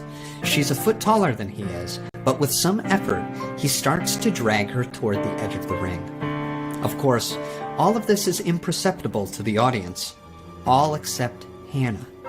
She alone can see Stopwatch making his move, operating between moments. I like the idea that he's not he's struggling to move her because he's not actually super strong himself. It's more to do with because strength has to do with his time powers. So yeah, of course he would struggle. She watches him struggle to push Spitfire out of the ring. Eventually, his eyes bulge. His face starts to His one eye bulges. flush. Soon, he can't hold his breath any longer. Wait, he's like Goldo! That's why he inhales. Because it's the same thing that... Okay, I don't know if you two know about Goldo from the Ginyu Force, but, you know, shout out to our Dragon Ball fans on the channel. You know who I'm talking about. Yeah, he's a guy who can stop time by holding his breath the same way. His mouth opens, he exhales, and the world snaps back to normal. The sound of the crowd claps like thunder. Shock washes over Spitfire, and she finds herself in Stopwatch's. Hannah smiles, explaining. Can't stop time. Slowly but surely, Stopwatch is inching I feel like most of the audience probably know. Spitfire to the edge of the By ring. the way, for Can she turn up the time-based heat? people, these fights have to be so much more boring as a fighter than it is to the people watching, because it's like, man, I'm just like slowly walking towards this lady to like move her, and the crowd is seeing it like, it's like, man, Jesus. It's like that Solid JJ video where Superman. Oh, it's the points out it's the one where speed Flash is, and Superman are talking about the downsides of super speed. Yeah, where it's just like, yeah, well, you know, you see me go, and I've read an entire book, but for me, no, I'm just reading a book. I have to like internalize the knowledge. Yeah. Or is her time up? Eddie nudges Ethan with his elbow, pointing to Stopwatch. Now he's little, but how are you supposed to fight a kid who can stop time? He has to hold his breath to do it. If she knew that, she could beat him. I'm guessing it must be like his first fight then, because you feel like that would be like a statistic in this someone could be able to figure out. Spitfire fights her way free and runs for the center of the ring, as far from the edges as possible. But she knows it's only a matter of time before Stopwatch wears her down and throws her out of bounds. Unless he too passes out like the TikTok challenge we described earlier. That's when the thought comes to her. but it doesn't come to her exactly. More like it's given to her. He has to hold his breath to do it. Okay, suddenly Hannah is unbiased in this situation. Sentence rings out in her mind in a voice that's not her own. Her eyes are drawn to the stands beyond the glass barrier. In the back of the crowd, Spitfire spots a girl in a yellow flannel. She makes... And while this is all happening, wham! Stopwatch gets to her again while she's distracted. He doesn't Eye stop time. contact He just with the sucker girl. punches her. Oh god, what a terrible image to pause on. But yes. And knows It what- just one lucky punch and that's it. That's how he wins. It's the most anticlimactic way ever. do. She closes her eyes and focuses her energy.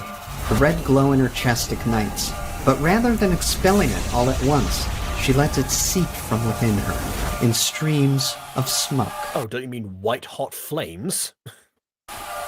Is Spitfire out of gas? Is she Very much not. She is very much... She has a lot of gas, apparently. running on fumes? Eddie laughs and turns to Ethan. Oh, her fire's crapped out. She's on borrowed time now.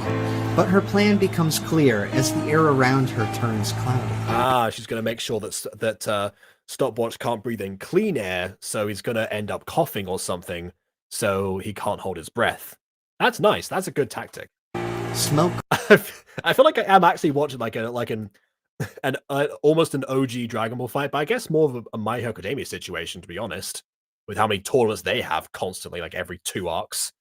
Fills the enclosed fighting ring. Oh yeah, you passed this like examination thing. Well, now you have the school exhibits. It's a different tournament, totally original. I just annoyed like everyone on the internet. And Stopwatch starts coughing. Panic fills his eyes as he realizes he can't hold his breath if he can't breathe.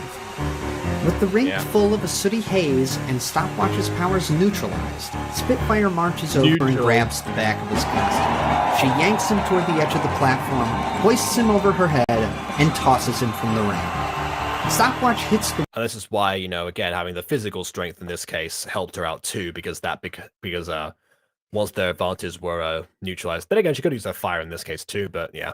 wooden floor on the old roller rink, out of bounds, and the match is over. Oh! And there you have it, ladies and gentlemen. She's burning her way through the competition. Spitfire wins!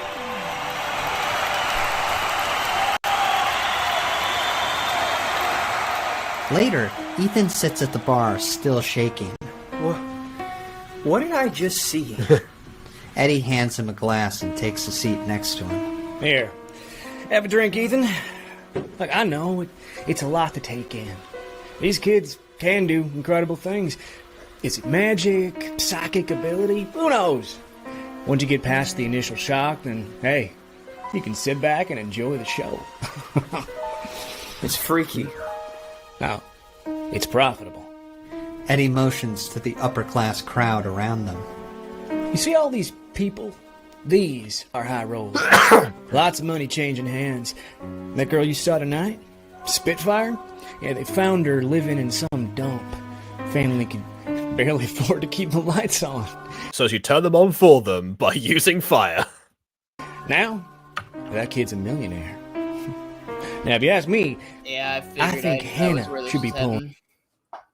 Afford to keep the lights on. Was like, well, all right. You want to put Hannah in the ring because she's good at the light-up arcade game? Are you out of your mind? Ethan. Look, that stuff you saw in the ring, look, none of those kids can do those things outside of here. We got ways of drawing out their powers for the matches. Just for the matches. What we look for is potential. And unlike them, Hannah has the gift instead of the hints of the gift, like he said before. And Hannah's got more potential than anyone I've ever seen. I don't know. Seems dangerous. Well, no risk, no reward. The crowd parts. This is why Stopwatch was around Hannah's age, because that would have been when his powers had peaked. As security... So he definitely was a newcomer. ushers Spitfire into the room and toward the bar. Which means that he was probably the underdog, honestly. I feel like, you know, Hannah unintentionally helped the person who was already favored to win, but okay. The high rollers see her and start to chant. Spitfire! Spitfire! Someone get this kid a root beer! The masses lift Spitfire onto the bar and cheer her See, they're complying with the laws here. name. She's a rock star, a winner, Seabiscuit.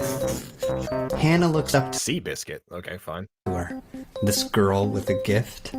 Hannah looks to her and wonders, what would it be like to be up there herself? And then it turns out that Spitfire's actually a jerk off behind the scenes, and she's let down by meeting one of her heroes, and then has to fight her in the end. I don't know. Later that night, Hannah and Ethan return home to their rundown apartment building. They're in the hall, heading to their tiny, miserable unit, and Hannah asks again, Why can't I do it? Because you could get hurt, and if that's even a possibility, it ain't happening. Oh, okay, then I guess I'm never going back to school, because that's where I cut my finger off. It's not the same, wise guy. We need that money. Could you imagine what your sister would say? Oh, yeah, hey, give me that babe, money. Yeah, cut to Lex. Yes. And Hannah fights some magic kids who can shoot freaking fireballs? She'd kill me. The two head into the apartment. There, they find Lex, waiting in the living room with one half-filled balloon floating pathetically by a paper plate topped with a Hostess cupcake. Oh, hey babe, you're home. Where were you two? We went to Pizza Pete's for Hannah's B-Day. Oh, we caught you a Pokemon. Classic Pokemon. Okay, I've heard a lot of people say Pokemon, but they're always boomers. There's no way that Ethan would make that mistake.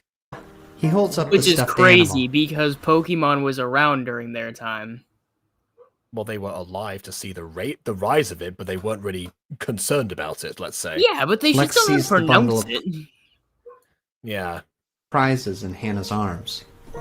You went out? And you bought Hannah an iPad? We won it. Good. Good. I feel like, yeah, to be honest, that one of them probably should have left Lex a text or something, so she wouldn't worry, but other than that, yeah. Did you have fun? Mm-hmm. That's great. I'm glad you remembered Hannah's birthday. Would have been nice if you filled me in on the plan this morning. Babe, you had so much going on. I just wanted you to focus on the test. You did start that is a freaking fair out over the point. thought that you forgot something, to be fair. Yeah, and also, specifically, you said, like, don't... Yeah. You do know what's best for me. Because I got to the test, I remembered what day it was, I couldn't concentrate thinking we both forgot, and I failed. Well, you don't know that. It always I mean, if you had been told beforehand, would you have been any more focused? Probably not. seems worse than it is. Oh, I know I failed. Because you didn't write anything down or something, probably? Because I didn't finish the test. I got mad and ripped it into little pieces. Then I ran across town to Party Zone just as it was closing, but the liquor store on the corner had this one crappy balloon and this cupcake, and... A liquor store had a one balloon? That's the best I can do. Again, next time, call Ethan or something to, see where they are. I don't know. Happy birthday, Hannah. I'm sorry it's so shitty. I love you. I keep letting you down. That being said, I do love Angela's performance here. I mean, I said before that she finds ways of being genuine and funny. This time, it's just genuine, but that's what you need for this point. And I have to go to bed now because I open tomorrow. She wipes tears with her sleeve and heads for the bedroom. The door slams. After a moment, Man, Hannah it's crazy. turns to This Ethan. whole episode is just all about the negatives of modern America. I mean, you say that like most Nightmare Times don't make some sort of commentary on that. Not to this extent. I'm gonna win that money. Hey. Can't be more dangerous than shop class. According to you a second ago, yes it could. Days later, Hannah stands in the locker room beneath the Hatchetfield Rollorama. She laces up her knee-high sneakers, pulls on her elbow pads. She slams her locker shut and finds a kid leaning in the doorway. Hi, who are you? Hannah, She recognizes him. It's like, no, what's your stage name, obviously? you're a stopwatch, right? Yeah, but my real name's Daniel. Daniel takes a bite of a candy bar and plops onto a nearby bench. So what's your power? I don't know. I'm good at... This really is My Hero Academia. What's your quirk? I haven't got a name for it yet. I only got it today. I'm gonna pass this exam, am I? An arcade game? Lucky? Some powers are good, but some stink. There was this one kid, Benji. He could talk to dogs. Didn't help in the ring, but he could make every dog in town bark at once. Yeah, I was gonna say, if someone's power doesn't help them in the ring, why would the high rollers or anyone bother recruiting them? It was awesome. That part doesn't make sense to me. It was pretty cool when you stopped time. Yeah. It's pretty cool when you stop time that one time. Like, he doesn't know that she watched the previous match with Spitfire. So as far as he's concerned, that could mean like at any point in his entire life.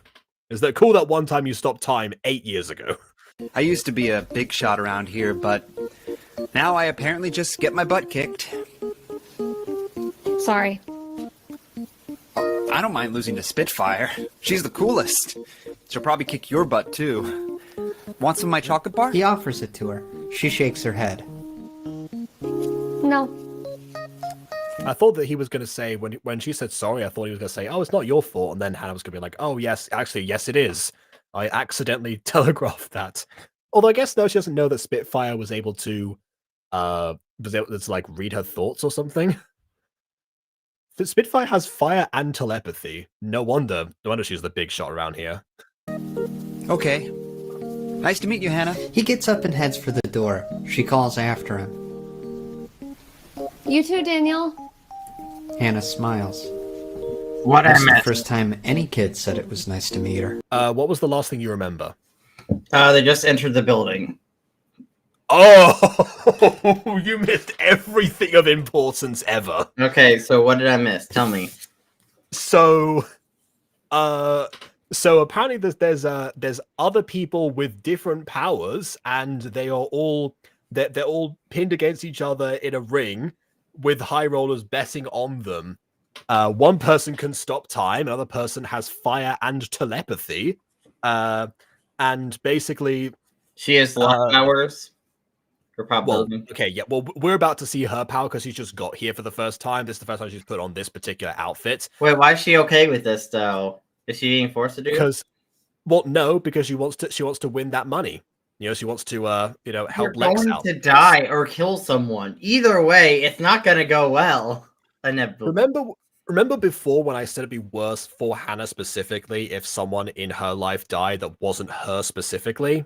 Yeah. She's gonna. It's because she's that selfless that would be the case. The moment's cut short when Eddie barges in carrying. Yeah. Oh, he's back. A big brown. Yeah, this was his plan, by the way. It's like, yeah, he knows about this. Bag. Hey, Hannah. I hear yellow's your favorite color.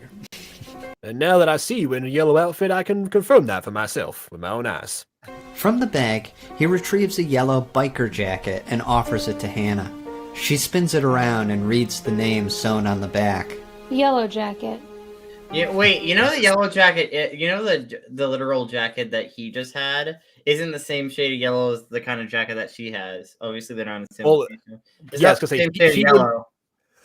Like his was more of a mustard Eddie. yellow, or the jacket that we saw that he flashed on for a second is more of a mustard yellow, and the one she has is more of a bright yellow. I am surprised about that, because if they're doing this on Zoom, you would have thought, like, okay, they just picked up whichever yellow jacket they both happen to own. But in this case, yeah, you would think, like, okay, they could pass that on if they're recording this at different times or different He days. grins. His gold tooth shimmers. or it's the lighting, because this lighting is slightly different on both of them, because Hannah's more in blue right now, and Eddie is mostly red from above. Yeah, I Ready to wonder what the lighting float like- represents. Evil, good? Ooh, who knows? Well, no, we've talked about this before. It's a reference to a show called Creep Show. Apparently, one of our commenters said that. A butterfly Also, sting like a bee. I got a question. With Yellow Jacket, is there going to be another Nightmare Time after this, or is this like the last Nightmare Time? Because it looks like the video is a lot longer. Well, we have been saying for a month now this was the finale, so I think there's your answer. But how come the video is so much longer? Because like if you look at the segment, it says Yellow Jacket. There is definitely a second chapter there, yeah, but it also says Yellow Jacket on top, so I'm assuming it's not a second thing. It says Yellow Jacket and then use it or lose it. I think it's the same thing, because look, you have you have the CEO of Toy Zone, whose name I always forget. Oh, we have Sherman back again, I guess, in his transformed form. So I guess the same, it's the same timeline as Daddy. Then we have, still Ethan, still Lex. I guess we're just getting more and more characters returning for this last hurrah, I suppose. Maybe, it's definitely all one thing. Well, I don't know. I feel like I just saw a bunch of mass people. Maybe there is a second story and they just didn't put in the title. That'd be weird, though. That'd be real weird.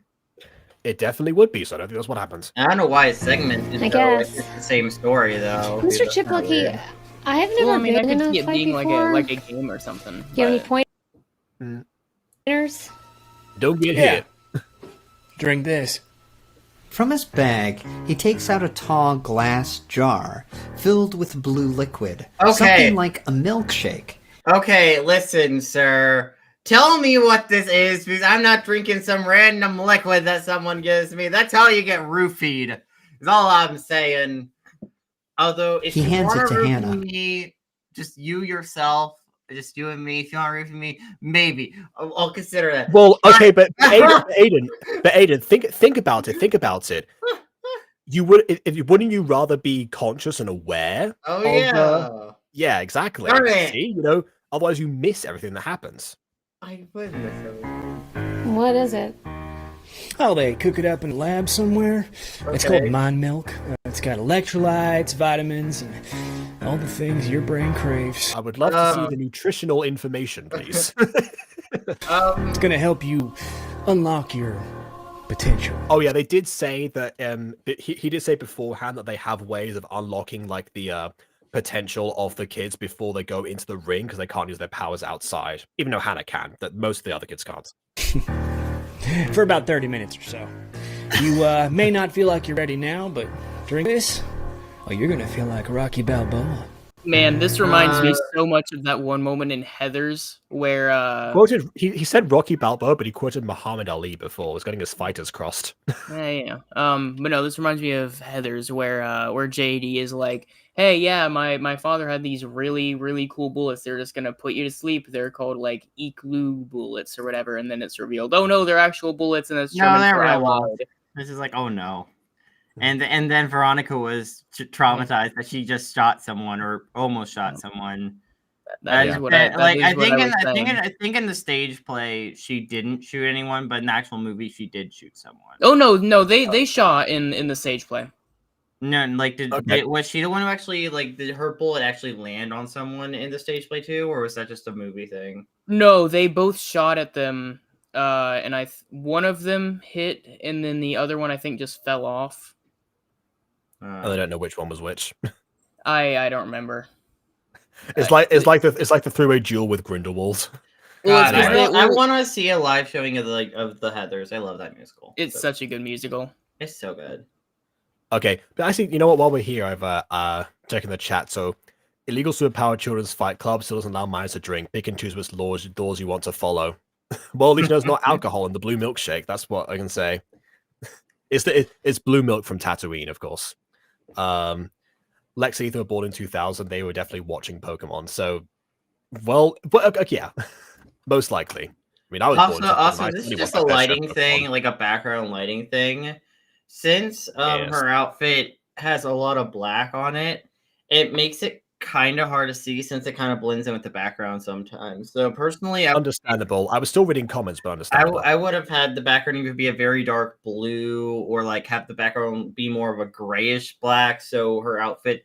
I feel like they're restricted by what they've already established the backgrounds to be in this case, because they've written themselves like, oh yeah, we're going to reference Creepshow or whatever this time. Then we can't have variation we used to. I like the variation from Nightmare Time 1 where some people like had just like random zoom backgrounds, particularly Lauren Lopez and Joe Richter actually. Yeah, I just find I don't like how her like outfit kind of blends in with the background a little bit.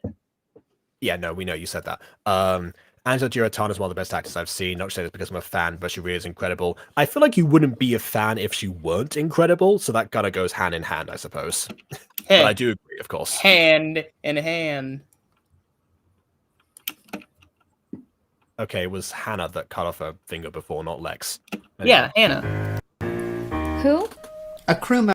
Yeah, Angela plays Lex, not Hannah. Member pokes into the doorway and calls to Hannah. Yellow Jacket, you're up. She looks back at Eddie. How did that name spread, even though she just received it right now? Did Eddie put her down as Yellow Jacket without telling her? It's just like control. And points to the as soon as she became the director, everyone just suddenly knew she was the director. Hannah unscrews the cap, closes her eyes, and downs it. Oh my god. Chug, chug, chug. I wouldn't have trusted it. I don't trust this man completely. Do not drink some random. No, but she's also a 15-year-old girl. I know, but even if I was, and also, well, that gives you more reason not to trust some random man and drink some random fluids. She's probably never even been on a date. She probably doesn't even know the classic rule of like you look away from your drink, it's no longer yours. This isn't a date. This is just a strange man. I think that's more of a party rule than a date rule. It's good to practice in a date as well, but it's usually a party rule. Listen. Lights beam down from above. The announcer bellows. In this corner, hot off her recent Oh my god, victory, it's the Ape Man from that one thing. Hot over recent victory is going to be a Spitfire, isn't it? That feisty fire starter, Spitfire. Spitfire stands to... I just noticed her gloves as well. Those are some shonen protagonist gloves. I love that. Also, I really like her outfit. Her outfit is so cool. Yeah, again, gives me a shonen anime other than My Hero Academia. I do like My Hero Academia for the record. I'm just the yellow and red look so good together. They look so good together. Like fire. She stretches her legs, rolls her shoulders. Tonight, SF takes on a new challenger. They're going straight for the fight with Spitfire. I would have saved that, narratively speaking, for later. Maybe they've got other plans. Her face is fresh. Her powers unknown. Let's find out if she's got... Her powers unknown, even to herself. We didn't prepare this. The killer sting.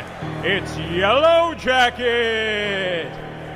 How are you Hannah shuffles into the arena. Stop her. I mean, your powers are probability based, probably, maybe. I don't know. Kind of unclear. Yeah, I'm just thinking, yeah, Spitfire keeps on getting paired up with newcomers. She's probably, not too happy. Nervously, all around the crowd. I wonder if she'll recognize Hannah, though, from the crowd. Wails. In the back, she spots Ethan, waving his arms and cheering. Ethan, why are you okay with this? Yeah! He wasn't at first, but when he saw how distressed Lex was in a previous scene, he changed his tune. He decided. She climbs into the ring. Yeah. Spitfire sees Hannah and recognizes her. There we go. It's you. She stands a head taller than Hannah, frowning down at her. Even though she's kind of looking upwards, which is confusing. You know, I didn't need your help the other day. Didn't you? You were gonna lose. With stopwatch? I would have figured it out on my own. Yeah, after you've been ringed out, of course. I didn't mean to. Spitfire pounds her fists together. Sparks spray from her knuckles. And what did I say before? Spitfire was going to be a jerk behind the scenes. She was joking throughout the scenes, I guess, but that works too. Don't think I'm going to go easy on you. I'd never think that. I know nothing about you, madam, other than the fact that you fight people, so I would not assume. The girls face off for a moment. Then the bell rings and the match begins. The crowd howls. And Hannah was burned to a crisp, the end. Spitfire springs into action. Hannah dives from the taller teen's path. She sprints to the other end of the ring, desperately trying to put distance between herself and Spitfire. What's your plan of Spitfire attack? takes a deep Running breath. isn't gonna help. Yeah, she hasn't figured out her power yet. I don't think she's even trained for this at all. Why would you throw Focuses. a child into this? She'll burn her alive. Oh my god. They're Because the all child begs children. to. No, but They're like, all why would you children. throw her this unexperienced in the ring? Seems like a stupid decision where you're immediately gonna lose her as soon as you find her. Yeah, but it's entertaining. Okay. Entertaining to watch her die. Yeah, for like 3 seconds. The red glow in her chest ignites. She lunges forward, thrusting her hands in Hannah's direction. The energy explodes out of her in a wave of flame. Which we weren't able to animate going forwards this time. But I guess I mean, I will say getting green screen effects to go sideways rather than forwards is actually much easier. Which is great for Gacha, by the way, but anyway. Hannah watches the fireball heading straight for her when something clicks in her brain. The blue milk's magic kicks in, and Hannah feels a surge of power rush over her.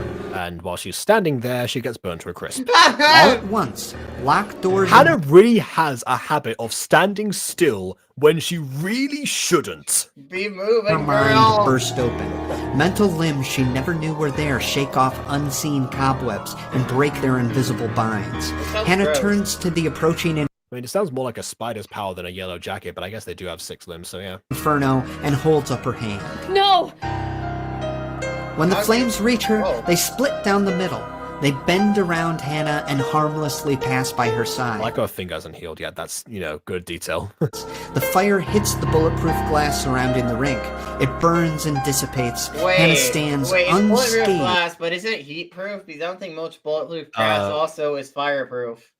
Well, this bulletproof glass apparently is also fireproof, as far as we are led to believe. Also, even if a lot of glass, even if there is glass that is heat proof or like fireproof in general, if the fire is hot enough, it doesn't matter if it's heat proof or not, or like fireproof at all. It will still burn the glass if you shoot hot enough flames at the glass.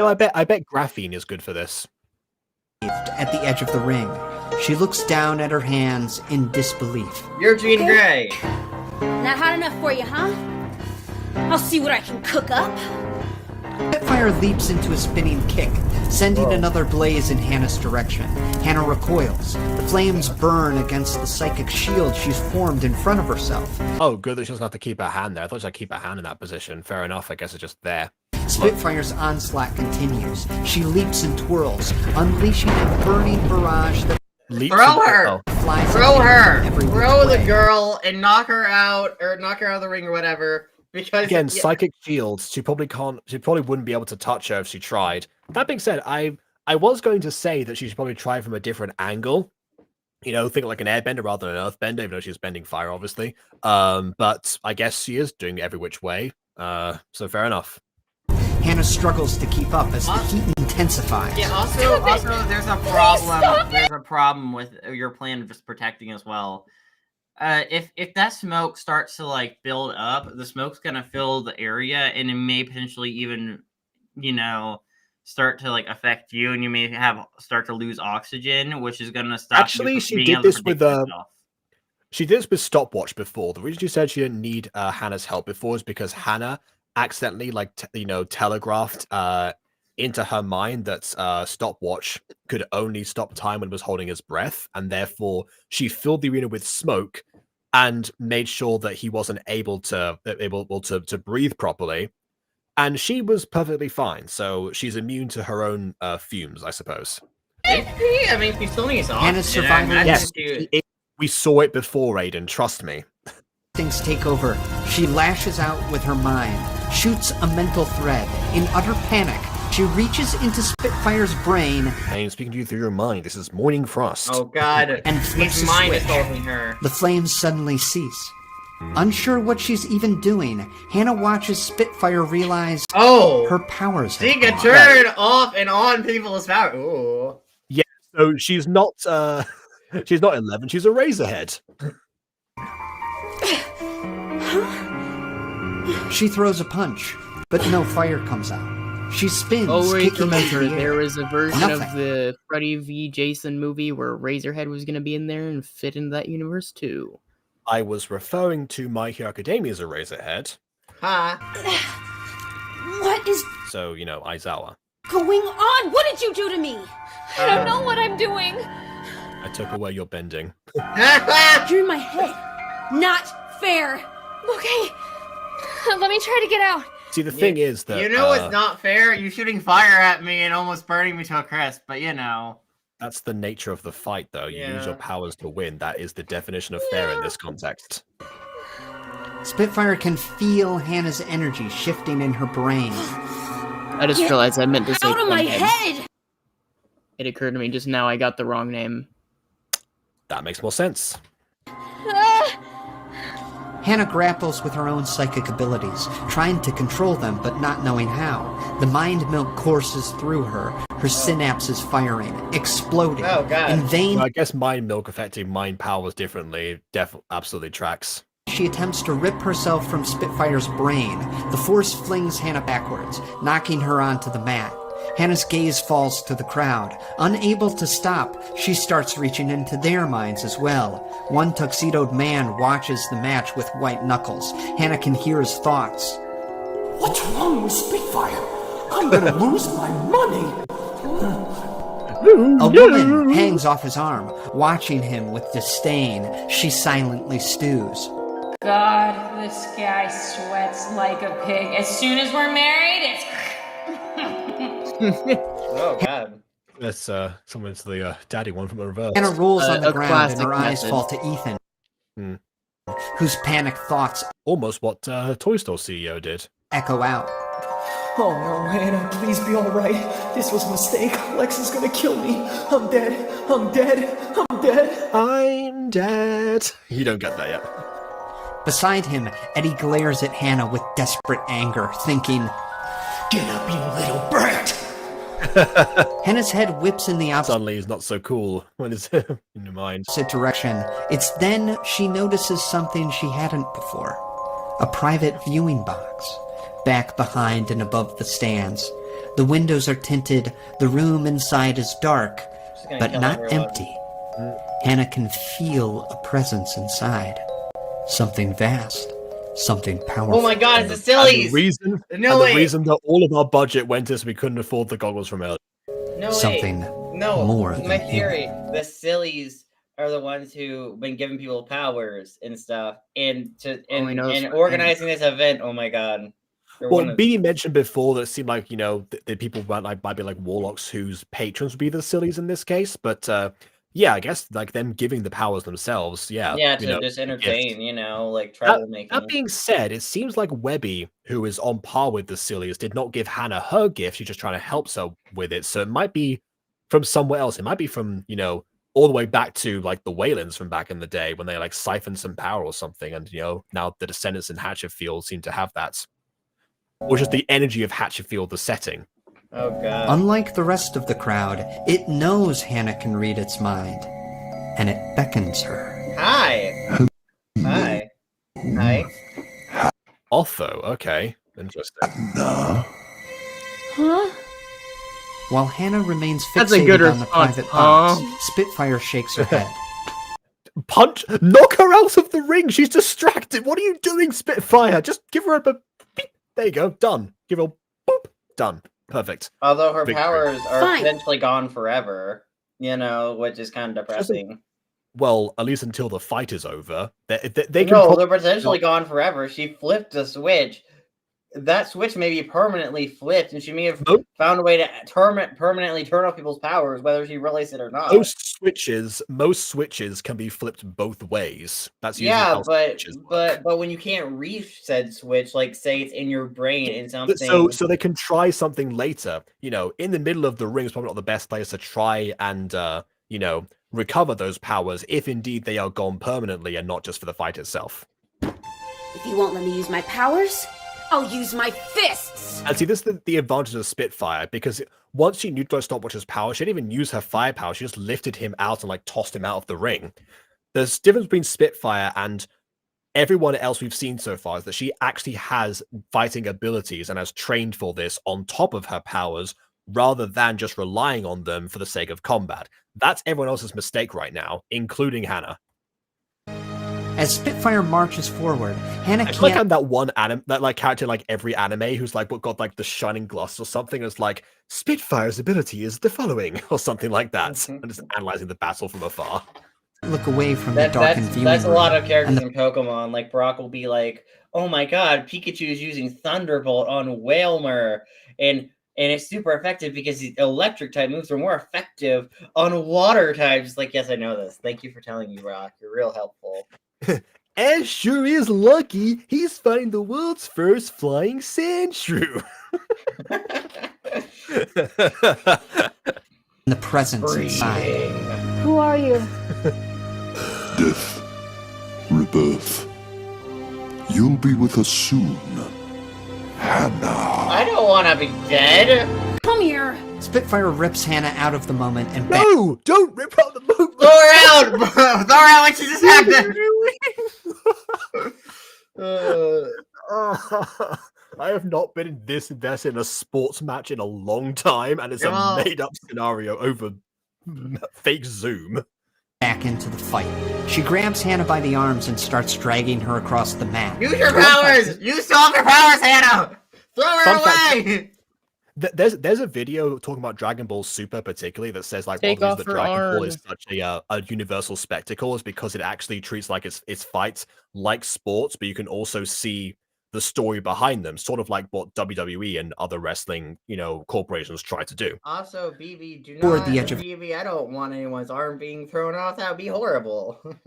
Yeah, throw the arm off and also the rest of her while still attached. No, Just get out of the ring. The way BB said it clearly wasn't meant to touch. It'd be I know. detaching I'm amending the statement. It's a ring. Let me go! I'm like a violent Timmy Turner. Right off the edge. Hannah's eyes go wide. No, I need this money. And now you realize. I mean, there's one fight. Spitfire fought yesterday, and she's able to fight again. I feel like the way this seems to work is that, like, whenever match happens, whoever wins, like, on that particular day gets a cut of the profits. So she can literally come back tomorrow and try again with somebody else. I don't know. I mean, the way Spitfire was blasting fire at her would have either A, left her with tons of third-degree burns. If it had hit her before, which it didn't. Yeah, but she didn't.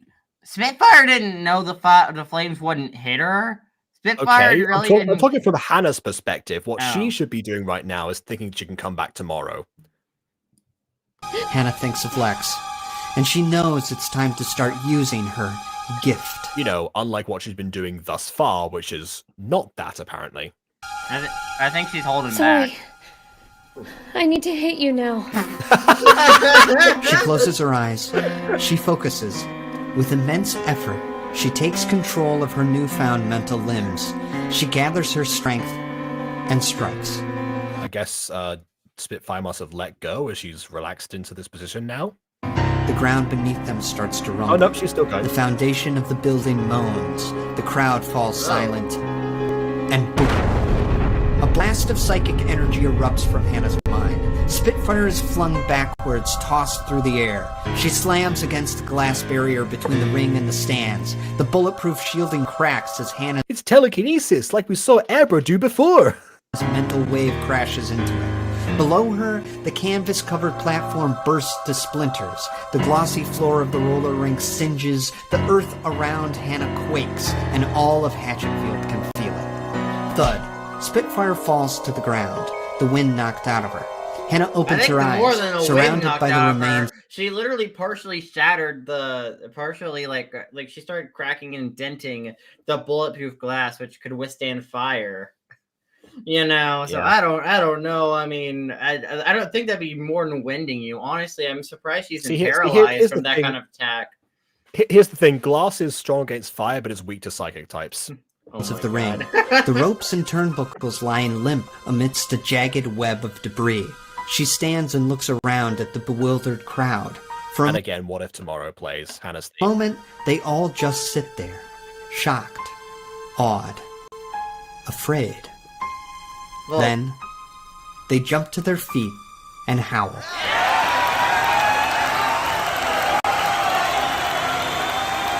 Back in the locker room, Hannah can feel the effects of the mind milk wearing off, but she's still amped on adrenaline, the thrill of victory, the cheers of the crowd, and the praise of a room full of She's addicted to mommy's milk. They, the other competitors in the strange secret sport, rush up to Hannah, bombarding her with questions and the other competitors, they don't even have like costumes. They're just wearing Hatchetfield admiration. How'd you do that? That was wicked, Yellow Jacket. Among the flood almost rhymed. What a Man. racket, Yellow Jackets. of pint-sized Guess Spitfire couldn't hack it, Yellow Jacket. Fighters in colorful costumes, Daniel excitedly exclaims, I was in the bathroom and I missed it, but the room shook and I peed everywhere.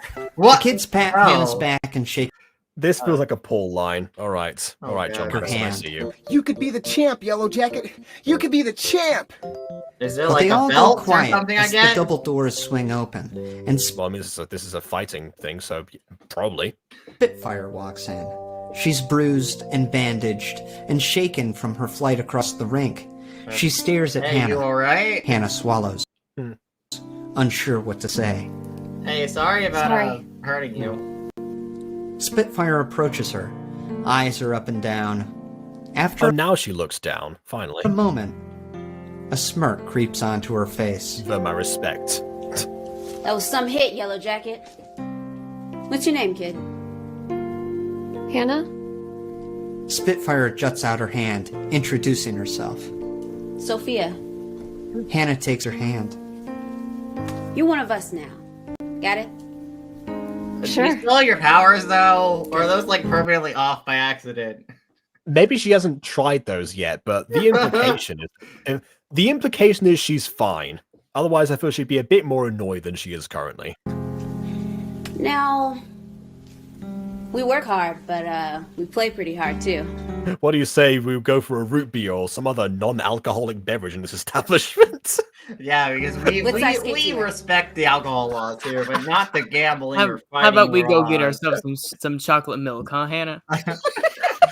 I mean, honestly, look, as much as even though I'm 21, I still prefer milk and chocolate milk. Like, I've had alcohol, it just doesn't seem very good. Oh, I've said this before, but when I was out with my friends at university at a bar, my drink of choice was hot chocolate. The Arts Bar in Liverpool has the best hot chocolate. I'll just say that. You know, hot chocolate is yummy. Later, I think chocolate milk. I will say, I do think chocolate milk is overrated. I think strawberry milk is significantly better.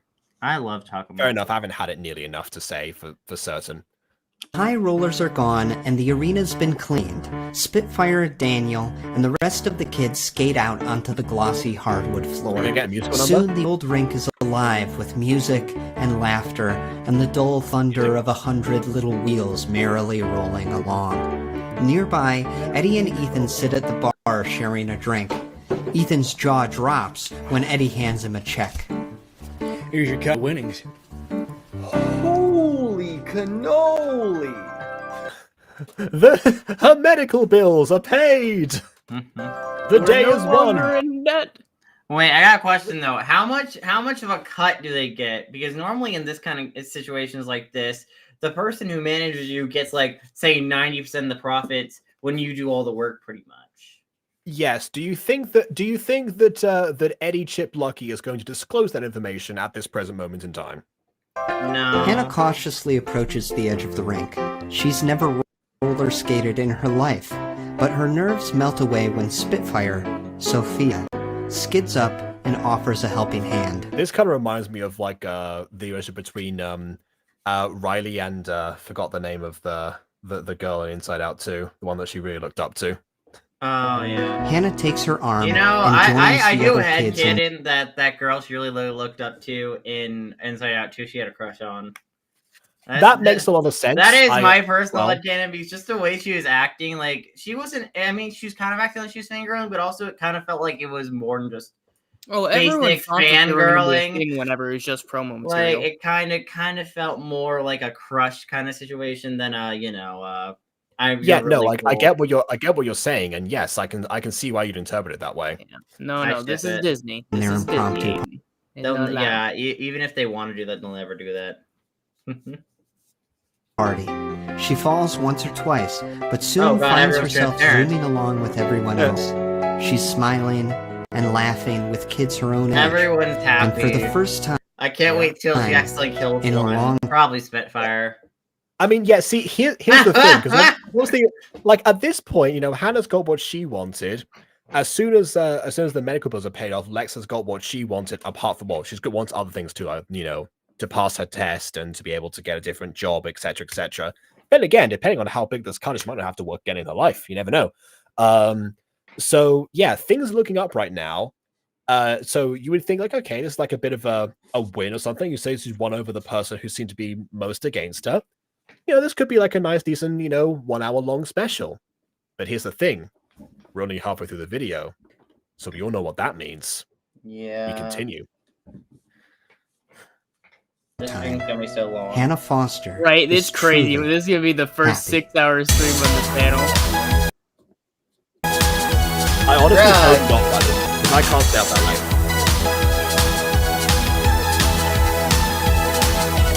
This is drug. Once upon a time, I discovered this power of mine running through me. It's not even Lauren seeing this part. Like, what? Oh, I guess it's because like we're going through like all the different people. Okay. Oh, okay. We got a harmony immediately as soon as one person comes in. If we're going to get more people joining, I would have saved the harmony for later. Couldn't run or hide, no one couldn't find the changes within me. I'm very concerned about the lip status right now because that seems like it's somewhat unhealthy.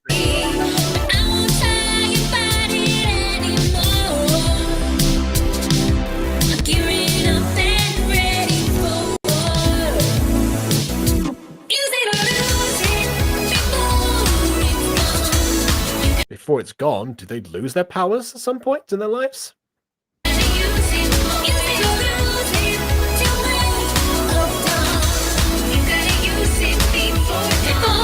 Ah, there's the thing there. Use it before dawn. Then again, Hannah has been known to be able to use her powers after dawn, but okay.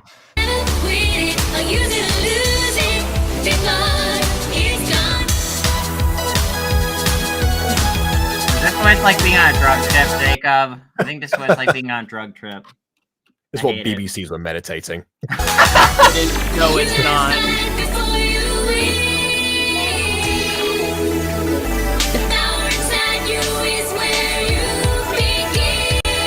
Dude, this is too nonsensical. Yeah. Yeah. I like Okay, this feels like, apart from the costumes and lighting, the way this is edited together, this feels like somebody discovered one of those like edits that people used to do for gotcha intros, particularly ones that had the most horrendous transitions. They just use like all of them in succession. And just filmed Jamie Lynn Beatty vibing for a bit, and then said like, you know, we'll make this look cool. We'll edit this in to make it really nice. And then they made this instead.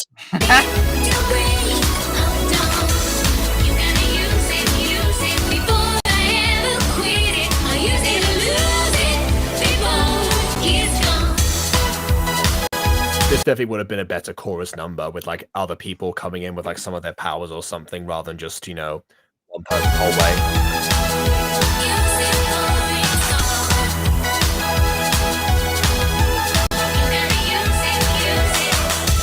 Once upon a time, I discovered this power of mine running through me, running through me. Oh, and that's the next day. Lex, I hate when that happens. It's like chasing all over again. Don't cut off the song when the second verse comes in. Lex is finishing her shift at Toy Zone. She grabs her bag and heads to leave. Yeah, that one. At the checkout counter, her boss, Frank Priceley, calls out. Frank Priceley. I knew it was some sort of like pun with money in the name. I keep forgetting this guy's name. Frank Priceley. There we go. Excuse me, Alexandra. What? Your no good boyfriend called. The Toy Story theme. And? He left you a message. Wants you to meet him at this address. He holds up a slip of paper where he's jotted down the info. Lex goes to reach for it, and Frank pulls it back. Ask, please. You don't get off for another 23 seconds. Then tell her 23 seconds later you brought this up. You're gonna listen to me. I don't know what Ethan's up to, if he's planning some kind of robbery or a drug sale, but a boy... Again, they give the impression that Ethan is such a bad boy. We've seen like 2 examples maybe of him thinking of something, and that's it. A boy like that has no business in a place like this. That he thought was closed down, so alright. Now you can go. Lex takes the paper and makes for the door. But you think about what I said and tell him what I said. Tell I'm him surprised that Frank cares that much, to be honest. he needs a haircut. Maybe it's because now that he's a father, he's concerned about this kind of thing. You know. Well, then again, his kid's never gonna grow up, so do Frank. Well, gotta go sell those drugs. If that's a joke, young lady, I didn't find it funny. She's gone. Yeah, he's definitely in dad mode right now. Frank shakes his head. It's tough being a positive role model. You said it, Daddy. Frank's adopted son, Sherman, sits by the register, licking a lolly and kicking the display case with his tiny feet. Get off the counter. My boy, my sweet boy. Careful, Dad. Oh, okay. This is the same universe as before, then. I said that earlier, but yes. Later, Lex arrives at the address Ethan similarities, provided. but that one moment implies it's just straight up the same continuity. Very specifically, yeah. An upscale apartment building filled with luxury units. She reaches the top floor and heads for the penthouse. She knocks on the door and it slowly swings open. From within the apartment, she can hear voices and a loud vroom. She peeks inside. Huh? The place is massive. The floor-to-ceiling windows look out over downtown Hatchetfield, but the decor is anything but high class. Toys and games of all kinds litter the apartment, and there, in the living room, Hannah zooms across the glossy hardwood in a mini go-kart. She cranks the wheel to one side and screeches to a stop. 32 seconds, new lap record! Ethan notices Lex, smiles, and opens his arms. Hey, babe. Welcome home. Home? Yeah, you probably shouldn't phrase it like that. What? She walks in, baffled. She points to the skid marks left by Hannah's go-kart. Hannah, get out of there. You're messing up these people's floor. Look, it's our floor, babe. I bought this for us without consulting you. She's messing up our floor. What are you talking about? I know. Hannah has the same Lex has the same face that I have whenever BB says something random. This is a lot to take in, but we live here. I really don't bring things up don't have that money for randomly.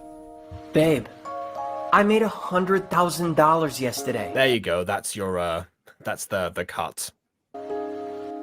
We don't have to worry about money ever again. Okay, no, whoa. That's not even true. Yeah, $100,000 may leave you for like a month or something like that, or like a few weeks maybe. But yeah, $100,000 isn't gonna last long. Yeah, I don't know about buy just getting a whole new food, house. rent, utilities.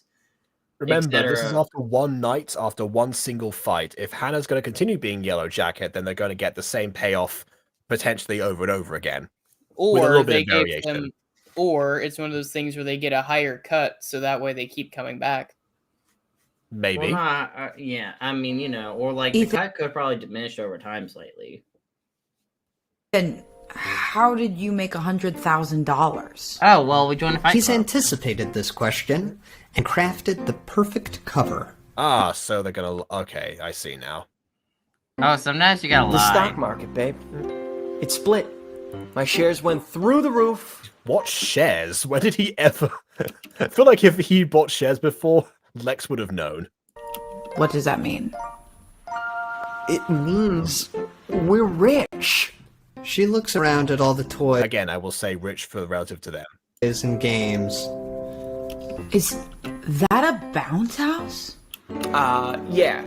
And the arcade's over there, and the fridge is stocked with pizza and ice cream. How much did this all cost? The entire paycheck, which is why we need the money again. 25K. Oh, okay, never mind. All right, they've still got some. Well, that's still a lot of money. Yes, but they have 3/4 of the earnings left, is what I'm saying. So it's not like it's. I thought he was gonna say he spent the entire money all at once, which is a very common thing, by the way. If people come into a lot of money, they tend to spend it quite quickly because they're not used to saving up for it. You made $100,000 and you spent 1/4 of it on games and pizza? Ethan, you're a genius! I feel like I should. No! That's not a genius move! I'm gonna turn off subtitles only because we kind of ruined like the dramatic effect of her reaction there. This is why in series with subtitles, you've got to be careful. Yeah. Later that night, after hours of junk food and Nintendo, Lex tucks Hannah into her brand new Nintendo. They bought Nintendo arcade machines specifically. Waterbed. Outside a wall I of remember windows, when I was on the original Mario Brothers stomping Koopas. It took me a second, but I was like, oh, great, not that again. It's such a good clip. Yeah. Light mingles with the twinkling embers of the city below. Hatchetfield has never looked so beautiful. Lex kneels by the bed and smiles at her sister. So, Hannah, do you like your new room? It's okay. Okay. She tussles Hannah's hair. Again, definitely feels like Riley when Onui took over at the end. And sighs peacefully. Are you happy, Lexi? Are you kidding? They say you can't buy happiness. They're full of shit. Because we bought it, Banana. We cleared the shelves. You know something? I actually heard somewhere that like the upper threshold of they did like a study of on how much people would like earn and how happy they were as a result. Apparently the highest threshold for happiness was like 75K or something, which is what they have left over. So maybe they look into some of the psychology behind this as well, or it's just a coincidence. You never know. Once Hannah's sound asleep, Lex joins Ethan in the master suite. She kicks off her boots as he lays out his grand plans. So, it's mainly a putting green right now, but, you know, put a basketball hoop over there, See, like I said, people who come into a lot of money quickly, they don't realize they gotta save it. My mother over there. Could be a decent bedroom. Where's the bed? Oh, You need room in the bedroom for the bed. I knew I forgot something. It's okay. There is the bounce house. Yeah, I guess we could sleep in there. That would be extremely uncomfortable. Would it One be? person rolls over, the person goes flying. That sounds like a lot of Who fun said to me. anything about sleep? Okay, but you're trying to get a good night's sleep, not necessarily. All right. Later, Lex and Ethan lay in the bounce house, wrapped in a blanket. She nuzzles into his chest. This is where she like pulls out a cigarette or something. He gazes down like at her. I love seeing you smile. I live for that. You make me smile. Me? Or the money? Well, you made the money. Actually, It was a Hannah joint did. effort. Me and Hannah. And, you know, the stock market. And Hannah helped? Oh, yeah. Hannah, she's very good with statistics and guessing when to when to buy and sell, because she's good with the arcade games, which does saying like, oh, when to like the when to hit a button. That's how you can convert that. But I don't know if Ethan's going to catch on to this idea. He might give himself away here. She's a natural with the stocks. Lex lays her head back down, thinks for a moment. That works too, I guess. Now that we can afford it, I think I want to take Hannah back to St. Damian's. I sure hope that they're renting for? this place and not buying it. Well, I mean, in most rental agreements, you're not allowed to like make too many changes, right? They've already added a bunch of stuff to this area. Yes, but also I'm looking at the Los Angeles realtor stuff for not in California. Remember, they haven't gone California MIA in this reality. They're still in Michigan. Okay, do we know what town? Hatchetfield. Oh right. You forgot what What's Hatchetfield? I'm just thinking though. about I don't think it's a real place, is it? Me neither. that blackout she had. She sees things. She still talks to Webby. I just want to get her checked out. Ethan's thoughts returned to the roller rink, the matches, the kids with powers. Lex, the human mind is a mysterious thing. Nobody really knows how it works. Pretty sure doctors do. Like brain surgeons. Well, they know parts of it. Well, yeah, they know about some stuff, but not everything. Also, neurosurgeons are mostly on the physical side of things. Like ESP or precognition. What the fuck are you talking about? I'm just saying, what if Hannah has The Shining, some kind of superpowers or something? Like, what if somehow Webby is real? She's not. Yeah, but how do you know? I know. How do you know? Because Webby used to be my imaginary friend. Oh. Oh. You used to see Webby? I mean, remember, Webby said at the beginning of this, you Fosters have a gift. And also, okay, wait, hold on a second. You know she has the exact same imaginary friend as you, and you just immediately assumed it was Bull? Why, what? Wait. Because I guess at some point she stopped believing. She probably thought that Hannah caught on to Webby by osmosis. And maybe Lex might have described Webby to Hannah before, and that's potentially what she thinks Webby is manifested as or something. But I'm ways around this. Again, what I was saying before is that also, we know from General John McNamara of the United States military that Lex is able to reach into the black and white when she wants to. Or, well, when she's told she's able to, rather, and authorized to use his firearm. Well, I pretended to. I was a lonely kid. She used to play with me. Then I grew out of her. Hannah must have seen me and picked it up. There you go, see? Ethan remembers something Eddie said. Most people seem to grow out of it. He nods and smiles at Lex. Well, maybe Hannah will grow out of it too.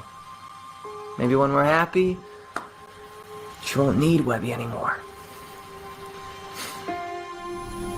Yeah, maybe. Outside, the stars burn. I am surprised, but though she wanted to go back to St. Damian's specifically, because of what her experience was last time that she was there, because that's the same hospital. Then again, it could be worse. You're going to hospital in Clivesdale, am I right?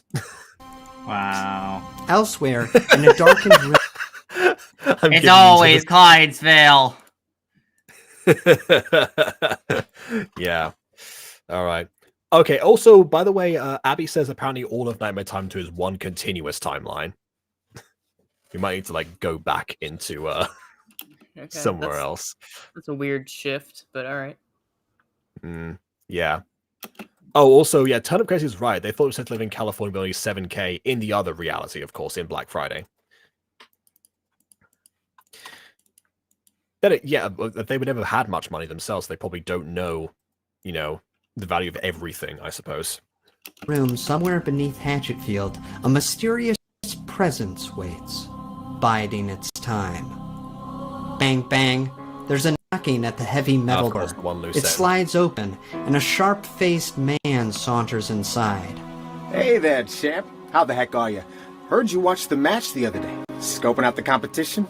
I love it. So, Who do you want to fight next? We're thinking Spitfire. Spitfire is irrelevant. I mean, that's probably also too soon for that match if the competition's just started right now. Once we fight Hannah Foster, all of this will be irrelevant. Interesting. It's like Venom. See, it worries me when you say cryptic things like that, pal. You have nothing to fear from us, Charles. I got 1 or 2 dead employees that might disagree with you on that, kiddo. Now, I like you. I feel a real bond between us. And Lord knows you came with a hefty price tag. Some serious treasure. But you gotta understand something. I value my own life above all treasure. It's priceless. I can't imagine being without it. So any more surprises or veiled threats like that, and I press the button. He holds up a small detonation device, running his thumb over the trigger mechanism. I like one of those like magnets that like magnetic or something. Then that little bomb in your head goes boom boom, buddy. That will never happen, Charles. I enjoy our partnership. We have such a wonderful rapport. Oh, why did you say it like that? Good. Good, Treasure. That is just my voice. I have no idea what you're talking about. He turns and heads for the door, calling back. I had a bit more down pitch for that. I am confused as to what you mean by this. Kindly explain. Hey, I'll see what I can do about getting you to fight Yellowjacket. In the meantime, Spitfire is coming in hot. Defend that title, champ. You're gonna kill Days later, Spitfire. Ethan stands at the counter of a jewelry store. Here you are, sir. The jeweler has removed an engagement ring from the display case, holding it up for Ethan to inspect. Oh, yeah. Look at that rock. Hey, you got anything shaped like a heart? It's an engagement ring, sir. Keep it classy. Right. What about a skull and crossbones? What? Back at their fancy apartment, Hannah sits lazily in her mini go-kart, parked inches away from a huge... Yeah. Do you want a man to propose to you one day with a skull and crossbone engagement ring, BB? So I'm pulling up the Realtor Michigan stuff because I couldn't figure out what Hatchville's based off of. I thought it was on an island. Right. It is. But Rhode Island? Michigan. Rhode Island isn't an island.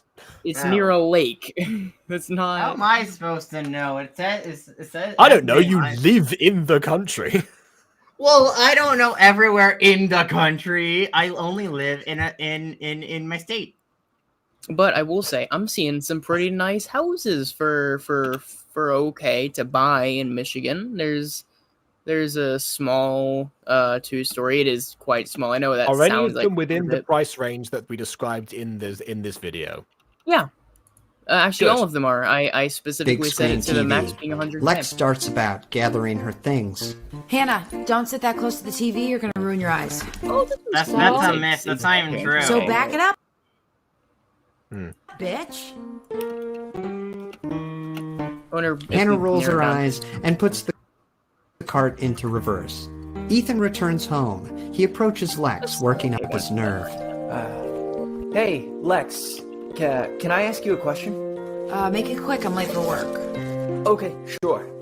See, like she didn't do the one thing people come into money that do instead of like, oh yeah, I'm gonna immediately quit my job or something. That's another common thing that happens sometimes. People are not prepared for.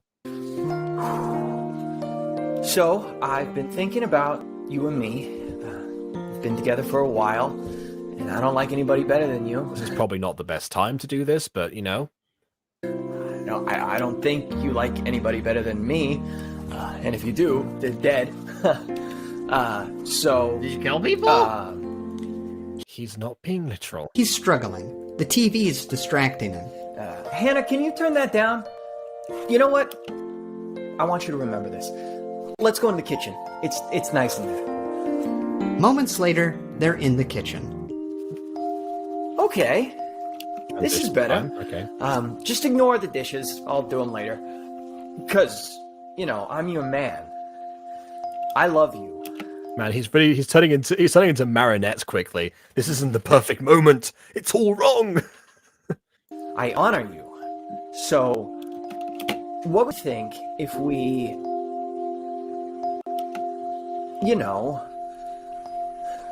I don't. What? Ding dong. The apartment's doorbell rings. Ethan tries to push forward. He takes Lex's hand.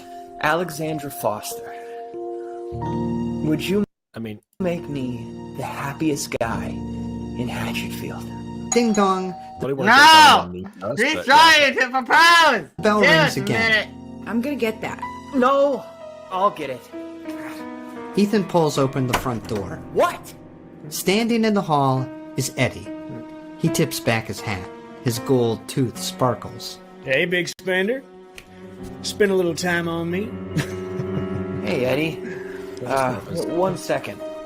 Ethan turns back to Lex, who stands at the end of the hall stuffing things into her bag. Who's that? It's my, stockbroker. You know something? Actually, this is not a case of him orchestrating his own downfall here, because if Lex had left beforehand to go to work, she would not have been here by the time that Eddie got here and might never have found out about what's going on. So this is definitely, this is definitely a thing where Ethan's going to look back on. Unless he dies or something. Ethan squeezes out into the hall and softly closes the door behind him. What's up? Yellow Jacket up for another match? There's one pretty sweet pot on the line. A honey pot? We're kind of in the middle of something here, so... And also, wouldn't the match be at night? Ready. The front door bursts open, and Hannah comes marching out. There's my little star. Let's go size up your opponent. He puts a hand on Hannah's shoulder. It's like the early press talks or something. We're gonna do the whole trash talk phase. I would not let her go alone with the guy. And starts leading her toward the elevator. Yeah, I would have thought that Ethan probably would come with them, but yeah. Wait. Now?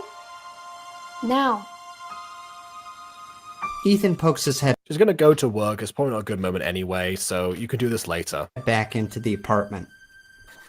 Hey, Lex, we're all going down to the local stock market just to peruse for, Local stock market? Stocks. Investments. Okay. Well, I'm gonna be at work all night. What did you want to ask me? You're get never to it gonna later. get to propose. You're never gonna get to propose to her. At the Hatchetfield Rollerama, the crowd mingles, drinks, and... Yeah, things haven't gone too wrong just yet, but they're probably about to. Oh, no. Places their bets this on the is upcoming... when the storm is up brewing. It's like in Fallen Angels. Right, things are too happy, 6, definitely. part 1. Things seem like they're gonna go off to plan. But everybody knows watching that, you're just gonna be like, yeah, no, something's gonna go horribly wrong. And It's oh kind my of like god, the everything went horribly wrong. Who would have guessed? Yeah, it's like the Black Sign Avatar. I compare Fallen Angels to Avatar a lot now I think about it. Fight. When the double doors open and Hannah struts in, she's cheered like a bona fide celebrity. Unlike when she was booed before, which is, that's the contrast. It's Yellow Jacket! All right, Yellow Jacket! Yeah! She waves to her fans and crosses the room to a roped-off section of the stands where the other kids are sitting. They see her and light up. Hi, Hannah. Hey, guys. You here for Sophia's match? She's taking on the champ. I hope she kicks his butt. Potential. Okay, so maybe instead of, what's going to happen is that she's going to see that, Sophia's not going to end up coming off so well after this battle, and she's going to be like, wait a minute, I have to fight that person next? No way. Or something. The champ? Hey, Hannah. Over here. She turns to find Eddie waving her down. She takes a seat in the back by Eddie and Ethan. The crowd files in around them. In the enclosed rink, Spitfire stretches, looking anxious. Hannah can feel Sophia's gut fluttering. Her fear if Hannah loses growing. a fight, they're definitely how are they going to explain the injuries? Well, yes, But that's even if she wins, if she has injuries, then that would also be the case. But if she refuses to fight, that's going to maybe be even worse for her. Ladies and gentlemen, you've seen her bring in the heat. Tonight, Spitfire takes on the undefeated champion of the ring, the lord of the leaderboard, that masked menace here to give his opponents the blues.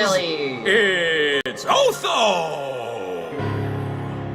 The doors to the locker room slowly open. Shivers god. run down Hannah's spine, and her eyes go wide. Gliding toward the ring is a boy with pale skin and thick blue veins. Hannah knows him. She's seen his face before. No, not face. Mask. A strange, stone-like mask with round eyes and an open mouth. It's like you're fighting a guy. Pain-shoot Don't arm do this. throbs in her finger. She remembers doesn't her know. vision. Also, she's not the one thinking right now. Spitfire is. I know, but From Spitfire, shop don't do class. it. She's a god. This boy, Otho, climbs up the platform, over the ropes, and into the ring. By the way, this is why I love with dramatic irony, incidentally, when this stuff happens. When You're it's, fighting a god. Do not fight a god. You can't beat a yeah, god. This is You what the basically audience can't says, but beat of a course god. because the characters don't know, so they can't follow on Well, with it. that's dramatic irony. That's my favorite application of it. Yeah. Behind him, another boy follows. He too wears the same eerie mask, but Hannah also knows him. It's the boy with the bloody nose. The figures move in unison, as if controlled by a singular will. They meet Spitfire in the middle of the ring and wait for the bell. Ethan turns steady, pointing to Otho and his double. How's that fair? There's two of them. Not two. One. You're one. Two doors, not one. That was Hannah's original quote. The bell dings. Spitfire flings forward, running for Otho. The two boys peel off in opposite directions, their movements synchronized with impossible precision. Their paths differ, but their feet fall as one, like separate appendages of a larger organism. Sophia can't follow them both. They circle I'm just standing there while this narration is being described. Around her and attack from behind. One boy dives for her legs. She jumps over him and quickly ducks as the other pounces at her head. Spitfire slides to one side of the ring as Otho regroups on the other.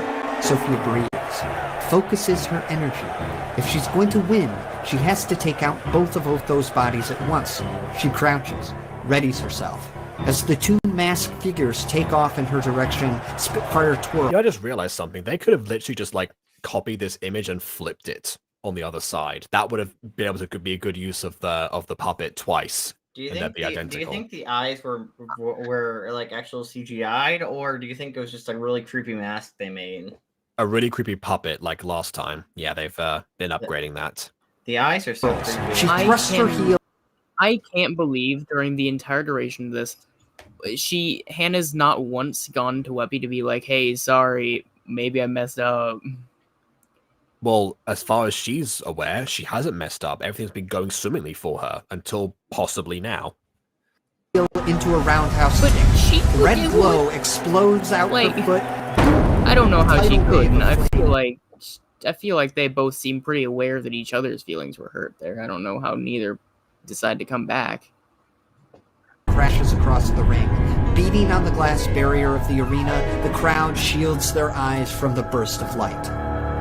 When the smoke clears, Ethan's jaw drops. She's dead. Spitfire stands breathless. Her attack should have forced anything in its path off the fighting platform, and it has, in a way. She is the only one left inside the ring, because the two forms of Otho are floating high above it. Bro. They can fly? Sophia They can fly now? They can fly now! They're flying now. Oh, God. This feels a lot like Dragon Ball, because in the 20-second tournament, suddenly we get characters who can levitate, so they can't be defeated by a ring out easily. In terror, as the masked fighters glide through the air, descending upon her. Oh. She turns to run from the ring, and the boys swoop down. Hannah gasps. No, Sophia. As one boy grabs her arms from behind, the other lands on the mat in front of Spitfire. This Otho, the one with pale skin and blue veins, slowly marches forward. Ah, so they are supposed to look different. Okay, fine. Sophia trembles and falls to her knees. Otho takes her face in his hands. Tears roll down her cheeks as a piercing tone fills her ears. The round eyes on Otho. Oh no, she's using Yumeka's power. Otho's mask begin to glow, brighter and brighter as the noise intensifies. Ethan turns to Eddie. What's he doing to her? Hannah's fists clench. Her anger swells. In her mind, she calls to Otho.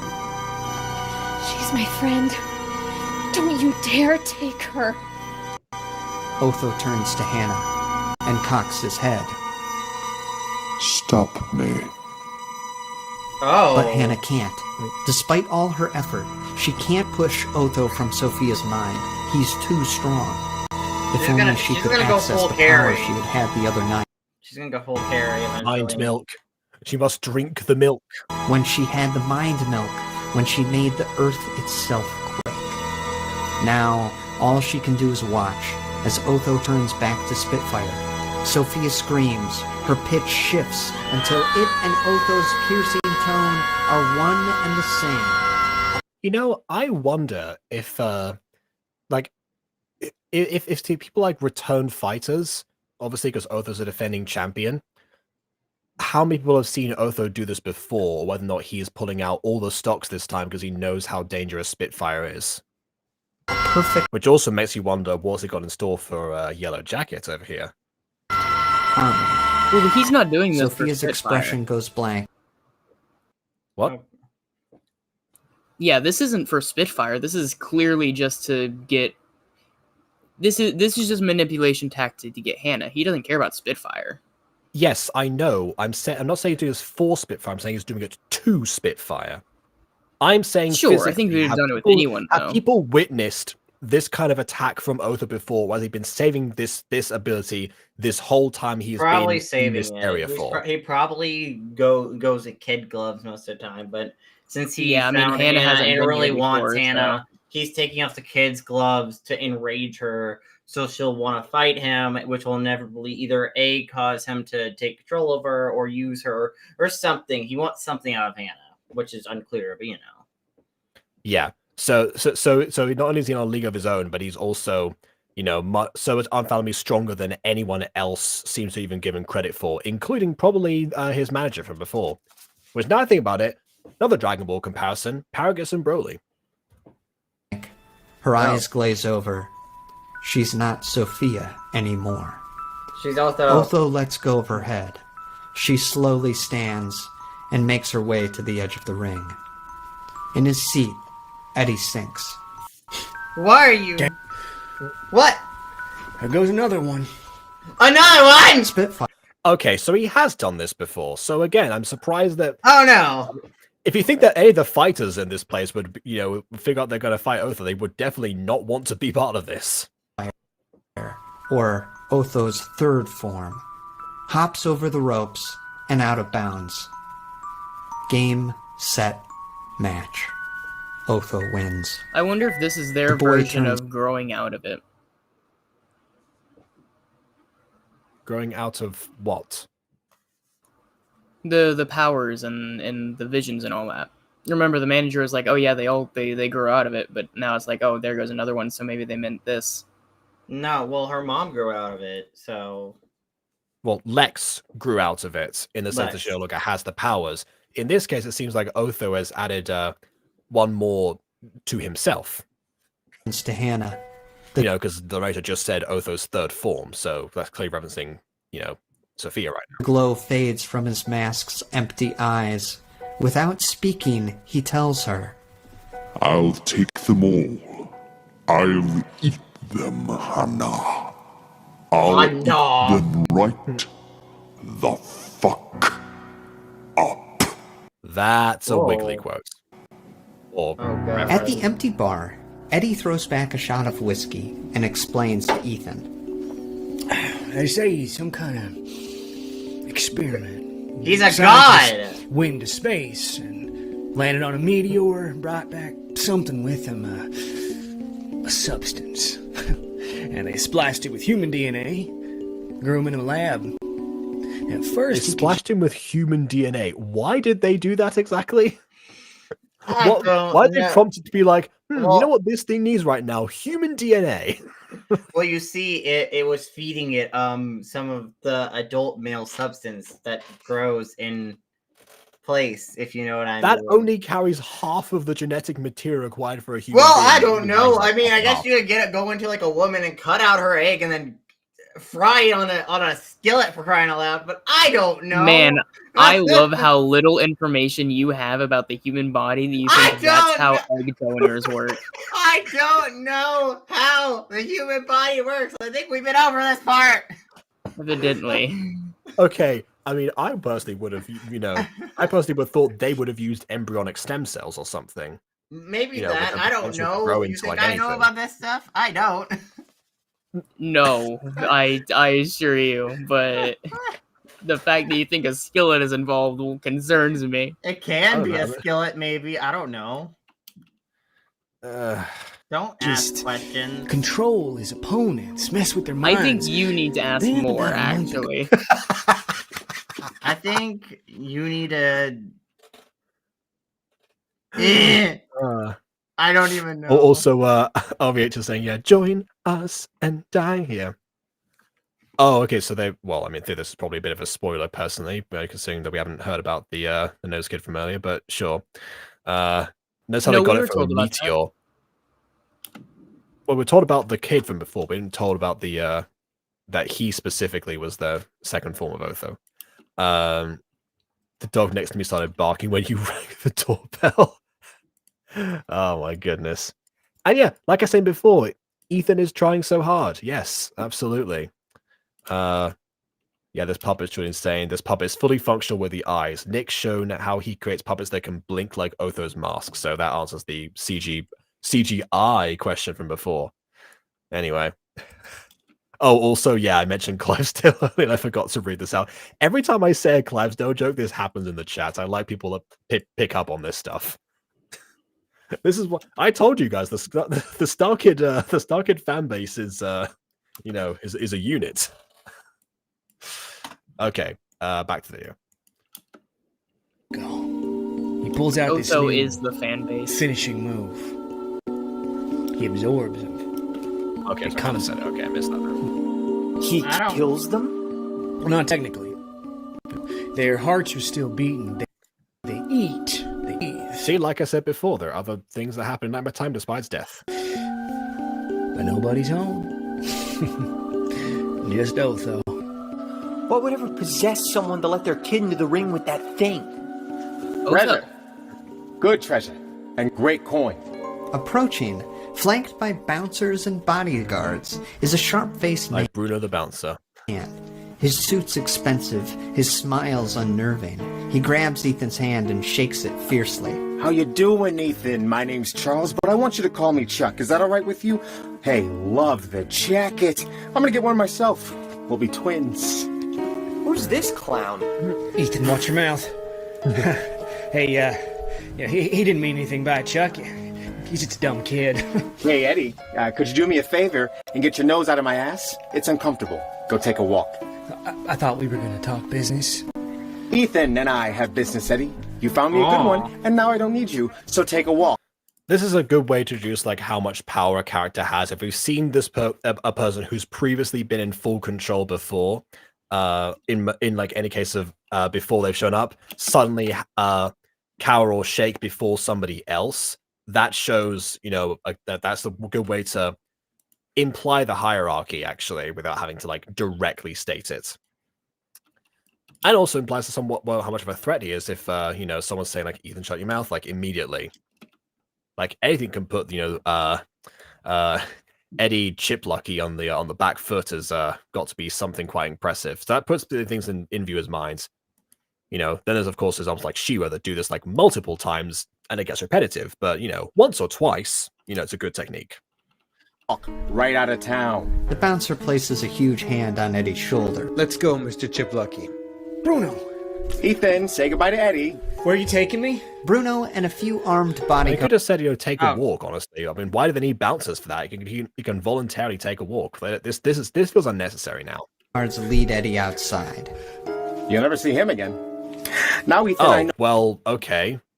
What What are you doing that? All right, fine, sure. I know you're a very busy man, and I don't want to waste any more of your time. So I'm going to make this short and sweet. How much? How much what? Money. Moolah, cash, dinero. Or? Treasure. Good treasure. What will it take to get your yellow jacket in the ring with my boy Otho? Now, I'm not talking prize money. I'm talking a personal gift. No strings attached. How about a cool 10? 10? You caught me trying to lowball you. 10 million is certainly not enough. The way that they've like, I knew he was thinking 10 million, but yeah, in Ethan's mind, he probably thought, either 10,000 or just straight up 10. 30? You're offering us $30 million? That's way more than the prize money. I don't care about prizes, Ethan. I'm here for R&D. Otho was a very That's a good point. If he knows how much the prize money is, they haven't stated it yet, I don't think. investment, and I want to see just how powerful he really is. Hannah's got something. She might even win. You and Lex are millionaires either way. Listen, buddy. I love Hannah like she was my own that took kid. me. Whoa, hold on. You and Lex. What? Oh, yeah, that's right, because he doesn't know. That's true, yeah. No amount of money could convince me to let this fight happen. You sound just like Spitfire's dad. He broke at 50 million. Would that do? So in order to make these fights happen, there's not like a one organizer. They have to specifically pair each other up with the different managers. I suppose they have to coordinate that, and that works like one-offs and stuff. But I thought that other things were like organized.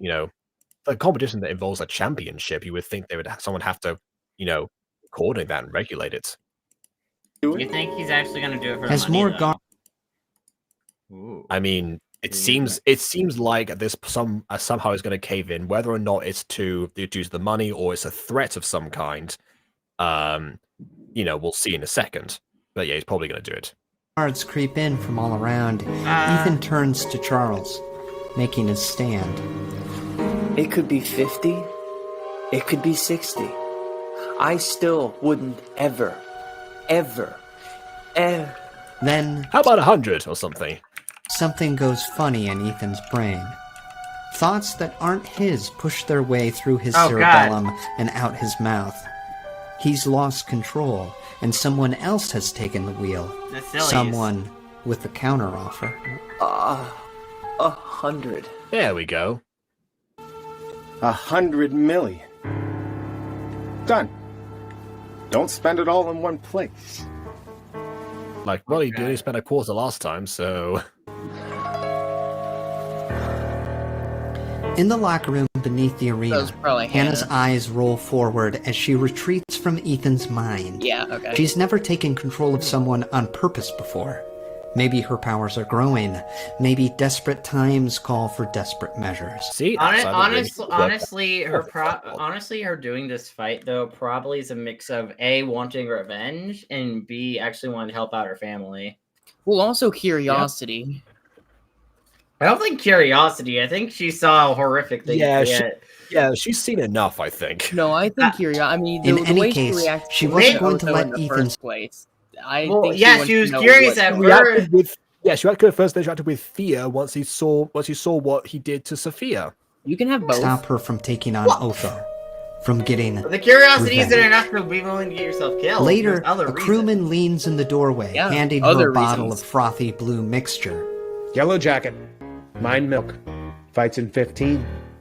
Hannah Give me takes all of it. my milk you have. Then she feels just starts chugging it. it's a familiar presence. It's probably a case of it's like unhealthy in large doses or something to that effect. Make me a god. Oh, there you are. Hannah turns to find the ethereal image of a woman with long white hair. Webby. Hannah, what do you think you're doing? There you go. Finally. What does it look like I'm doing? Don't you see? That vision you had when you cut your finger, he sent it. He's been baiting you, luring you. It's been his plan all along to Well, get... it wasn't a very good bait because she couldn't interpret it at the time. If it hadn't been for Eddie, she wouldn't have known where to go or anything. to you. Yeah, and I'm still You can't fight him, Hannah. How do you know? I won't allow it. Hannah slams her locker shut. He took Sophia. Who's next, Daniel? How many should I let him kill? If he takes over your mind and gets your power, he'll kill all the kids. It's like Michael Morningstar. Everywhere. It gets Alien X's power, that's it. You're toast. But what if He's contained in Otho? Well, that's what Hannah's thinking right now. Practical effects for the win. And yeah, Hannah wants revenge for Spitfire. That's definitely the main motivation. Yeah, but trapped money in a human shell. Well, yeah, because if money hadn't been on the table, she definitely wouldn't have bothered possessing Ethan. Say 100 million, she would have possessed him to accept, but yeah. Absorbing you will set him free. And if he's let out, nothing can stop him. It's happened before. Well, if I'm so powerful, then maybe I'm the only one who can stop him. No. I mean, I feel like Webby would also probably be able to do something, but I guess the sillies have their own rules. They need a sacrifice or tribute or something. Hannah, you just want to win. You like being Yellow Jacket. I do. For the first time in my life, I have friends. I have money. Lex is happy. I'm finally using my power in a way that's helping me, and now you want me to stop? You're walking right into his trap. I'm more powerful than Otho. Well, you don't know that. You know. Well, okay, you know definitely not the latter Hannah there. Unless her gift is that potent. Open the bottle of mind milk and chugs it. Immediately she feels the effects, the power coursing through her. Webby feels it too. Don't push me out, Hannah. Go away, Webby. I don't want to see you anymore. With unbelievable strength, Hannah forces Webby back. Psychic energy radiates from the girl, enough to push an elder god, a queen in white. Webby starts to slide across. A queen in white as opposed to a lord in black. Okay. The floor. Her feet skid and squeak on the linoleum as Hannah banishes her. Hannah, no! But Hannah's too strong. Webby loses her grip in the girl's mind. The invisible threads of her cosmic web slip and snap. Hannah pushes the presents out of the locker room and out of the roller rink. She slams the door shut and locks Webby. Sorry, Webby, but in his own private chamber, the thing. Man, both of your crushes have been removed from the equation. First Eddie and now Webby. Good grief. Trapped inside Otho feels the exchange. He feels Webby's absence, like and beneath Hal Jordan three right stone-like masks, three mouths smile. The heavy metal door creaks open, and Charles steps in. Hey, good luck out there, champ. Oh, and remember, I got my thumb on the button. Charles holds his I detonation don't think device that at the ready. explosion's gonna do anything but anger him, honestly. Well, yeah, he'd probably think, yeah, again, it's like Paragus and Broly, although, I guess, yeah, Paragus was able to shock Broly a lot of the time, but yeah, as soon as that collar was broken, suddenly it was like, yep, no, you're toast now.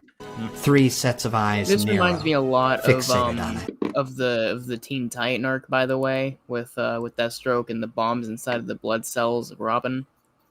I guess you could, I guess you could also say, for the sake of monetization, unaliving squad, self-delete squad. There you go. Well, they called them Task Force X as normally the PG version of that.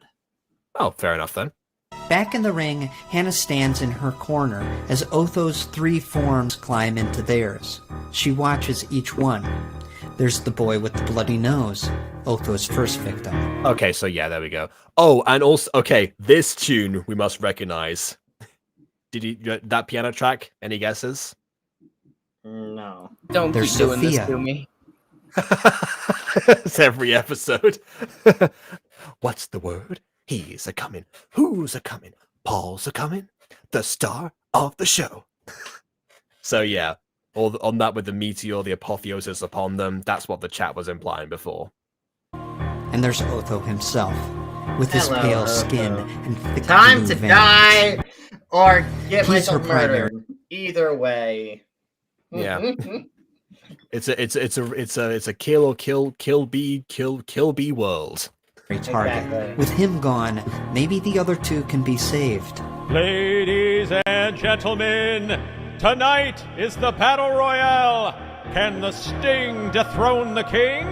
It's Otho versus Yellow Jacket. The bell sounds and the crowd goes wild. Otho Prime stands still as a statue as his two other bodies split off to either side.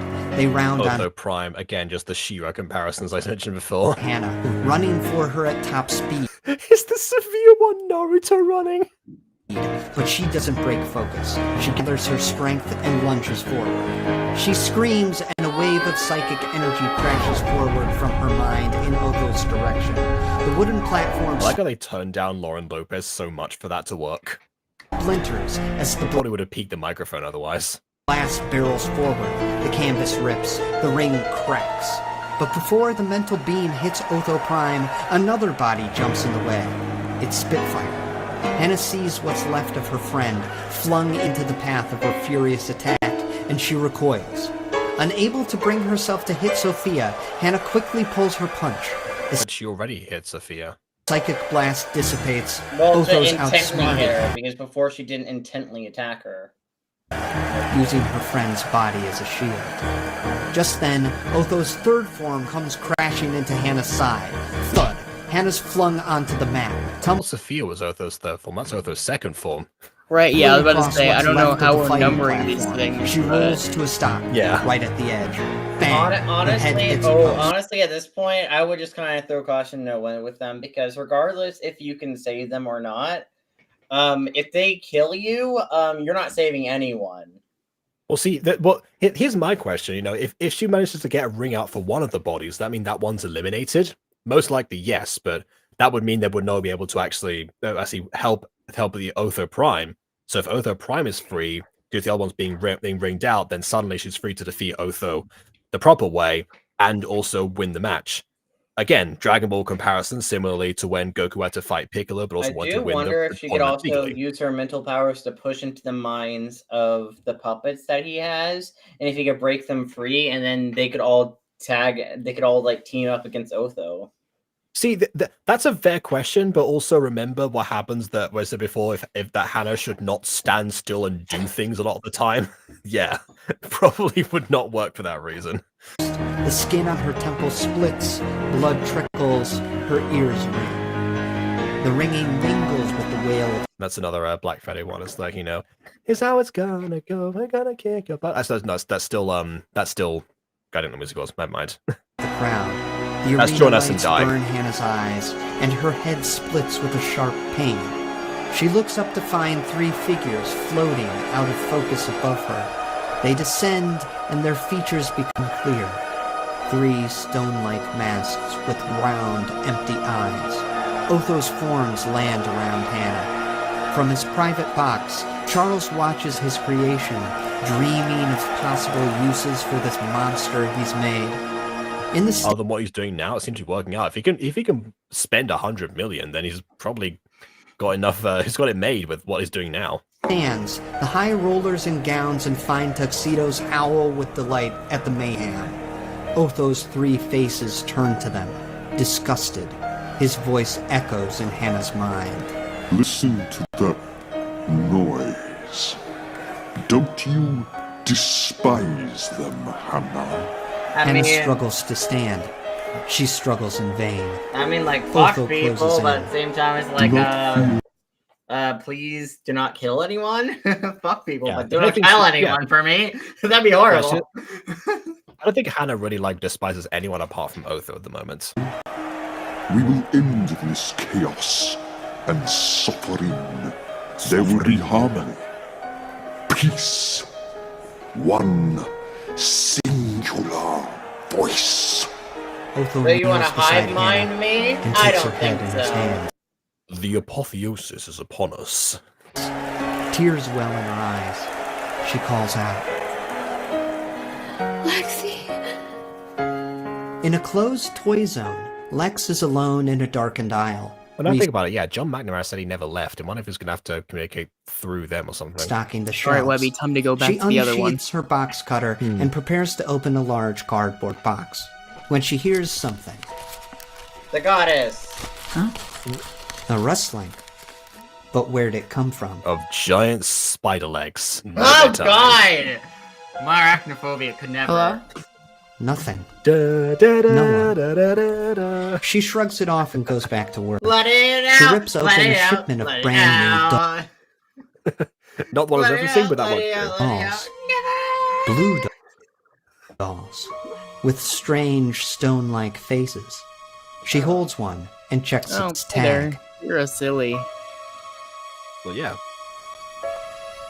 Sing along Pokey. It's a freaky little thing. Oh, it wasn't Pokey's full name Pokotho or something like that. I guess that's where Otho comes from. I think so. She goes to put the doll on a shelf to find that it's already sounds full familiar. of them. What? Lex drops the toy in shock. She backs away and bumps into the shelf behind her. She spins and sees that all the shelves are full of Pokey dolls. How did Pokey manage to fill a store faster than Wiggly did? Something grabs her leg. She looks down. It's the doll she dropped. God! Its head tilts up. Its round, empty eyes stare at her. She recoils No. in terror, knocking over the cardboard box. The Pokey dolls spill across the floor and start crawling toward her. Run! A voice echoes from their open mouths. She tries to run, but the dolls jump off the shelves, raining onto her, engulfing her. Frank! Somebody help me! She's pushed to the ground. Hundreds of dolls pin her down. One Call crawls out onto Webby. her chest. It lurches Call out for John McNamara. He'll look like he'd use his firearm again. Webby, do forward, something! and thick blue goo spills from its mouth. It oozes from the cracks in its stone. Lex tries to scream, but the blue sludge fills her mouth and eyes. Slime pours from all the dolls, filling the aisle, conjugating into a bubbling, oily stream. Lex thrashes and kicks, but still she sinks. Down, down, into the deep, dark blue. Then, You know nothing. what would have been a good theme to Her eye- play when Sophia was being taken over? Like, you know what a good instrumental would have been playing during that time? Let It Out. It actually would have been an interesting theme to play. It's like let it out as she's being taken over. A small little motif reference. Maybe I suppose. Although that one might have maybe that's better used for Hannah specifically. You know, to let her power out so that then Otho could take over. But maybe I don't know. eyes flutter open. Lex finds herself in an endless black abyss. Oh God! The dolls are gone. Will I'm they in the ever really go? underworld, Or a baby. vision? Or the A black and warning? white. I'm in the hell. What Lex does I'm in feel the hell. is a familiar presence, and she Webby. hears a Linda the voice, Good Witch. one she has not heard in a very long time. Webby! Hi, Lexi. Remember me? Webby! Standing there before Lex is an ethereal woman Yeah, There's more here than ever baby! now. with long Let's go! white hair. No, you're not real. Hannah's in trouble, Lex. Everyone's in trouble. In Webby's hand is the blue doll. She turns it over. Pick it up. He might not be the hungriest, or the cleverest, or the trickiest, or Did they not give her at least one of these? the most sadistic. But of all my brothers, Pokey is the most Pookie. uncompromising. Pookie. He hates every voice that's not his own. He wants everything dead but him. Webby lets go of the doll, I like and the it background burns music away here. in a burst of blue embers. She turns to Lex. I'm sending you there, Lexi. But I need your help to do it. Might be too late. I have blue sludge in my entire being right now. Do you remember your power? Reach through the black and white. The roller walla. Can you see it? Lex closes her eyes. She focuses. Oh yeah. Yeah, I can see it. Ooh, they're gonna tag team him. Go. She touches Lex. See the blue and, A flash the of blue light. and red on her face. You know, that actually makes a lot of sense that, you know, the way to defeat a hive mind is through various individuals. God, I want to have a hive mind. Then, the roar of the crowd. Lex suddenly stands in the center of the old roller rink, atop a busted fighting platform. She whirls around, taking in the howling spectators.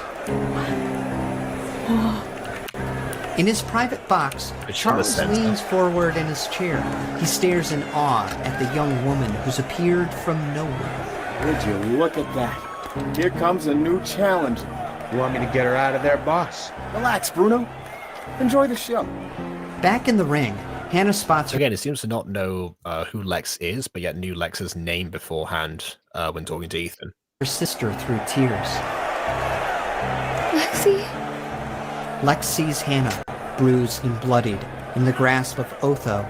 He and his two vessels turn their masked faces to Lex in perfect unison. Fury stirs in Otho's black heart. His voice booms in Hannah's mind. I will not allow your sister or mine to interfere. Otho's extra bodies jump into action. The boy with the bloody nose runs the rim of the rink, heading for Lex. Spitfire leaps into a spinning kick. Blue flames fly from her heel. Ah, so blue flames now. Again, you can do that green screen effect from before, just recolor it. Shit! It ignites the debris around Lex, trapping her in a ring of fire.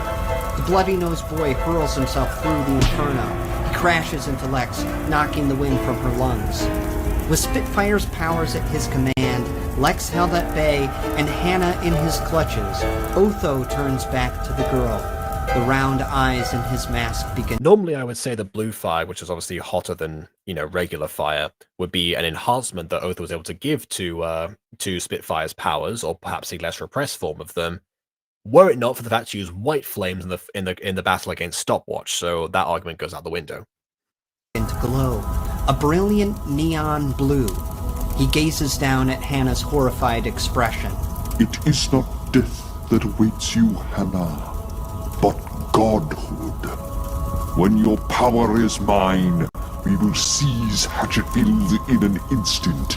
We will take this world, and all worlds. Rejoice, Hannah. Your apotheosis is upon you. Yeah, there it is. Okay, it's occurring to me now who the main villain of the third musical is going to be.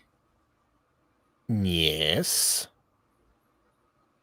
What's your thought? Chat, don't say anything. What is occurring to you currently?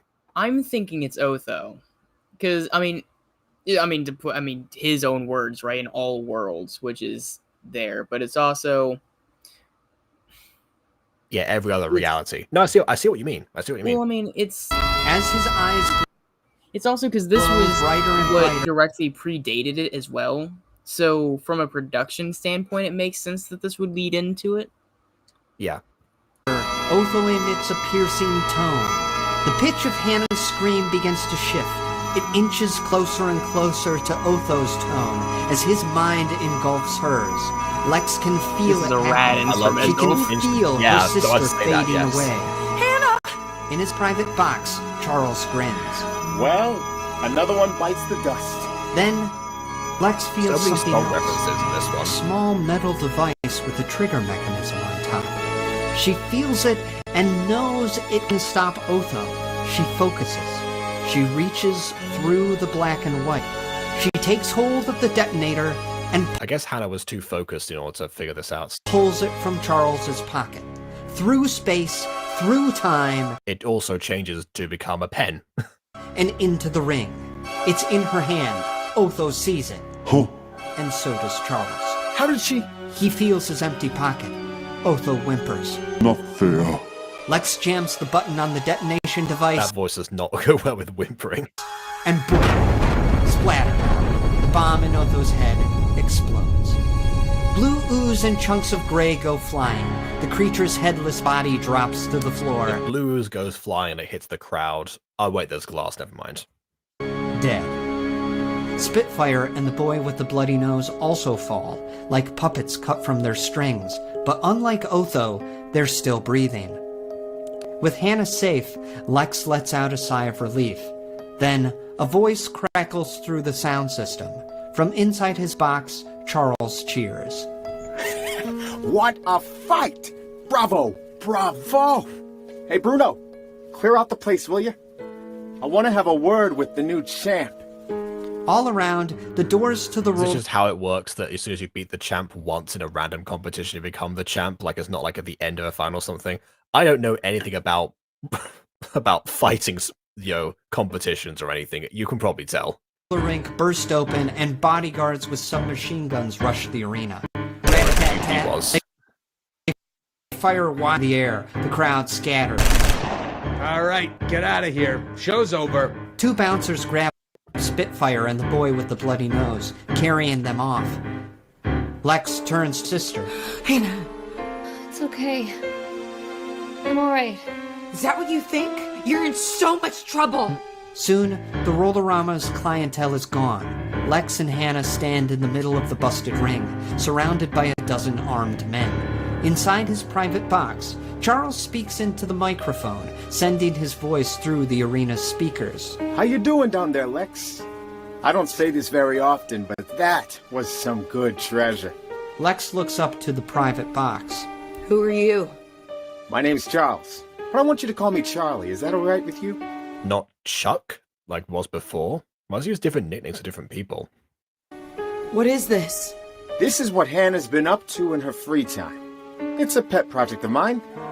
And that blue puddle you're standing in was my little $1 trillion Pet project is an Lex and interesting term. $1 trillion? I don't think anyone has ever made $1 trillion historically, apart from, I guess, GDPs or something. I look down at the bits of Otho all around. But don't worry about it. The investment paid off because I found you two. You're going to be staying with me from now on. I hope in time we can develop a wonderful rapport. Take 'em. The armed guards close in. Hannah holds Lex, burying her head in her sister's sleeve. Then, the sound system crackles. Scratch that. Let 'em go. Yeah, suddenly you don't have Pokey to help you out with this one. So Webby's gonna tap into the web of electricity right now. Inside the private box, Charles stands with his hands in the air, as Ethan holds him at gunpoint. Oh, never mind. Phone point. And tell your guys to drop their guns. Ethan nudges Charles. Of course, because he values his own life above any treasure, so yeah. With the tip of the Uzi he stole from a guard. That was nice. Charles coolly lifts the microphone and switches it on. Weapons on the ground, everybody. Anything else I can do for you, Ethan? How about that $100 million I owe you? That was a fair point. I thought he was going to bring that up earlier. If you let me reach into my pocket, I'll grab my checkbook. As Charles starts for the pistol hidden in his jacket, Ethan fires a shot into the chair beside him. Not a chance. Just leave us alone. Hey, you're the boss. Ethan slams open the door from the private box to the arena. He runs for the rink. Lex! The fact that he's able to write a check for $100 million means for $1 trillion project means that he's probably registered a lot of this money in like different bank accounts or something. Ethan! Lex, Ethan, and Hannah weave their way through the bodyguards and bouncers. When the kids reach the exit, Charles orders. Hey, open the doors for him. Bruno obliges. As Ethan, Lex, and Hannah make their escape, Charles calls after them. Well played, kids. I'll see you around. Back at their penthouse apartment, Lex tucks a passed-out Hannah into bed, then turns to Ethan, who stands in the doorway. I think I'm gonna stay in here with Hannah tonight. Sure. That proposal's not happening. Aiden was right. He turns to leave, then looks back. Lex. I'm sorry. For what? Classic line. What do you mean for what? For getting Hannah into this mess, for not telling you. It's just... It was so much money, and Hannah wanted to do it, and I tried to stop that last fight, but something went screwy in my head. Ethan. It's alright. I understand. Again, Ethan tries. Ethan tries. Ethan is a good person. Okay, now you're scaring me, Lex. Now I know you're angry with me. You get all quiet like this. Come on. Just call me stupid. Tell me I'm irresponsible, because I am irresponsible. This is actually a parenting technique, by the way. Complete non-responsiveness, where you see like any reaction transcends what's gone on. That makes particularly kids feel much worse, but it works on adults too. I just wanted to make you both happy.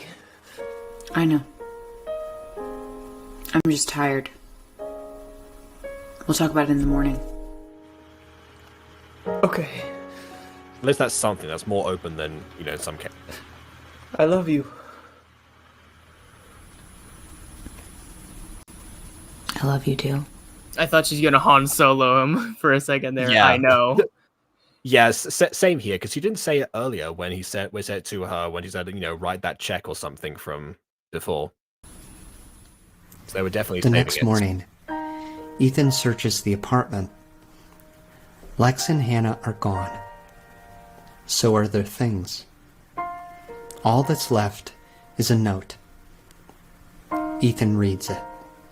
I don't think they're talking about it in the morning. Ethan. We had to go. Don't try to find us. Those guys from last night aren't gonna leave Hannah and I alone, but they have no reason to go after you. Probably to get You say you're irresponsible. There's real tears dripping down. So am I. Yeah. I don't know if either I mentioned that with Lauren Lopez before, but yes, again, we've already praised Andrew Jotan's performance, but it's worth doing again. Absolutely. Us has what it takes to protect Hannah. But she's my sister, not yours. You get to have a life. We don't. I release you, Ethan. Be young. For all of us. Lex. Imagine if that was like a forge note or something from one of the sillies.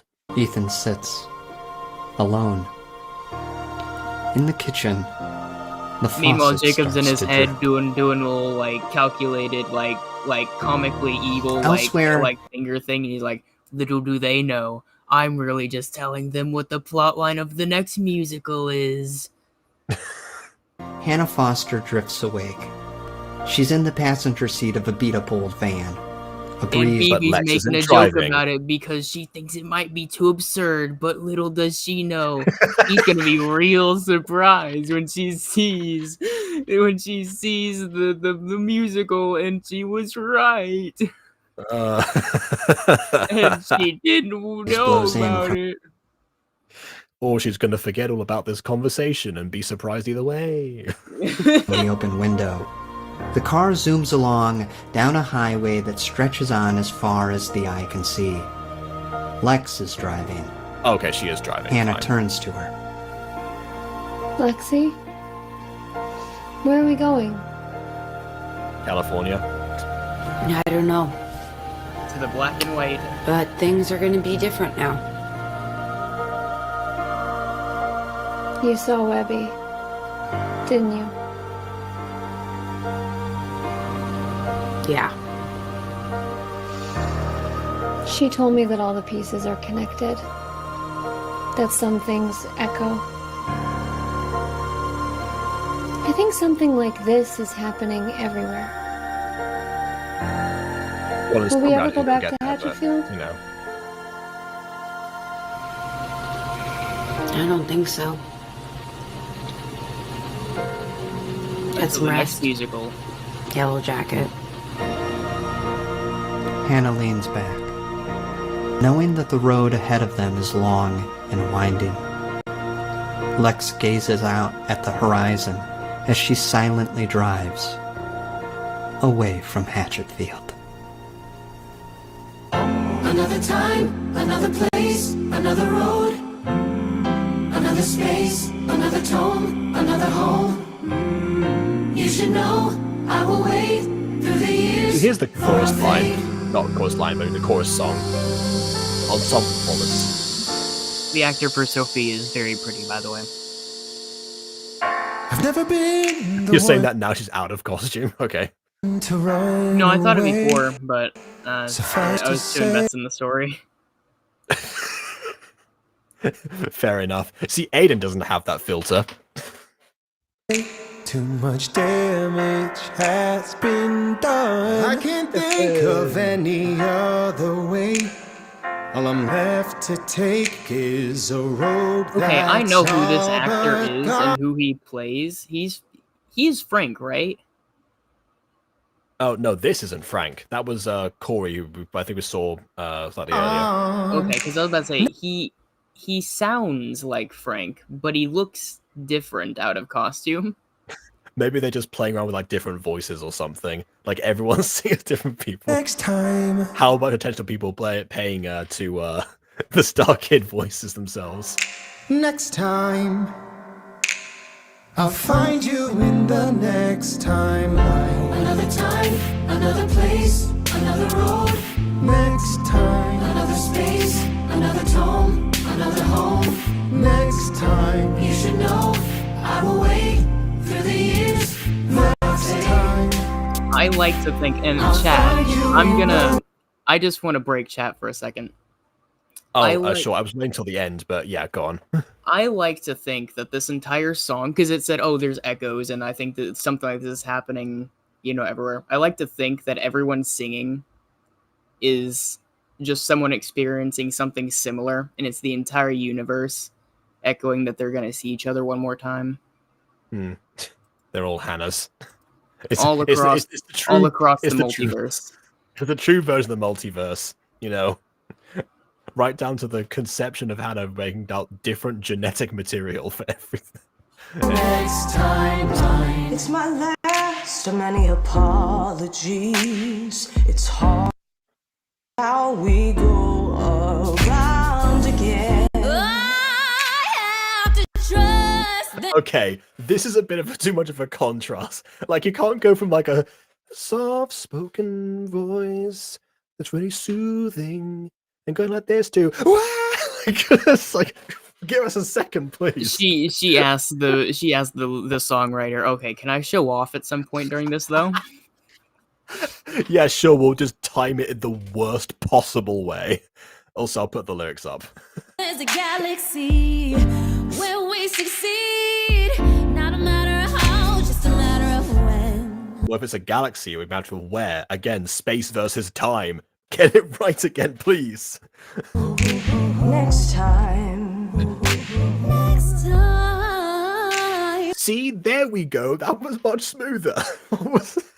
I'll find you in the next timeline. Another time, another place. Just direct I'll find you next time. Another space, another tone, another home. Next time, you should know I will wait through the years.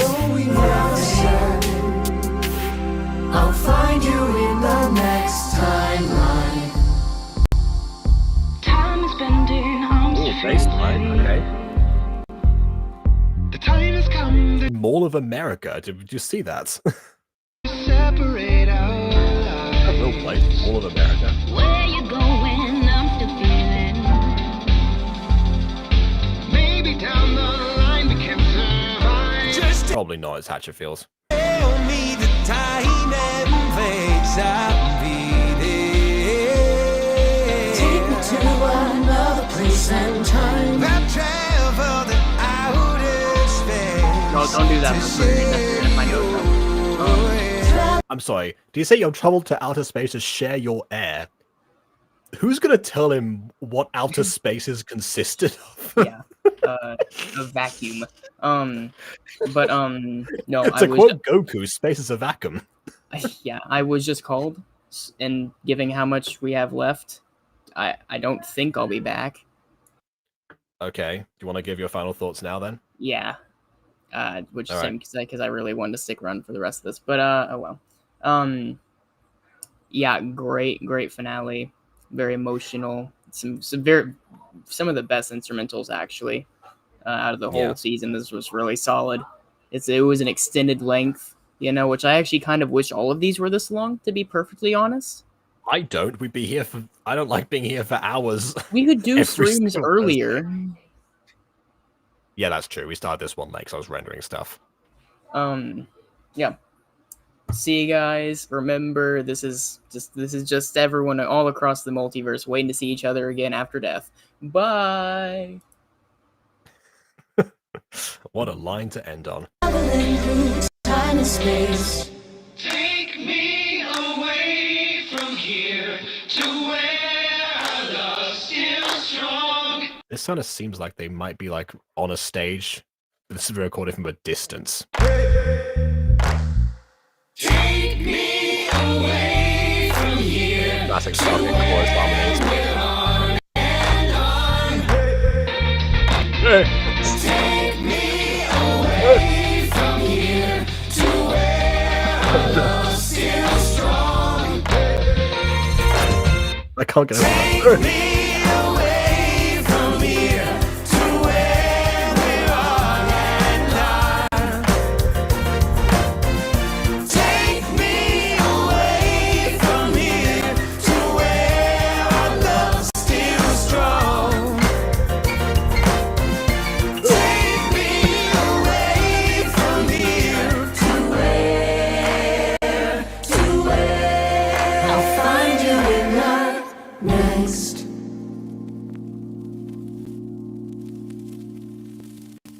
There could be a jump scare in the last few seconds. Hope not.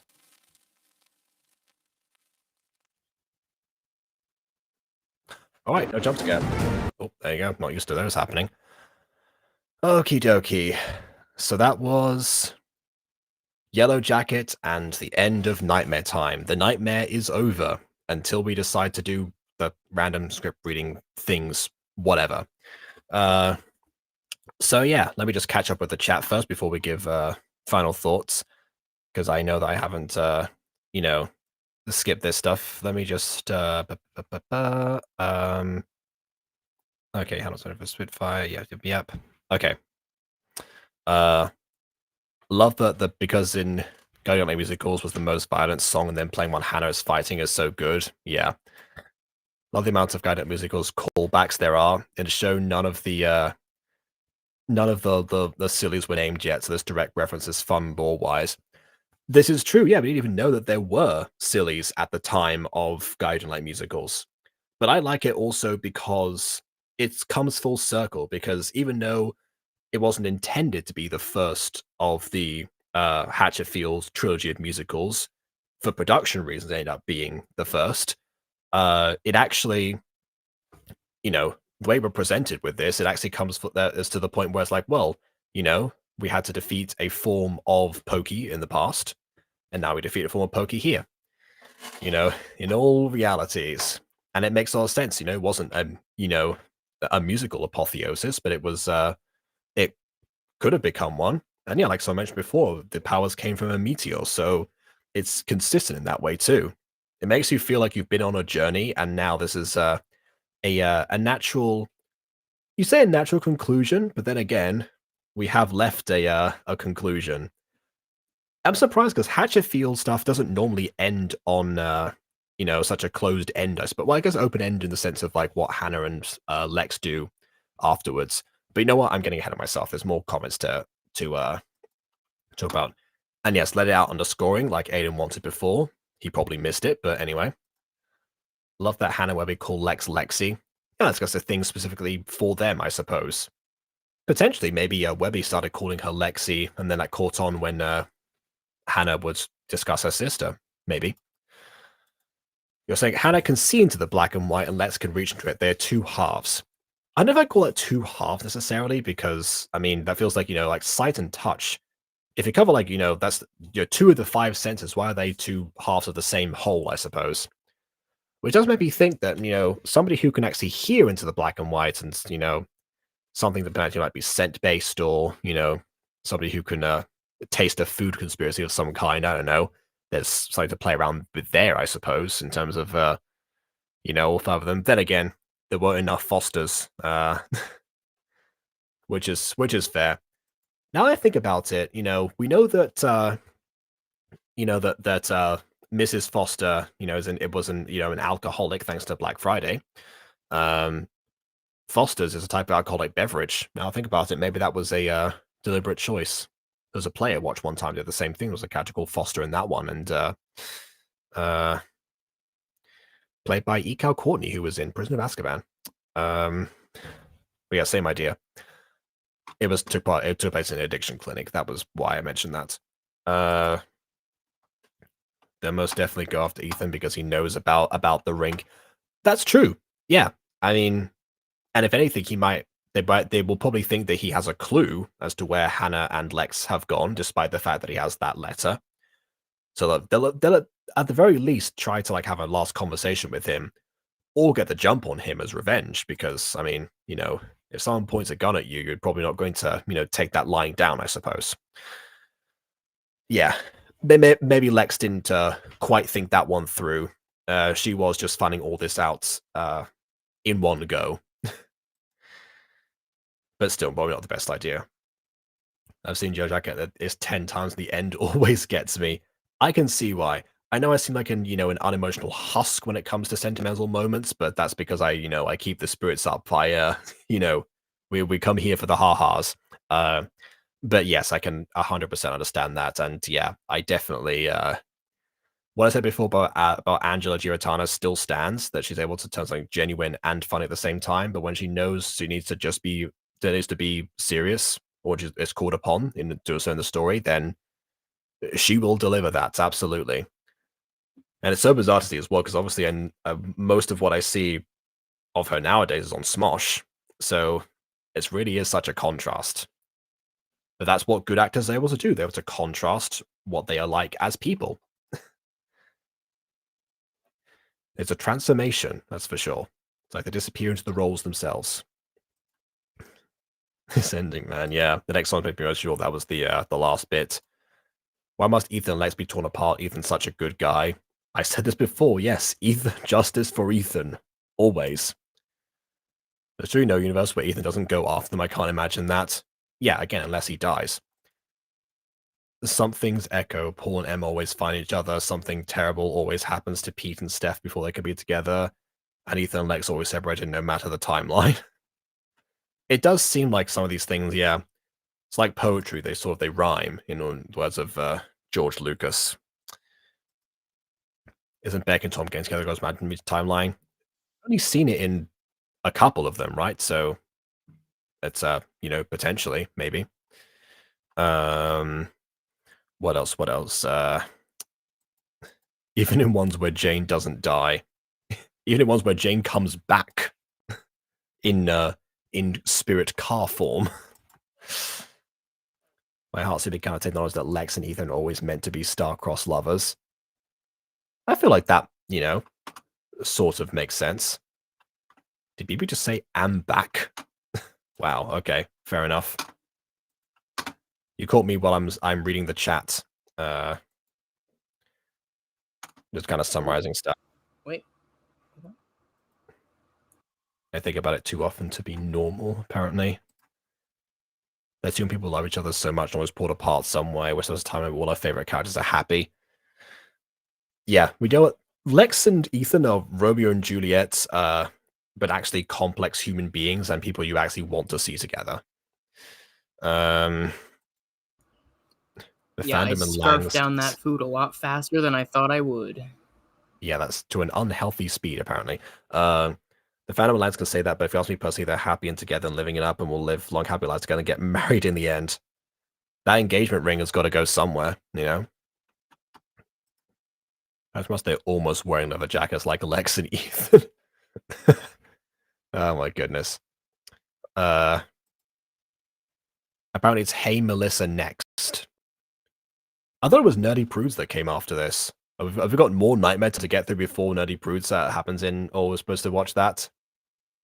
Because I'll be honest, I probably would prefer to, if the Nightmare Time stuff, the unreleased stuff comes first, I would prefer to see those things before we get to Nerdy Prudes, only because Nerdy Prudes will be more, visually and auditorily interesting. Melissa was so crazy to watch the first time. Oh, maybe there is some stuff in order to that. Okay. Just watching and what a trip. We're just haming this on live stream. It's only a half an hour. Yes! We're gonna get a short stream, one that's less than 4 hours of Starkid. I love Starkid, but I can't be for 4 hours every time. Anyway, let's hope we get Allweaver and Allweaver's happy for Lex and Ether. Yeah, I don't know about any of that. You need an actual story that doesn't end in either tragedy or lukewarm ending, like just as Hannah and Lex at least escape. Melissa was red, but getting funny to make Nutty Bruce must die. Ah, okay. Good to know. Perfect. Okay, so that one's next. We shall bear that in mind. Okay, now time for my final thoughts. One thing I forgot to mention right at the beginning was that Hannah, despite 2 years have passed, but Hannah is much more coherent and communicative than she was in Black Friday. Because most of the time she only said like 2 words, each with 1 syllable. Or I don't know. Most of the time she spoke in monosyllables, pretty much. Bad blood, Webby. Webby's 2 syllables, whatever. 2 doors, not 1. That kind of stuff. That's mostly what she said. Black and white. Kind of to give us hints as to what was supposed to be going on, and maybe that was intentional. But yeah, it seems that she must have. She either came into her own, or that's one thing that she did outgrow, while the rest of her powers came in much more rapidly. Because I think in Nightmare Time 1, she was still. She said more things, but she was still very much a no nonsense. Pretty much, yeah. She spoke a lot more in Witch in the Web. Yeah.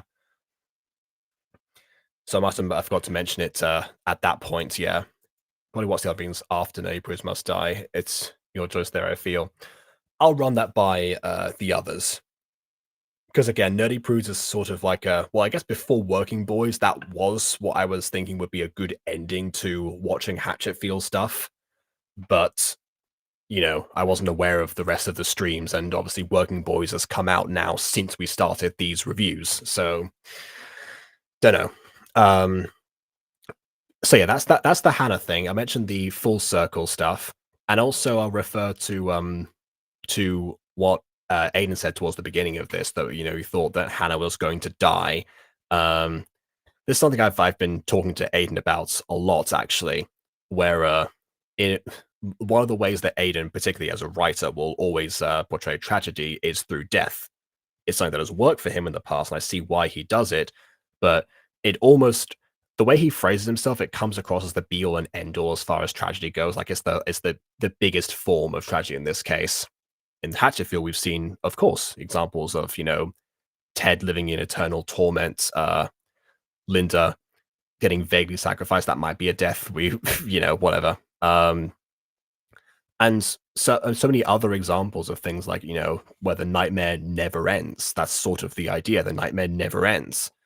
If everyone died, then it would end in some way. And and in this case, we didn't have. I don't think. Yes, we had. Well, it's vague as to what happened to Eddie. He might have, saying you never see him again. He might have died. He might have just been like escorted away or something. He might have been put in his own torment. But as far as we know, we haven't got a single confirmed casualty, if we of course take Pokey as the immortal being that he is, and therefore would have survived what happened, with the bomb in his head or whatever. Side note, how did that get put in? Why would he agree to that? That's my question. But well, he didn't. Remember, it was... Oh, wait. Actually... Oh, there we go. Okay. Yeah, remember, it was like goo that was nabbed initially. It wasn't even like a full form. Oh, I guess, yeah. Okay, fair enough. So they had that as a failsafe. Also, but I just realized something as well. A quote from Ted was, take out the head and the whole thing comes crashing down. Not a direct quote, but it's I'm paraphrasing. And yeah, that's what happens. He had a bomb in his head. You take out the head. Pokey was defeated. Yeah, so back to what I was saying. Yeah, so we don't really, apart from that situation, there's no confirmed casualty at all. We had a Nightmare Time episode where no one died, but yet the ending, but it still managed to be tragic. And if anything, the ending seems to have stuck with people more so than I think any other Nightmare Time episode from what I'm getting from the chats. Like, you lot have had you lot have expressed your sentiments and reactions to a lot of other episodes, mostly to do with particular song sequences or stuff that a certain actor might have done, or simping for the performers, you know, that stuff. This is the first time that you lot really have expressed like so much towards like how this episode impacted you and how many times you've watched it, and the fact that you seem to favor it over the others, and it shows. It shows you don't always have to go through, you know, the biggest like horror that you can think of. Sometimes, yes, you have the horror, but you also have the emotions behind that. You have, you know, the family at the core and the romance as well. And those things being unfulfilled can sometimes, you know, leave the audience, I guess, more fulfilled if they're looking for something to make them feel negative emotions. They're not the ones that they were initially thinking that they would. And I said before that Honey Queen was one of my favorite Nightmare Time episodes because of how it differed from the others in the sense of being mostly normal. This one I like more because, like, again, it was supernatural fighters and such. As a Dragon Ball fan, I can't not love that idea and the way that they exploit their own weaknesses, and there's like an underlying idea. If this were if it was like a mini series about this fighting arena or something with you know, a tournament with all these different characters and how they came to be, I would adore that. But ultimately, you know, being about Hannah and Lex, of course, that was the way they would go.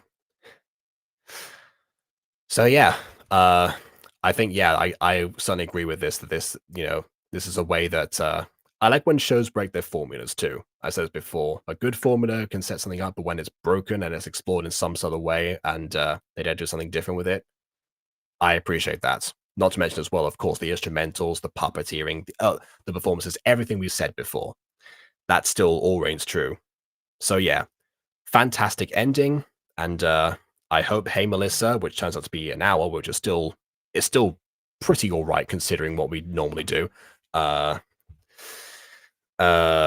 You know, hope Hey Melissa lives up to it is what I was going to say. So I guess at some stage the nightmare continues. Whether or not that's next week, we don't really quite know, because might do like Little White Lie again. We might pull some of those other streams together. We'll discuss that amongst the three of us. But for now, of course, it is 3 a.m., so I'm going to take my leave. Yes. So also, I might do two things.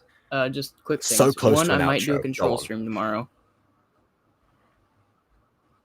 It's fine. Might do a control stream tomorrow, usual time, just the side quest, not big story. But the other thing, go check out Epic the Musical, because the new saga's out, and also he had to remaster the first two as a treat for us, but he kind of had to separate from his publishers because, again, publishers being publishers.